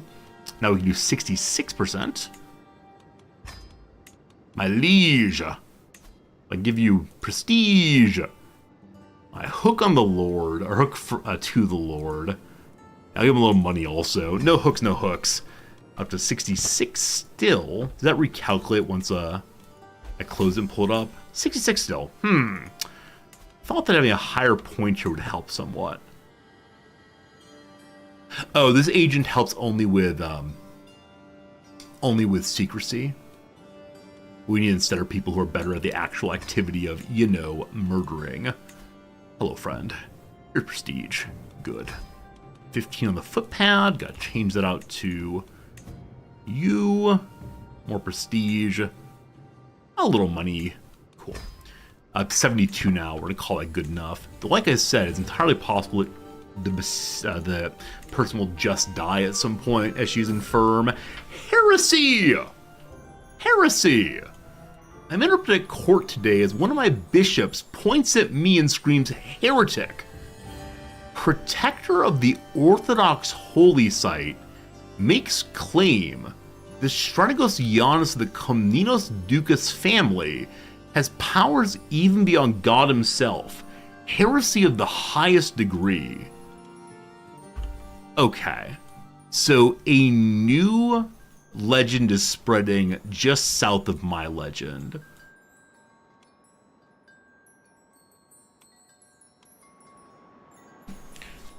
This is very strange, because this event usually happens when you yourself are spreading a legend. I don't think we're spreading a legend. Why on earth are we getting in trouble for this? Because it's increasing the discount of my legend. And, yeah, we're definitely not promoting. We are! Oh, wait, why? Did I give him a hook? We were dead. Huh, whichever way, I'll convince him. I lost. So I guess we are spreading a legend. I don't recall agreeing to that directly. It must be the case that the hook we gave... We did give a hook to the Basilius. So he must have used it that way. Yeah, he did. He did. Well, we got in trouble with the bishop, but whatever, it's fine. A nose for profit, also a new stewardship point. While out on a leisurely stroll, the cry of a merchant stands out. Greetings, my lady. I've an exquisite assortment of wares, if my lady has coin. As I peer at the myriad of goods in the stall, I can hear Ionics, oh good lord, Ionikios Makrambolits murmur, the etching of the piece must be real, and quite valuable too. He glanced at me with a triumphant smile. So I could try to buy some myself. We're a decent negotiator. I believe this piece is more lucrative, 6% chance, or I trust your expertise. He is less likely to give me a good outcome. I buy this one. Once we're past the stalls, Ionicus beams at me. Yes, quite good indeed. I couldn't have done it much better myself. He casually eyes the baubles in the stall next to us and shoots me an anticipating side glance. Maybe I could teach him some strategies. So we got a morsel of St. David. It appears to be a piece of dried meat. The age and origin are unclear. I swear this piece of jerky is a bit of St. David. I would try to teach a little bit to our steward. We failed. Mistakes made. We know nothing, Jon Snow. All right, so it's time to equip our morsel of St. David. Everyone's very impressed by that. I have a boar tusk that's getting bad. It still has 19 years though, so we're fine on that one. All right, more stewardship. Republicans give us more. We have no republics. That's fine. Go to a hunt. It's 3 months away. Sure. Let's go hunting. It's a safe place. Glad to see everyone has the control mostly fixed throughout the world. Except somehow our steward gave us 75 more money. So now we have more than enough to continue upgrading our estate. May we go to level 5. 765, you may do so. Alright. That said, it requires us to know about cranes to make the grand estate. Okay. We can just work on workshops. What's it give us? The improved workshop gives a little bit more money and faster construction. Then you can go woodcutter for faster construction and more money, and maybe commissioning artifacts cheaper. Or you can go for stonecutter for more money, cheaper construction throughout, not just inside the estate but in the holdings too. Or textiles, more money and more prestige. I think I will choose the cheaper buildings throughout the domain. We'll see. On the road, we find some soldiers training. I can attempt to learn to be a rough terrain expert, or ask my steward to do the same. Nah, we're good. That event is so expensive. As much as it's amazingly cool to have strong commander traits on your commanders, especially your ruler commander, just so much money in other cases. This is the third time today I've heard a nattering about a certain tales we pass them. It's a regional story, milady, protector of the Orthodox holy site, they call it. I believe we're already doing that. I can say that I will help. I can talk about it myself, or this is nonsense. Let's say it's nonsense, even though we are still promoting it, unfortunately. Alright, one path takes us to a Turkic traveler's tent. The group amicably gestures over to join them. A tough-looking man stirs a thick white liquid in a pot. He pours some into a bowl and hands it to me. It's called kumis, and great for the bowels. So I could try it. I can say it's repulsive, or let him teach us his way. For 935 money, he will give me better travel safety, and a random man joins. Nah, I'm good. None for me, thank you. Have a good time. Friends, I think it is the case that today is the last day with this particular playthrough. If it's not possible to achieve the big goal, I'll probably save the save file until that bug is fixed. Here we are to hunt once more. We don't have our falcon, so once again a non-falconry hunt. Anyone hear that family? The Bazooki family? It's Labozanos. No one here at time. There's no murder needed. Let's just recreate and hang out. But I have no idea what we're going to play tomorrow. I think we might play Derail Valley. There's a real possibility that Derail Valley wins. We'll see, we'll see, we'll see. It's a game that many of you want to see. The train game. We like train games. Michael asks us to come together. It's time to go hunt a hart. Smaller deer thing. The lovely day out here. I fill my lungs and see some herbs. Do I care about people seeing me pick herbs? Press Narcissus. More fertility, more prestige. We sneak and steal it and nobody notices at all. Wahahaha. So bonus to fertility, we don't need on our queen right now. I could give it to one of our children. Or brothers, I guess. You're unmarried. You're a bloody person. Oh boy. Well, our giant here, who's married to a giant, has 2 children, both of which are giants. Unfortunately, his wife has roughly hit the end of fertility.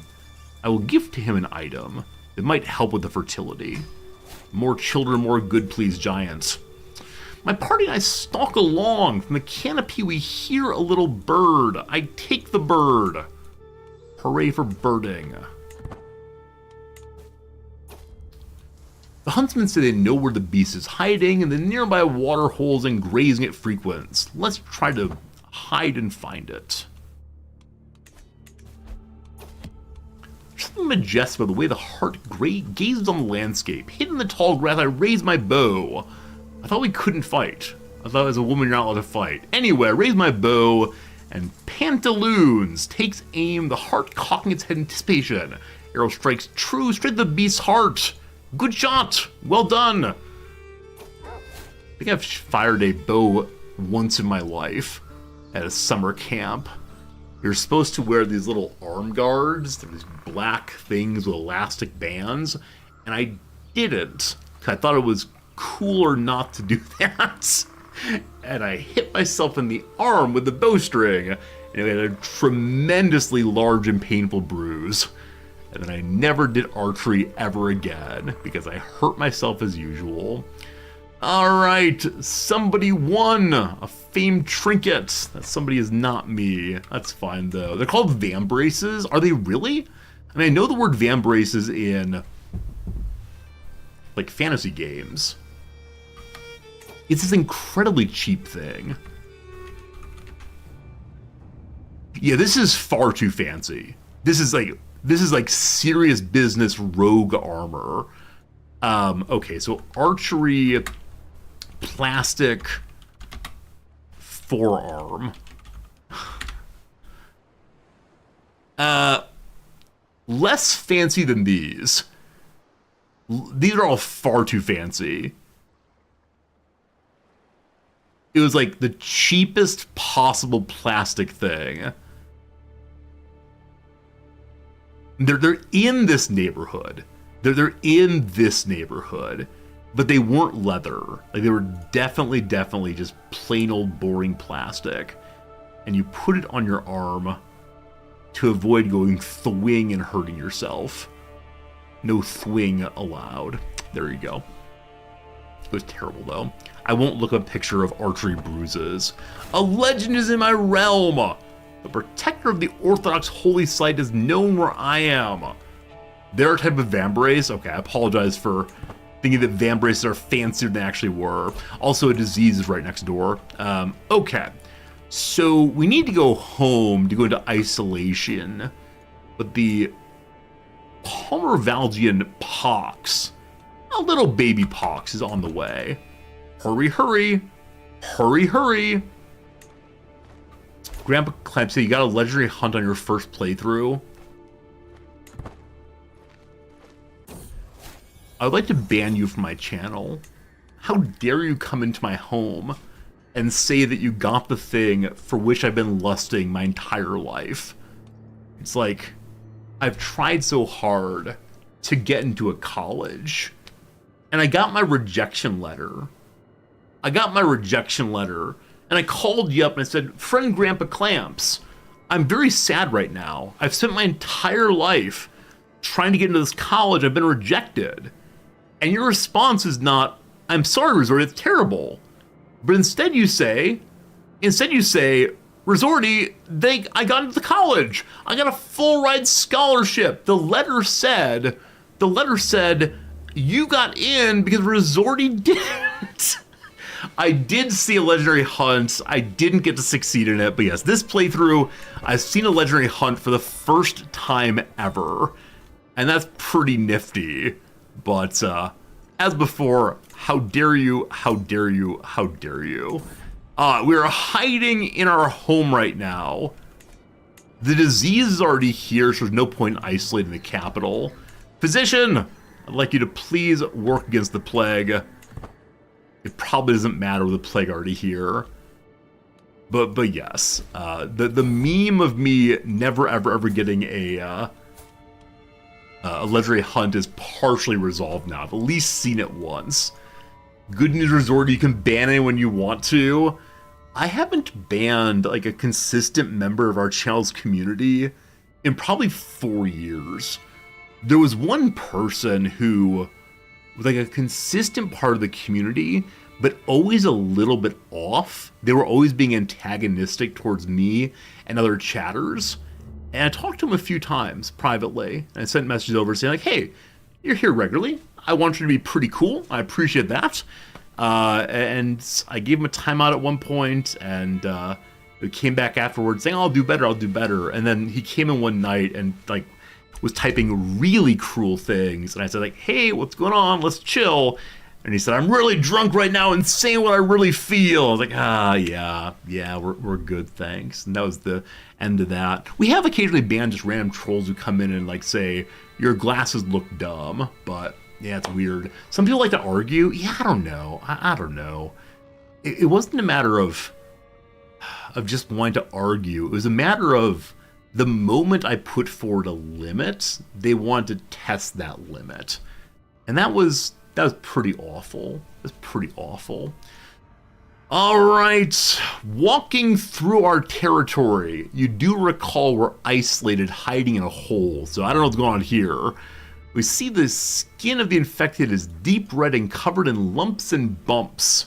Countless fresh scars cover the skin from endless itching. We should just tell the people not to itch themselves. The hopeless eyes are bloodshot and red. Already people are calling the affliction Palmer-Valgian pox. It's happening on my own doorstep. Numbers remain low. It's only a matter of time till it spreads further. It's only a matter of time. Jesus protect me, or call my physician. So if we ask for Jesus, we lose points in being a good governor. Apparently, that's the wrong choice. Bring me the physician. What do you say? Let's take a light approach to prevent some spread. Our physician is a big smarty. He has basically no skill in doctoring, but I agree. It's not a bad disease, so let's take it softly. A message to Mary here.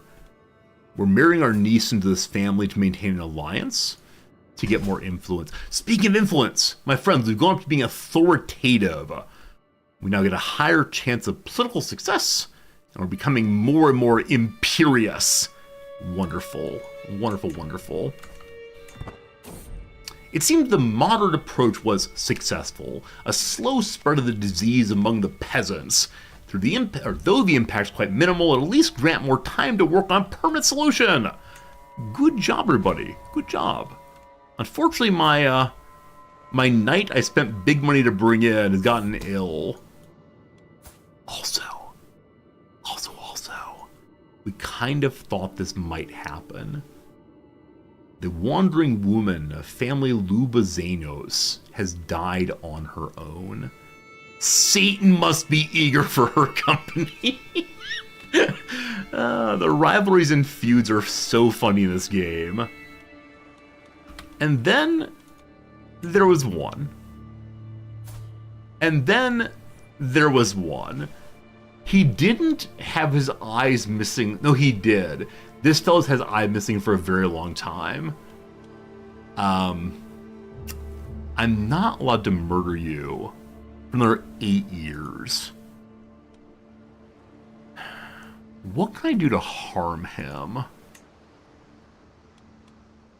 I mean, I can speak ill about him. The good Lord will throw him out of the church. There's genuinely no reason to do this other than he's our rival and I want bad things to happen to him. So we call upon the patriarch and say, hey buddy, can we get rid of this guy? And they say, sure. He's a chaste person. He has a virtuous trait. I'm most disturbed by the tales you tell me of Trey Ninos' misdeeds. It pains me to do so, but I agree. For the good of the faith, he must be excommunicated. And now we cackle like a villain. We have become bad people in this playthrough. Alright. I do enjoy our little administrative playthrough here. Absolutely terrible. Absolutely terrible. This drunkard, the family Brinos, a minor family, has slandered me. What's more, I'm told that unkind voices refer to me by a new by-name. They dare to call me Strongarm. That's the name I had before. We earned this name when we beat some knight in an arm wrestling contest years and years ago. I suspect that this is bugged, where there's a name that's supposed to go in, but if you already have a name, that one's reasserted. It could be like, they dare to call me Poor Administrator. I guess I'm not so good at coming up with bad names, but they dare to call me Strongarm. That's fine. Nikephoros, the carrier of Nike, speaks against me. Rude. Rude. A worthy topic. The Basilius comes forward. He wants to talk to me about the good tale of the protector of the Orthodox holy site. It must be said it's made a bit easier by the bearing and morals of Isiakios. Wow, he has 2 out of 3 virtuous traits. Compassionate and chaste both. He's been a good emperor for sure. Noble and commoner alike, talk about his virtuous personality. It certainly hasn't failed to reach my ear too. What a blessing it is to nurture his legend. Sure, we're all about helping him all the way. And we now have the legend library, which means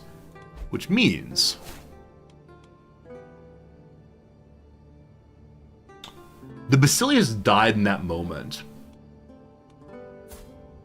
We said we supported him, and off he goes. Does it count as completed then? I guess it counts as completed.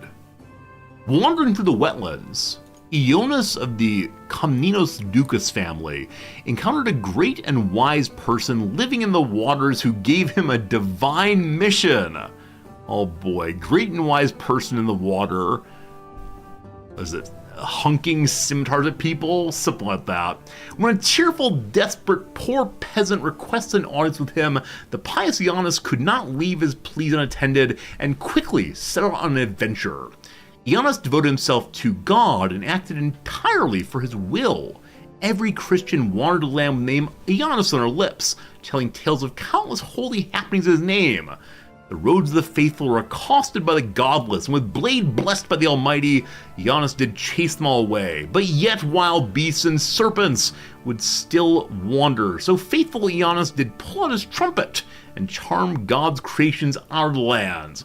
Giannis had worked tirelessly for all of Christianity and fought the minions of Satan here on earth. But at last his struggles at an end. The divine plan fulfilled, he lived a life of great honor and piety. Only illustrious, boo! Gotta go mythical or bust. Friends, another hour's passed. Been live enough for 4.5 hours. Time for a 3-minute ad break. Little crossword puzzle to keep you company. I should say there's nothing special behind the ad wall. Don't you worry, don't you worry. Ad break coming. More words soon. I appreciate you being with us. Appreciate hanging out, and we'll see you in 3 minutes time. 3 minutes, 3 minutes. Good. Good, good, good. All right, we're still working on an old puzzle from a while back. Good evening, Bounty Hunter. Sorry you're arriving as the ad's coming in, but how it goes. Flimsy is probably thin, I guess. A saintly, or sorry. I've been playing CK3 too much. I almost said a saintly undergarment. No, a satiny undergarment. Satiny undergarment. Like a slip, maybe? Satiny. Like, I think like bed, pajama, I don't know. Sulu portrayed in the Star Trek reboot. I cannot remember it all. Game of Thrones nickname with the Imp.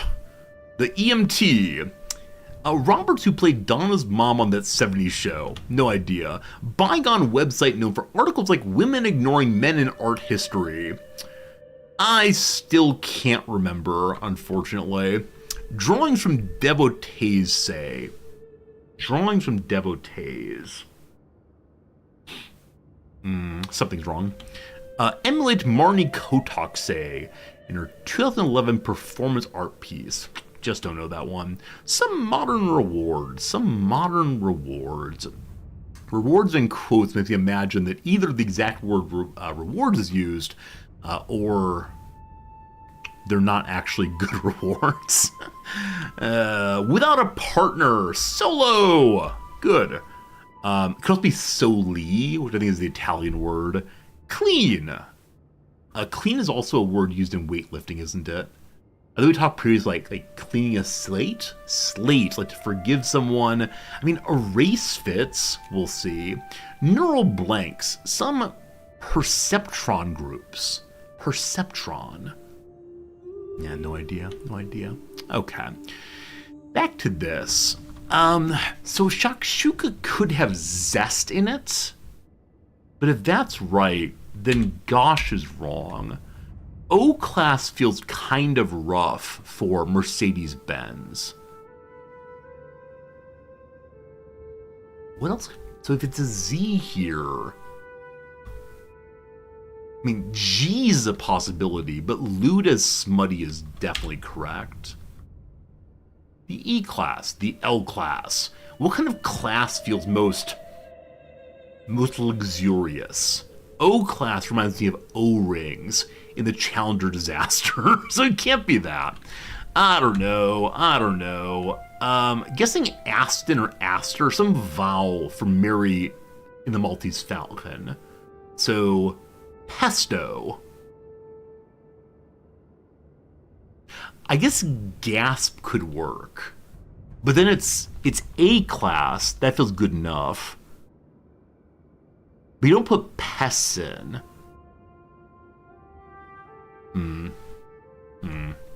Okay. Blank drug, an infection fighter? I have no idea. Instructions for chest examination. Chest examination. The treasure maps. I said it could be that kind of treasure Treasure. No, wait. Treasure. That means look at me now is wrong. There's no way that look at me now is wrong. I don't dance now, I make money moves. UREMAP.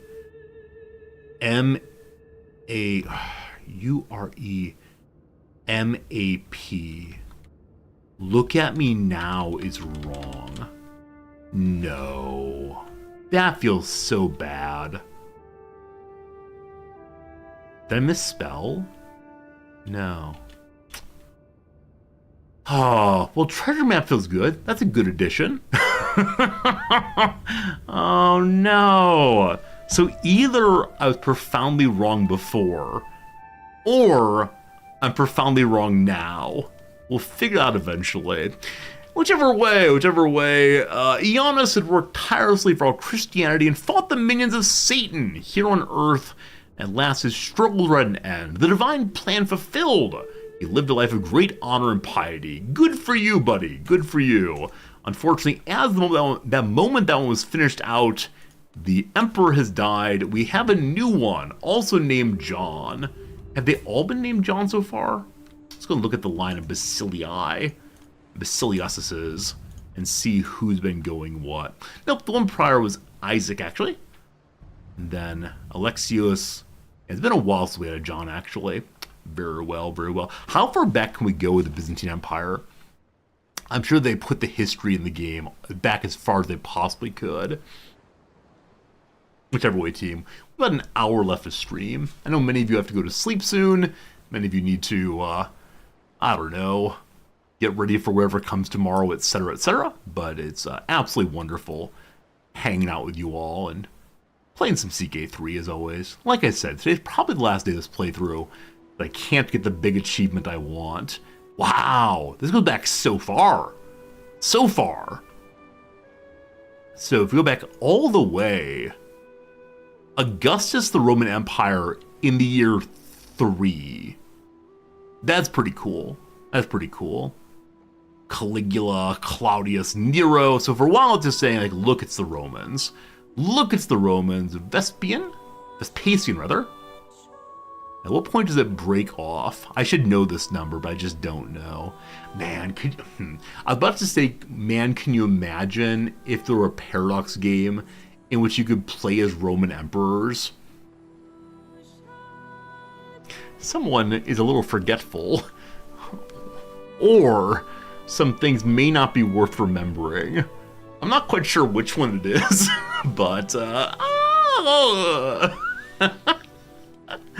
got some Julian, Septus Agata, and Caracalla. It goes, oh, Heliogabalus. Interesting. Interesting choice on Heliogabalus.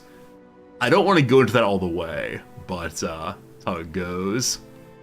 Doesn't break off the these are rightful Roman empires. I mean, I don't disagree, but it doesn't say Roman Empire all the way through. At some point, it says it's just the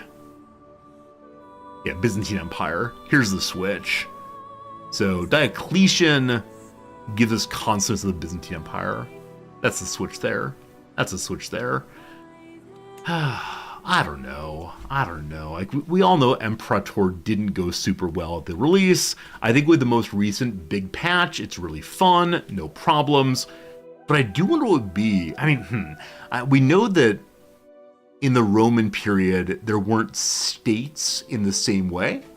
There weren't states that operate the way the feudal ones do. So maybe it's not possible to have a Rome game that's more like this one, but yeah, the roleplay, I just wanted better roleplay in Imperator. Playing at the family level felt abstracted in a way I didn't enjoy. I think it's because, like, in this game, we've been playing as a family, which is kind of what Imperator was also. But were you playing as a family? No, families really mattered in Imperator, but you were playing as, like, the spirit of the state. I think if the family's been filled out a little bit more, it would have been cool. I believe family members in Imperator did have personalities, but it just felt reduced to stats in some way. I don't know. We shouldn't spend time talking about the dead. Once again, don't look at the dead. Once again, we have a new sovereign. We say the same words we said every time. I believe this poor woman has had to say the royal oath 4 or 5 times in her life. Not anyone quite like Queen Elizabeth II, hanging on for, what, 70 years or something? Anyway, by the grace of Christ, we have a faithful new Basileus and Autocrator. He is the Comnenos Ducas Forever Augustos. That's not his Spanish. Sure, I support you. All good, all good. Yeah, we really don't want to become the leader of this place until the achievement's fixed, so we're just going to continue upgrading our state forever. A state is done. We can't go level 5 until we learn cranes. It'll be most easy to get cranes if we become the head of the Greeks. I do not believe that can be done, unfortunately, because of the strength that our current leader has. Where is it?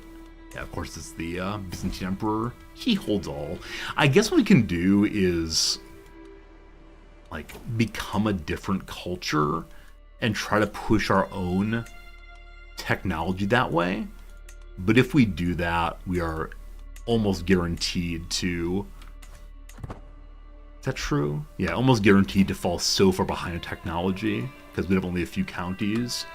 I think we must just wait until the Emperor decides to research what I'd like him to research. I got 500 bucks. I think we're gonna do one more upgrade in the estate and then go visit Jerusalem. We gotta wait though until the plague ends, of course. If we go adventuring a plague, it'll probably be a pretty bad time for everybody. So more estates here, more estates. Let's go ahead and improve our workshop. And like I said, let's do the one that gives us better building construction on the map, because we want that eventually, I'm sure. Hello, Widget. How's it going? Good seeing ya. Hope you're having a good day. Counselor has died of smallpox. That's our second dead counselor in a row. I believe the last one was a marshal. So let's go ahead and see if the steward position is cursed. Let's see. Uh-oh. My very best knight has died. Of the cancer! Oh boy. Oh boy. He didn't get any radical treatments. They didn't try to cut it out, so I do wonder where the cancer is. Speaking of cancer... Sorry. Not a great lead-in. Last night, Noms and I watched Nomadland. That film about people living in their vans and exploring the opportunities of work in seasonal ways. It's a really beautiful movie, really sad movie also. But I think it won the Academy Award a couple years back. Recognize it's a hard movie talking about some really important topics in American culture. But yeah, I do recommend Nomadland is a film that's worth watching if you can get your mood in the right place. It is a tough one in some measure to get through. Anyway, it got a director award, maybe so. I can't remember exactly what it won, but it's one I think worth watching. It's based on a true set of stories, and so I think that's perhaps worth checking out also. Alright, someone will come and go work for my accolade. Someone will take on the position of head knight again soon. It's been announced what tomorrow's game is. I'm not sure. I'm not sure. Some part of me wants to play Derail Valley, which is a train game. It's a train game. We enjoy train games. It's also an older game, though. So another part of me is saying we potentially should play the Against the Storm DLC. That's a possibility. Some part of me says let's go play Hearts of Iron. I don't know. Does anyone think my volume is way too high? Doesn't your machine have like a slider for how loud I want to be? I can speak more quietly. Hello? Hello, friends? Do you want the ASMR stream? I think my volume is the same as it always is. Is my volume different? I didn't change anything. Anyway, my fellow vassal Ustinios has brought forward undeniable evidence that my grandfather Omphe was fathered by my brother Strategos Umelegios. Maybe it's the case that I'm loud compared to the game sound. Yeah, the problem with CK3 is the game sound swings wildly.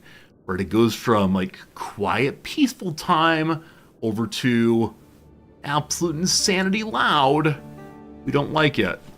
Anyway, this person is my niece and granddaughter both. Niece and granddaughter both. You have me set to 3% volume. I guess it's better to be too loud than too quiet. I'm not sure. I don't know what a good volume for streamers is. I don't really understand audio.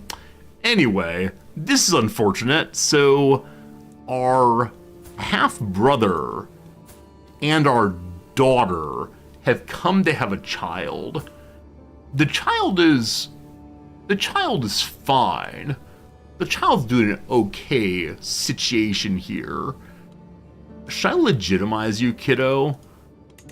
Isn't there a button to say you gotta be one of us? Or do we not legitimize? There we go. Alright, because both of your parents are part of my family, you get legitimized, kiddo. Nobody likes that, but that's okay. That's okay. We don't talk much about what's going on here. My audio is fine for you. Yeah, this is the part where I get overly anxious and run a poll. A poll of the question, is my audio okay? And if too many people vote it's no good, then I panic and try to hire an audio engineer to fix it. But no, I think it's fine. I don't know. As long as you can hear me, that's probably the important thing. Yeah, welcome to Anxiety Stream. It's how it goes for me. They're trolling me. Fuzzy, I don't think you're wrong. Like, I think it used to be the case that people would say, you're muted. I'd look and see, no, I'm not. But it's all fine. I gotta stop caring what chatters say. That's right. All of you are bad. Oh, Sock Thief is good. I feel all good. I appreciate y'all chiming in. I feel fine. It's no big deal. It's just... I don't know. I've been streaming for a very long time, and yet I do occasionally worry I should make it better. Okay, what was I doing? We're still hiding from a disease, unfortunately. I must continue for a bit. And there's one person we're still feuding with. We gotta get him dead before he makes any children. Luckily he's chaste. As soon as possible he will go extinct on his own. Is that the phrase to use? I can murder him now in still 8 years. Alright. I know I'm saving money to go on a pilgrimage. I recall that. Boiling anger! My daughter comes by. Are you the daughter with the questionable decision-making and having children? You're the other one. Wonder who the father is. You have any lovers? As of right now, no. We're wrong character. You have any lovers? You got some friends. My husband is your friend. I'm curious. Anyway, she yells at me. We appreciate it. We have more people joining us. Captain Selden, what are you doing, my friend? Captain Selden, thank you for the 5 gift subs.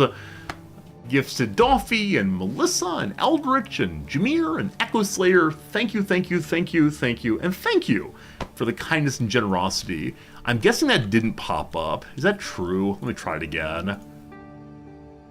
Yeah. For some reason, the pop-up of subscriptions is not working today. I tried to fix it earlier. There's nothing going. Anyway, Selden, thank you again. Thanks for helping my Sunday blues. Selden, of course. I try to keep people company. One of the greatest joys of being a streamer is knowing I'm making the world a slightly better place. Speaking of improving the world, as a governor, I must go yell at someone for selling titles, but we don't dare leave until the disease leaves. So hopefully we can still deal with the governor's issues a little bit later. Also, hello. these things happen. These things happen. We thought it might be a problem.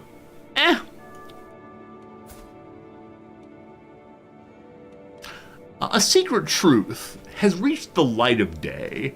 My daughter, Eliodora, has copulated with my brother, Strategos Umegalos. Such things cannot be accepted outside of marriage.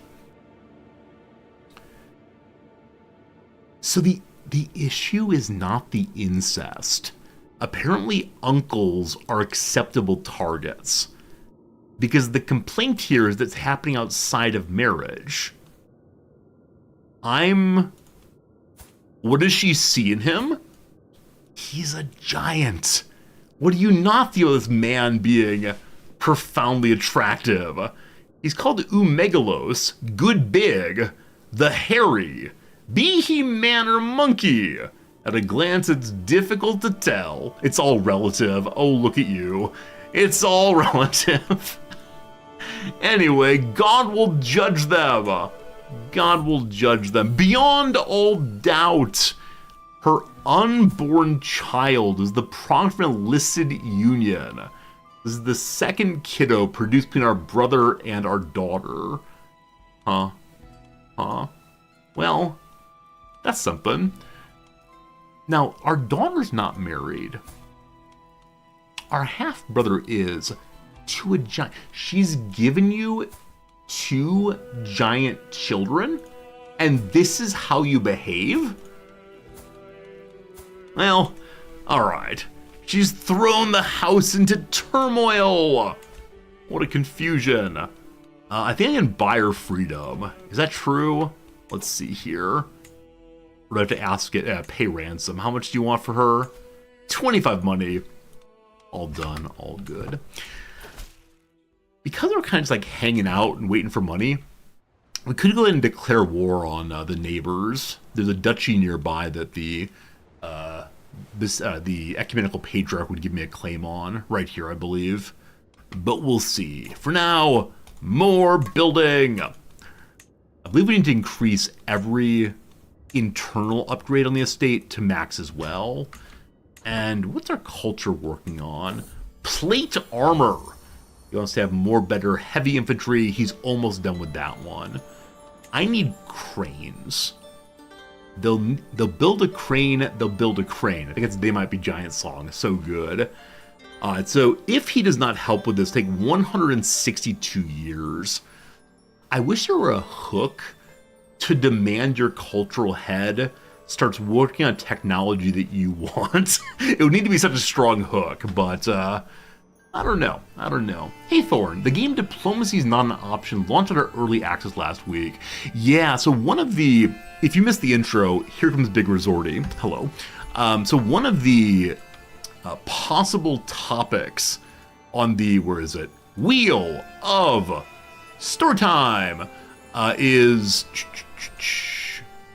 where is it? Emailed games. Emailed games is a possibility.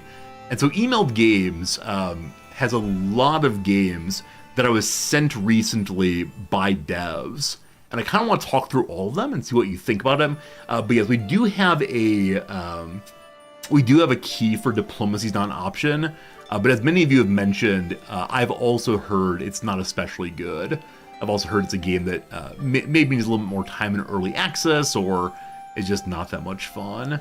Maybe emailed games should have mandatory topics when we need a game tomorrow. It is true. We could just try to go through all the emailed games and see which ones are worth playing. But, you know, at the same time, many of you have said, let's play Derail Valley. And,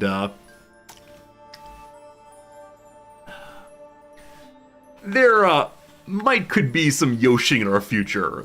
Could be some yosh. I'm not sure. I'm not sure. My Japanese conductor hat might be perfect. Unfortunately, and this is absolutely true, on Amazon Japan, I found this conductor's hat, which I think is delightful. And there are different sizes for different, like, hat parts, or head parts. And the largest one said 58 centimeters and above. And I said, okay, I got a big old melon, let's do that.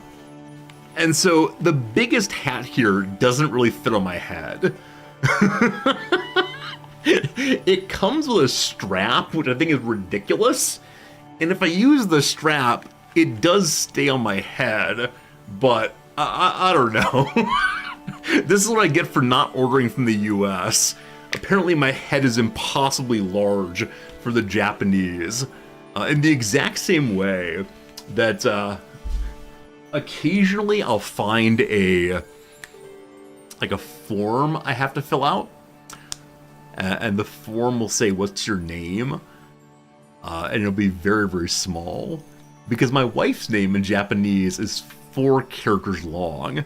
This is the standard Japanese name length. Some people have ones that are 3 and even 2 characters long. My name in English is a tremendous number of characters. If I write it in Japanese characters, it's still 7 characters, and so regularly I'll have to write my name on the line and then the area below also. And the very first time I ever wrote my name, like my full English name, onto a form, I remember that the worker just kind of stared at it for a while as of how long it was. The problem is that when I registered here, I love it. You have to register your name in Japan in the exact way it's on your passport. So my name here is family name, first name, middle name. And so anytime I want to fill out an official form, I have to fill it out exactly that way. Unfortunately, French passports, I think it's French, include on women's passports what their prior family name was if they're married, as well as the word "ne," meaning formerly named. And so if you come to Japan, you have to have as part of your official name the word for prior family. It's something like that. I'll figure it out before tomorrow, but it is absolutely ridiculous how you're not able to assert what your name is, or you're not allowed to leave off the parts that are like functional terms instead. That's how it goes. Your name in your dad's language. Oh, that's Welsh, isn't it, Kyrian? That long Welsh name. Yeah, can't imagine writing it all. It's a lot. And again, it's whatever's on your passport, including words. Oh, what is it? I have a colleague who's from Lebanon, and I think he said that his legal name is incredibly, incredibly long, and he only uses it on his passport, but it does not matter. Anyway, Grubzilla, you like that I announced Here Comes Big Resorty?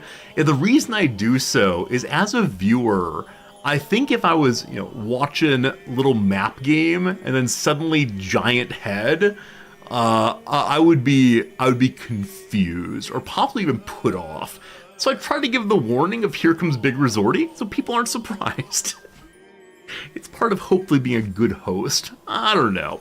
Anyway, my steward says the people in the Dorma of Pormovji need some new roads. A commoner by the name of Vladislav wants to lead the construction effort. He's not going to steal my money, so let's get to it. Incidentally, the villainy of Stratos Trianos and all of his house is beyond doubt. But is it seemly for my family to bicker with his family?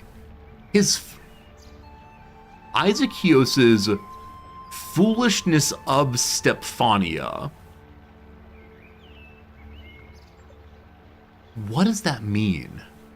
Isaacos's foolishness of Stephania is unforgivable, but should we demean ourselves, wasting time on little people? We must continue.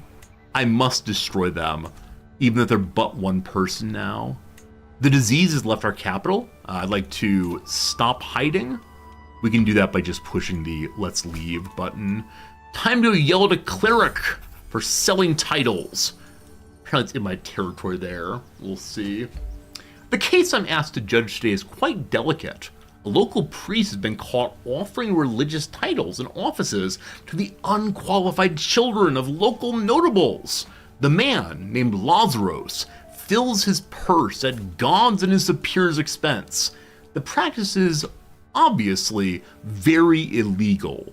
Because of the religious nature of the crime itself and of the parties involved, it's also rather controversial. There's great risk that by my necessary intervention in the affairs, the clergy will be displeased. The gold should be donated to religious institutions. If we do that, temples are built more quickly. The illegally acquired gold is mine. Repent and return the money, or I need a favor. I'm taking the money, and the reason I'm taking the money is to go on a pilgrimage. Wouldn't that be nice? I think it's a good use of the money. On the road, the highway is having trouble. My constructing officer does not have supplies, and the workers are afeared. I can send guards out to help. Absolutely. What is the cost to go pilgriming? If I want to go pilgriming somewhere farther away than previously, what will it take? So went to Basiliusville previously. So to Antioch, 372 additional cost. To Rome, 186 additional cost. So 793. If I make it cheap, 753 is the cheapest right now. I'll need to hire guards also, and a caravan master. My lovely daughter can do that. We'll only have one medium danger location then. Okay, got to save money for a little while. We'll see if the Patriarch is close to offer me some cash. What do you say? What do you say? He has 1034. He must have 1387. We're to keep an eye on Buddy here for a while. Also, more money, more good. So now we get 10% more money for every level of stress. There's a possibility of it being a good idea to pick up stress to get more money. It'll pull up how much more? I mean, another 4.4. That wouldn't be terrible. Also, we just inherited a city called Glubosia. I believe we're allowed to take care of cities as administrators, so we'll hold that for now. And I do want to build it up, but I also know I need to save money for pilgrimage. We'll see. A high chieftain very far away invites me to a tournament.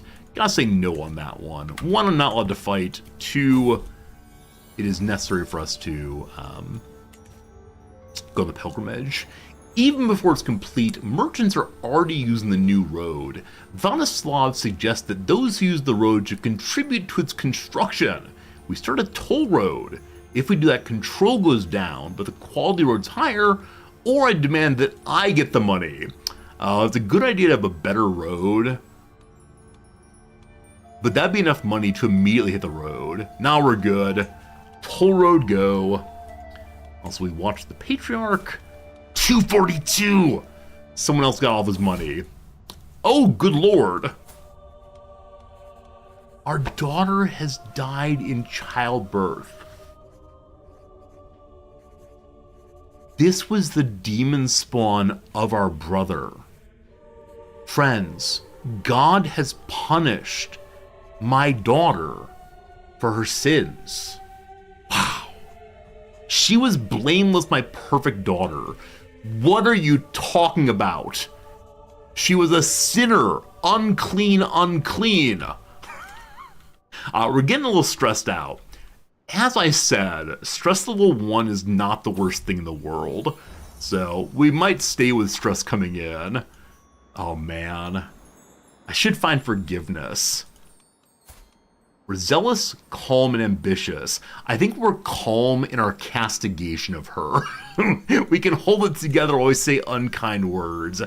Anyway, the merchants have made a donation to expand the road further. I can take the money, or we'll make the road even better. Trying to make the best possible road. We're good guys, I swear. So it's very easy to miss the patriarchs having enough money for you, especially as they become larger and larger. Pulling 22 a month from his various bishop holdings. Gonna take a while, but soon. The road progress, the ground firmer, the stretches flatter, milady. Expand the road even farther. Things where they want them are perfect opportunity to cut costs. Now let's make it as best I can, the biggest possible road. My brother who killed my daughter is interested in alliance. We want alliances inside the family to give us more influence. Getting close to Imperius. Almost religious icon also. It's possible this ruler, if she dies if she dies down the road, she will then be able to cap out all three: prestige, piety, and influence. That'd be cool. We'll see. The road network through my home is complete. This might well be the best road in the entire realm, my liege, he says with pride. I can't wait to reap the benefits, one stewardship, or give him a further job. Do I want him in the court? Not really. Thanks for the road. Thanks for the perk. We appreciate it. Do we have enough gold to go now? We do, actually. Thanks for catching that. So we can go ahead and hit Rome or Jerusalem. My brother killed my daughter after they had an affair. She died in childbirth. So it is his parasitical intrusion upon her that caused the issues. That's the story we're going with. Alright. Like I've said previously, we're pilgriming in places that are held by Muslims, so this might go kind of terribly. We'll see what happens. Most dangerous locations, Rome itself. That's a problem. As we're going through, we'll visit the papacy. That'll be nice. We could hit other important territories once we're in Italy. We'll decide once we're done visiting the pilgrimage location. So, need some captains, need some mercenaries. It's now 861 in cost. If I go more contentably and more humbly, 821. We spend all of our money, but here we go. Once more pilgriming. I do wonder if I should have a longer pilgrimage for more opportunities for piety engagements.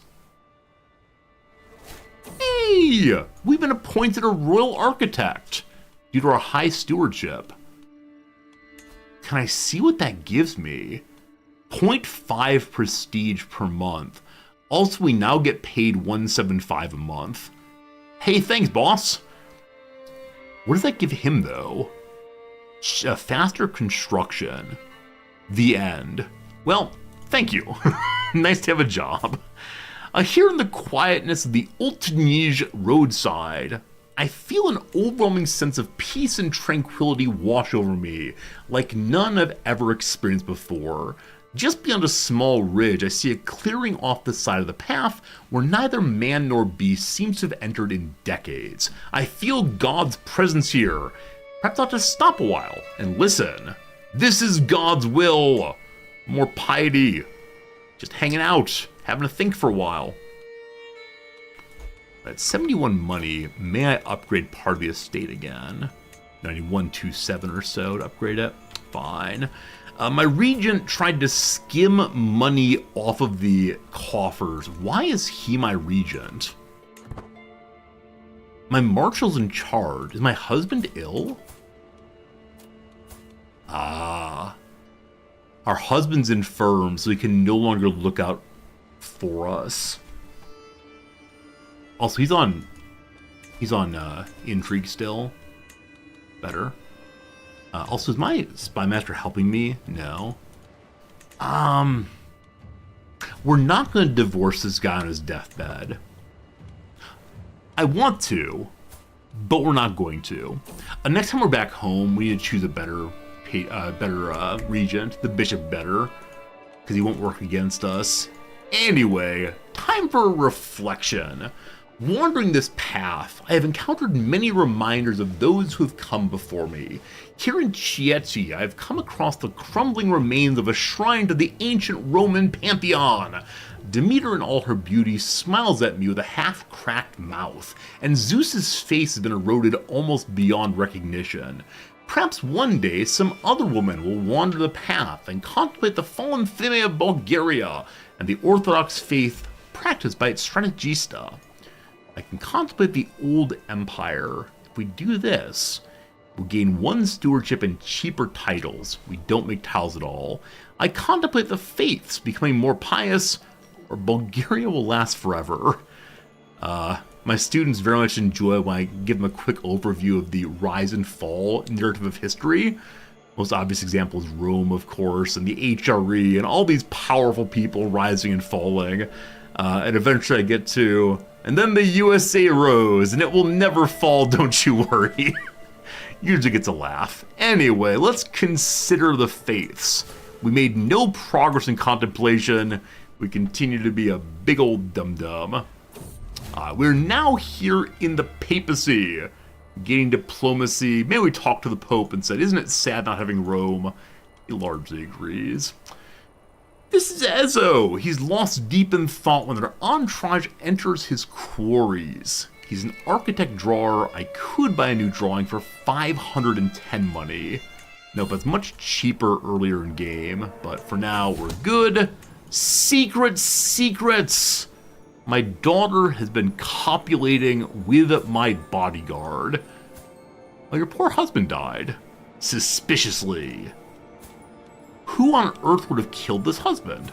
That's outrageous. Anyway, secrets.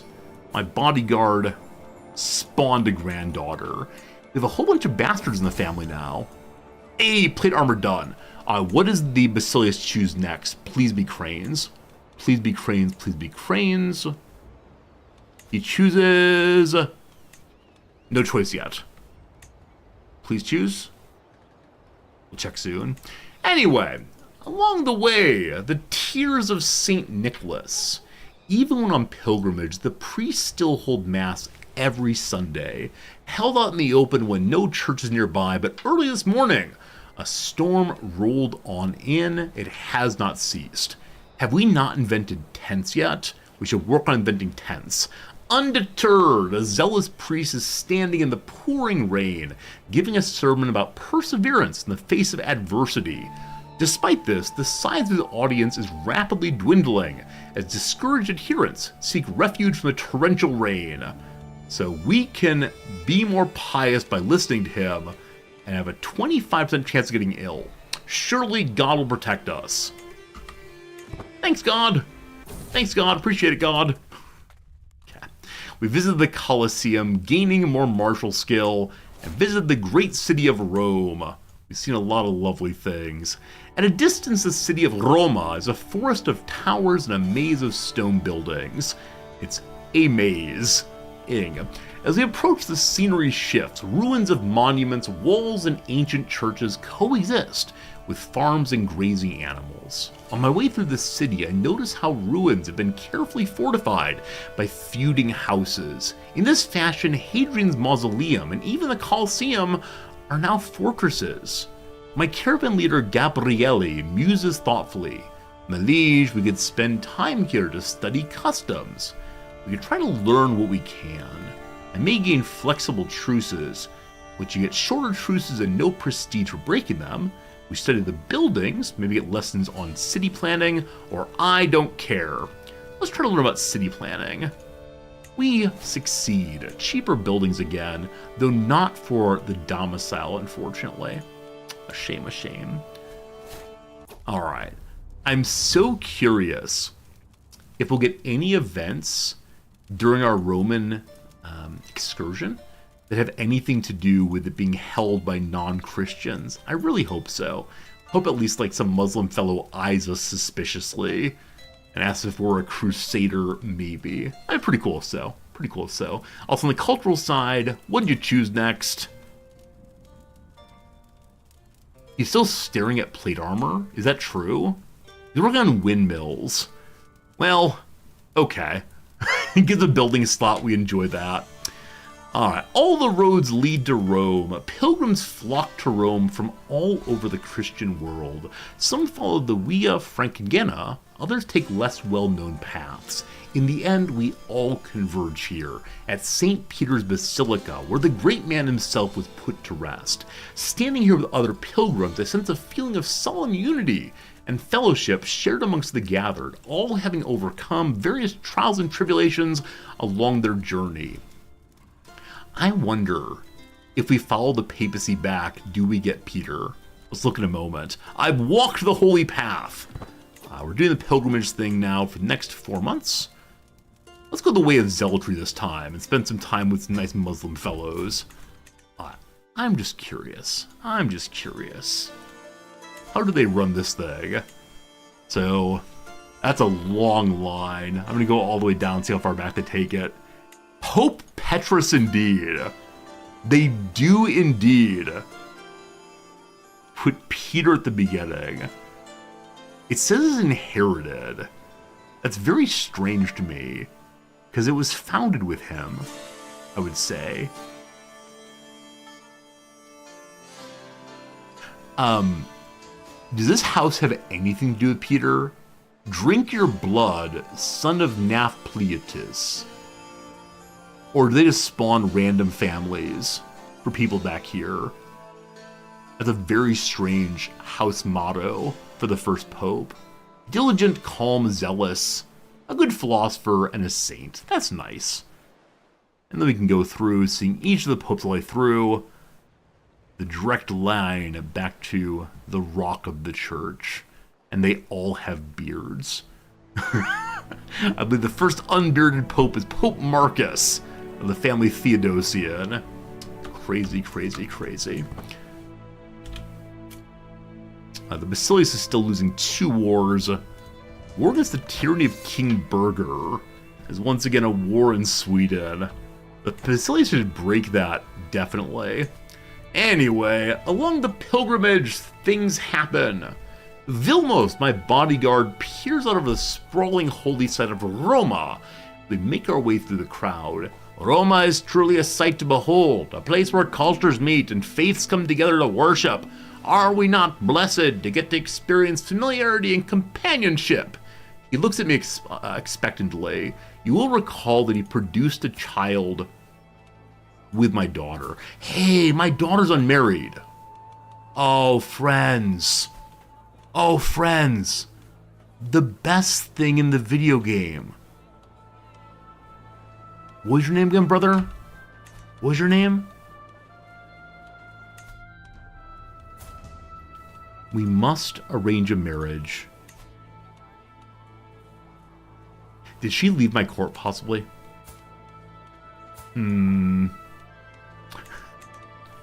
Obviously, most important, make love matches.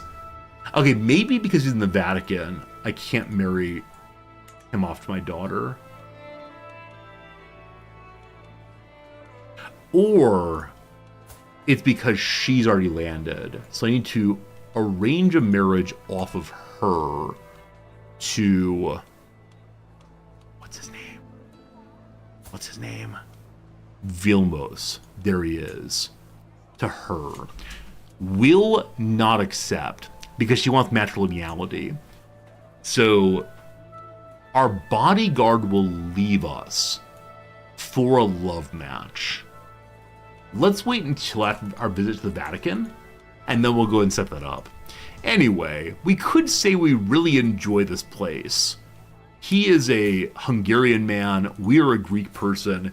He's trying to talk about how different cultures fit together. We don't believe they do. So, spirituality brings us together, but be quiet about Hungarianism. It's not a real thing. I love our pose here. We're currently allowing the Holy Spirit to come with us. That's right. Holy Spirit, where's my Pentecost? So last time our piousness be at just level 2. I do hope we get level 3 this time. As I wander around the stalls of the market, avoiding as many local foods as I can, what's a food local to Rome? Like olives? I like olives quite a bit. We had olives at dinner the other night. It was so delightfully served. It was a very small bowl of olives. And then they gave us these really thick toothpicks to stab on in. And I was delighted at the first stab that I hit the olive pit, because had I not done so, I probably would assume that the olives were pitted, or I guess unpitted. Remove the pits.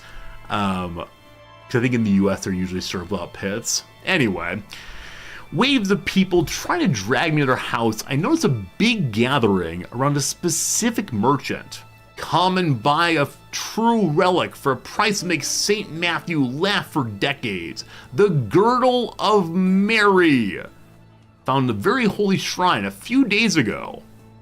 The Girdle of Mary, an eloquent reliquary containing a holy relic. The Girdle of Mary. More piety, more court grandeur. Court grandeur does not help us.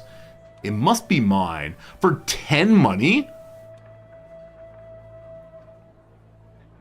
For 10 money? Well, it's probably nothing. We get pious for falling for it. Yes, we fall for her tricks. We're so pious. Okay, so the Girdle of Mary, not sure which Mary, gives 0.5 piety and 4%. This one gives 0.1 piety. Trade it out. Very, very good. Our pilgrimage continues. Got a lot of money again. So, nothing's being built here. Let's continue pushing the levels on this to the pleasure houses. Pleasure house apparently is the highest level of baths. Don't know what caused the pleasure, but I'm all about the upgrades. 27 days. Haven't had a single moment of zealotry yet. I walk into a church with a formidable guilt upon me. The light illuminating the altar like a sunny summer day is so dense that I feel like I could touch it. What kind of life am I living? What kind of strategista could I be? Or mother, or daughter? If I don't change my murder nature... Hello? Shh, secrets. If I don't change my murderer nature, the only light I'll see will be that of the fires of hell. So, here I am, born a new woman. It's as if we didn't murder anyone. Or I may as well enjoy life. No. Friends, we apologize to the Lord, and our murder secret goes away. We no longer know of the cruelness we have done. In 6 years, I can murder someone else. Yes. We have to come on pilgrimage more often than not. Thanks, God. Sure do appreciate it. And we didn't even have to pay money to anybody. They just show up. The pilgrimage ends. And our time at the sacred site draws to an end. I'm satisfied in knowing that most, if not all, of my decisions throughout the respectable and well-paced journey have been taken to prove devotion to the Lord and Christianity. This being my second pilgrimage, I can't help but compare it to my previous visit to Byzantium in all of its holiness. I'm thrilled by the notion of having visited a new holy site. Thanks, Roma. We appreciate it. Let's walk on home and prepare for another pilgrimage soon. Will we hit all 5 of them? We'll see, we'll see, we'll see. Gotta be good. 200 money. I believe I can upgrade my recently built... Yes, my recently built blacksmiths. Just get a little bit more taxation that way. And the city of Glubachovia. Nope, I don't know how to say this word. Globotia, sure. There's a bunch of open slots. We should fill those well with I don't know what right now. We have siege weapons that are undeployed, I believe. Is that true? Yeah, unstationed siege weapons. It'd be good to find a place to dump those. A lot of holdings have +1/2. We might try to put them here and increase the strength of that location as well. Right now it has no bonuses at all to siege weapons. I don't know if cities can gain those. Anyway, milady, but a moment of your time to hear my latest poem. This isn't the first Italian who has tried to introduce me to their poetry, and considering the road ahead, surely not the last. They must be have a true infatuation with poetry here, for every other dreamer has a poem in their heart. Okay, we could talk to them and learn more about poetry, or I can try to make an attempt and be a poet myself.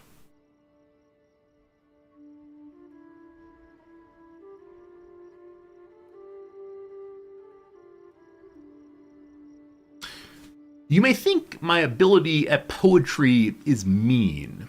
After all, I'm not a writer, I'm a queen. It takes a lot of time to focus this way. Out of my poetry, I ask you not to say nay. It is the case that... What was the rhyme I wanted to say here? Never mind. Never mind. What was the rhyme? I had a good rhyme picked out. Oh no! Oh no! Oh, it was gonna end with me saying, thank you for joining me on Twitch. What was I rhyming Twitch with though? It wasn't witch. Oh man. Well, let's be a poet. Hooray! The poetry is in the effort. The poetry is not in the success. I know that Twitch rhymes with witch. It wasn't that. My excellent words now bewitch. Thank you for joining me here on Twitch. Oh, I don't know. What absolute failure. That was terrible. Anyway, my dear sweet husband, I'd like to scratch my poetry itch. Red Rover, that's exactly it. I was going to use the word itch, but I forgot itch in my earlier extemporaneous commentary. That's good, that's good. Yeah, thank you for letting me scratch my poetry itch. We have a lot of fun here on Twitch.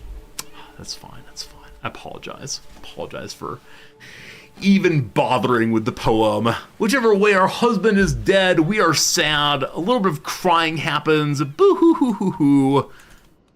That's sad, though. Oh, weren't they childhood crushes? No, that was the last one. I forgot that our queen had a childhood crush who died at age 34.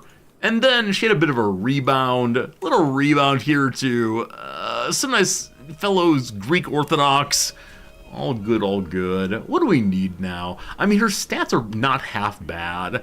I guess I should give her military stats rather, and then just like focus in on actually fighting somewhere. Because the only wars we've had this playthrough have been ones to defend the Basilius.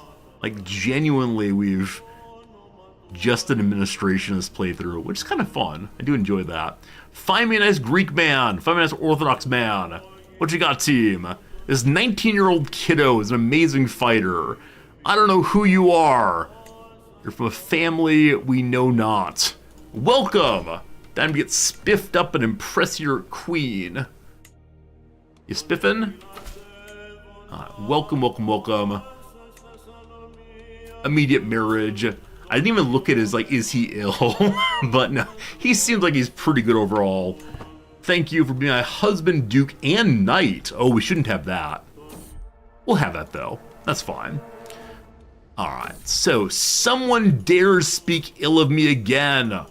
Oh, my words don't hold the weight they used to. My standing among my peers is suspiciously fragile. The craziest and most compromising rumors circulate about me. People believe them all. Frankly, outrageous. Frankly, outrageous. So we get a claim on Duchess Barbara here of Julja, which is close enough I want to fight it. Thank you for the claim. Now, are women allowed to push their own claims? I actually don't know. Oh, marry your daughter to my bodyguard. Thank you, thank you. When we're home, we'll do that definitely. Gotta make that love match. It's the fulfillment of the playthrough. While traveling home, next door to my place, they offer me some strange food. Exotic food stalls. My nose is drawn to a lowly stall, stacked with a dish I could only dream of. It's potatoes. I will eat what I want to. I got food poisoning. Great. Am I losing 2 wars? It's not me, it's the Basilius. He fights a lot of wars that he can't win because he keeps going to Scandinavia.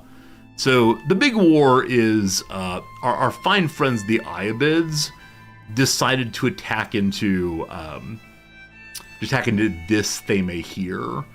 There's no way we can stop them. So we hope the Basilius shows up and fights them. The other war is a war in Scandinavia, I believe. Yeah, trying to defend the Swedish king against a Prince Bishop who's trying to force a succession here down to this child. So the Basilius has 4,000 troops there. He has 14,000 in total. So he may have 10,000 up here somewhere, but that's beyond my vision. Oftentimes he's had his armada just floating back and forth in absolute panic. Ooh, poor Sardinia and Corsica, looking pretty rough there. What's the disease? Duke Ralph's boils, only a major disease, not as bad as it could be. Alright, we back home. We're sickly, we're back home though. So, friends, it is the case that our playthrough has come to an end. I've enjoyed myself, hopefully you've enjoyed yourself. I don't see my bodyguard anymore. Where'd he go? There he is. Well, that's too much work for now. Anyway, friends, hope you had a good time. It's time for a quick little ad break, last 3-minute ad break. We'll go ahead and do a quick little crossword puzzle as we finish it out. I'm thinking tomorrow we will play a train game, not 100%. If you're only a Paradox viewer, I thank you for hanging out. We'll have more Paradox games soon. There's a Stellaris DLC coming out at the end of the semester. Too many DLCs. We'll probably play it anyway. For now, quick little ad break, quick little hangout. Thanks for being here. We'll save this save file until they fix that bug, which allows us to complete our main achievement. It'll be fun. It'll be fine. It'll be fine. Okay, the Blank Moon with one bright star, Omen and Coleridge's Rime of the Ancient Mariner. Do not know. Michael Stedman portrayer on 30-something. Kenneth. No idea. Or Ken. Is there someone named Ken Olin, maybe? That name feels similar, I'm not sure. A principle similar to foreshadowing. Oh, Chekhov's gun. Similar to foreshadowing is Chekhov's... Oh boy. Well, gun at the end. Check off? I didn't think I'd see here. Is there an H maybe? Oh boy. So something's wrong in there. My knowledge of spelling is rough. Anyway, that's roughly correct. Inner tube, inner tube, inner tube. It could be like part of the ear, like the eustachian tube possibly. I mentioned veins and arteries. Should help with spelling. So only on words that are very obvious in their spelling. Like if I type in airplane as air P-L-E-N-E, then sure. But things like Chekhov, probably not. Probably not. Thanks though. Ugh, I'm done with you. Go away. Oh, it's Cerebro. I remembered. Professor X's mutant finding device is called Cerebro. Nice. Nice. Progress. I'm done with you. Bye, Felicia. Alternative to Buddy. Little John. Little Fama. Is ATF right as part of the Department of Justice? I guess the Department of Justice has lots of subdivisions. Get rid of that. And then HL looks really, really bad. So we're going to get rid of that also.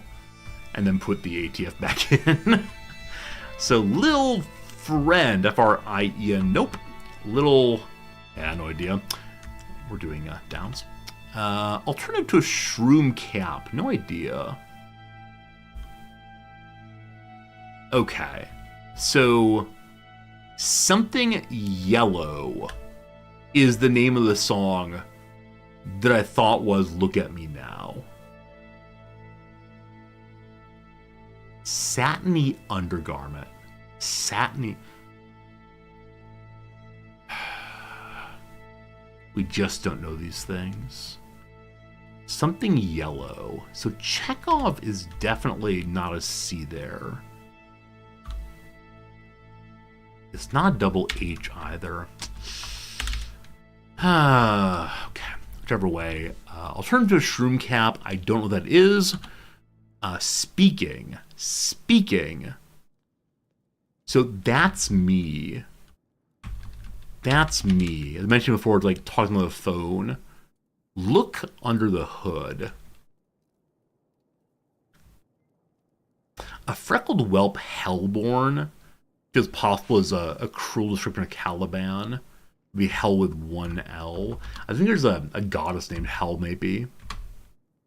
Look under the hood. Look under the hood. Okay, stick in a field sport. I'm so stuck on lacrosse. Is it just CROSSE? That would actually work. So, Cho is Michael Cho, and he's the portrayal of Sulu. I think I may have said that earlier. So is it just called cross, the kind of stick in lacrosse? No idea. I'm going to finish the downs and then we'll say goodbye. One after another in a row. Irony takes nothing away from genius. Game of Thrones nickname with the. I said the imp. Feels plausible. Roberts, who played Donna's mom on that 70s show. No idea. Dulce et.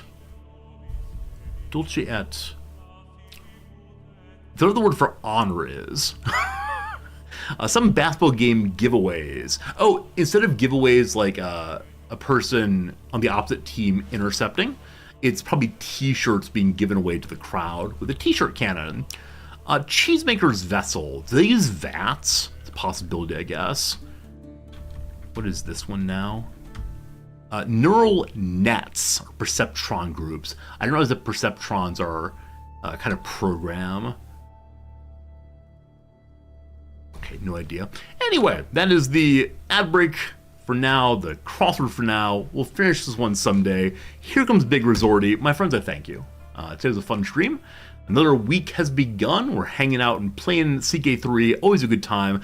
Like I said, more Paradox games in the future. Not quite sure when, but we'll be playing probably Derail Valley tomorrow.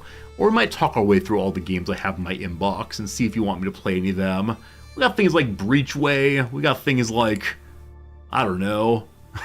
I can't remember their games. There's some games. Tomorrow we'll talk about that. Should be fun. For now, good night, good day, good thank you. And we'll see you again real soon. Goodbye, friends.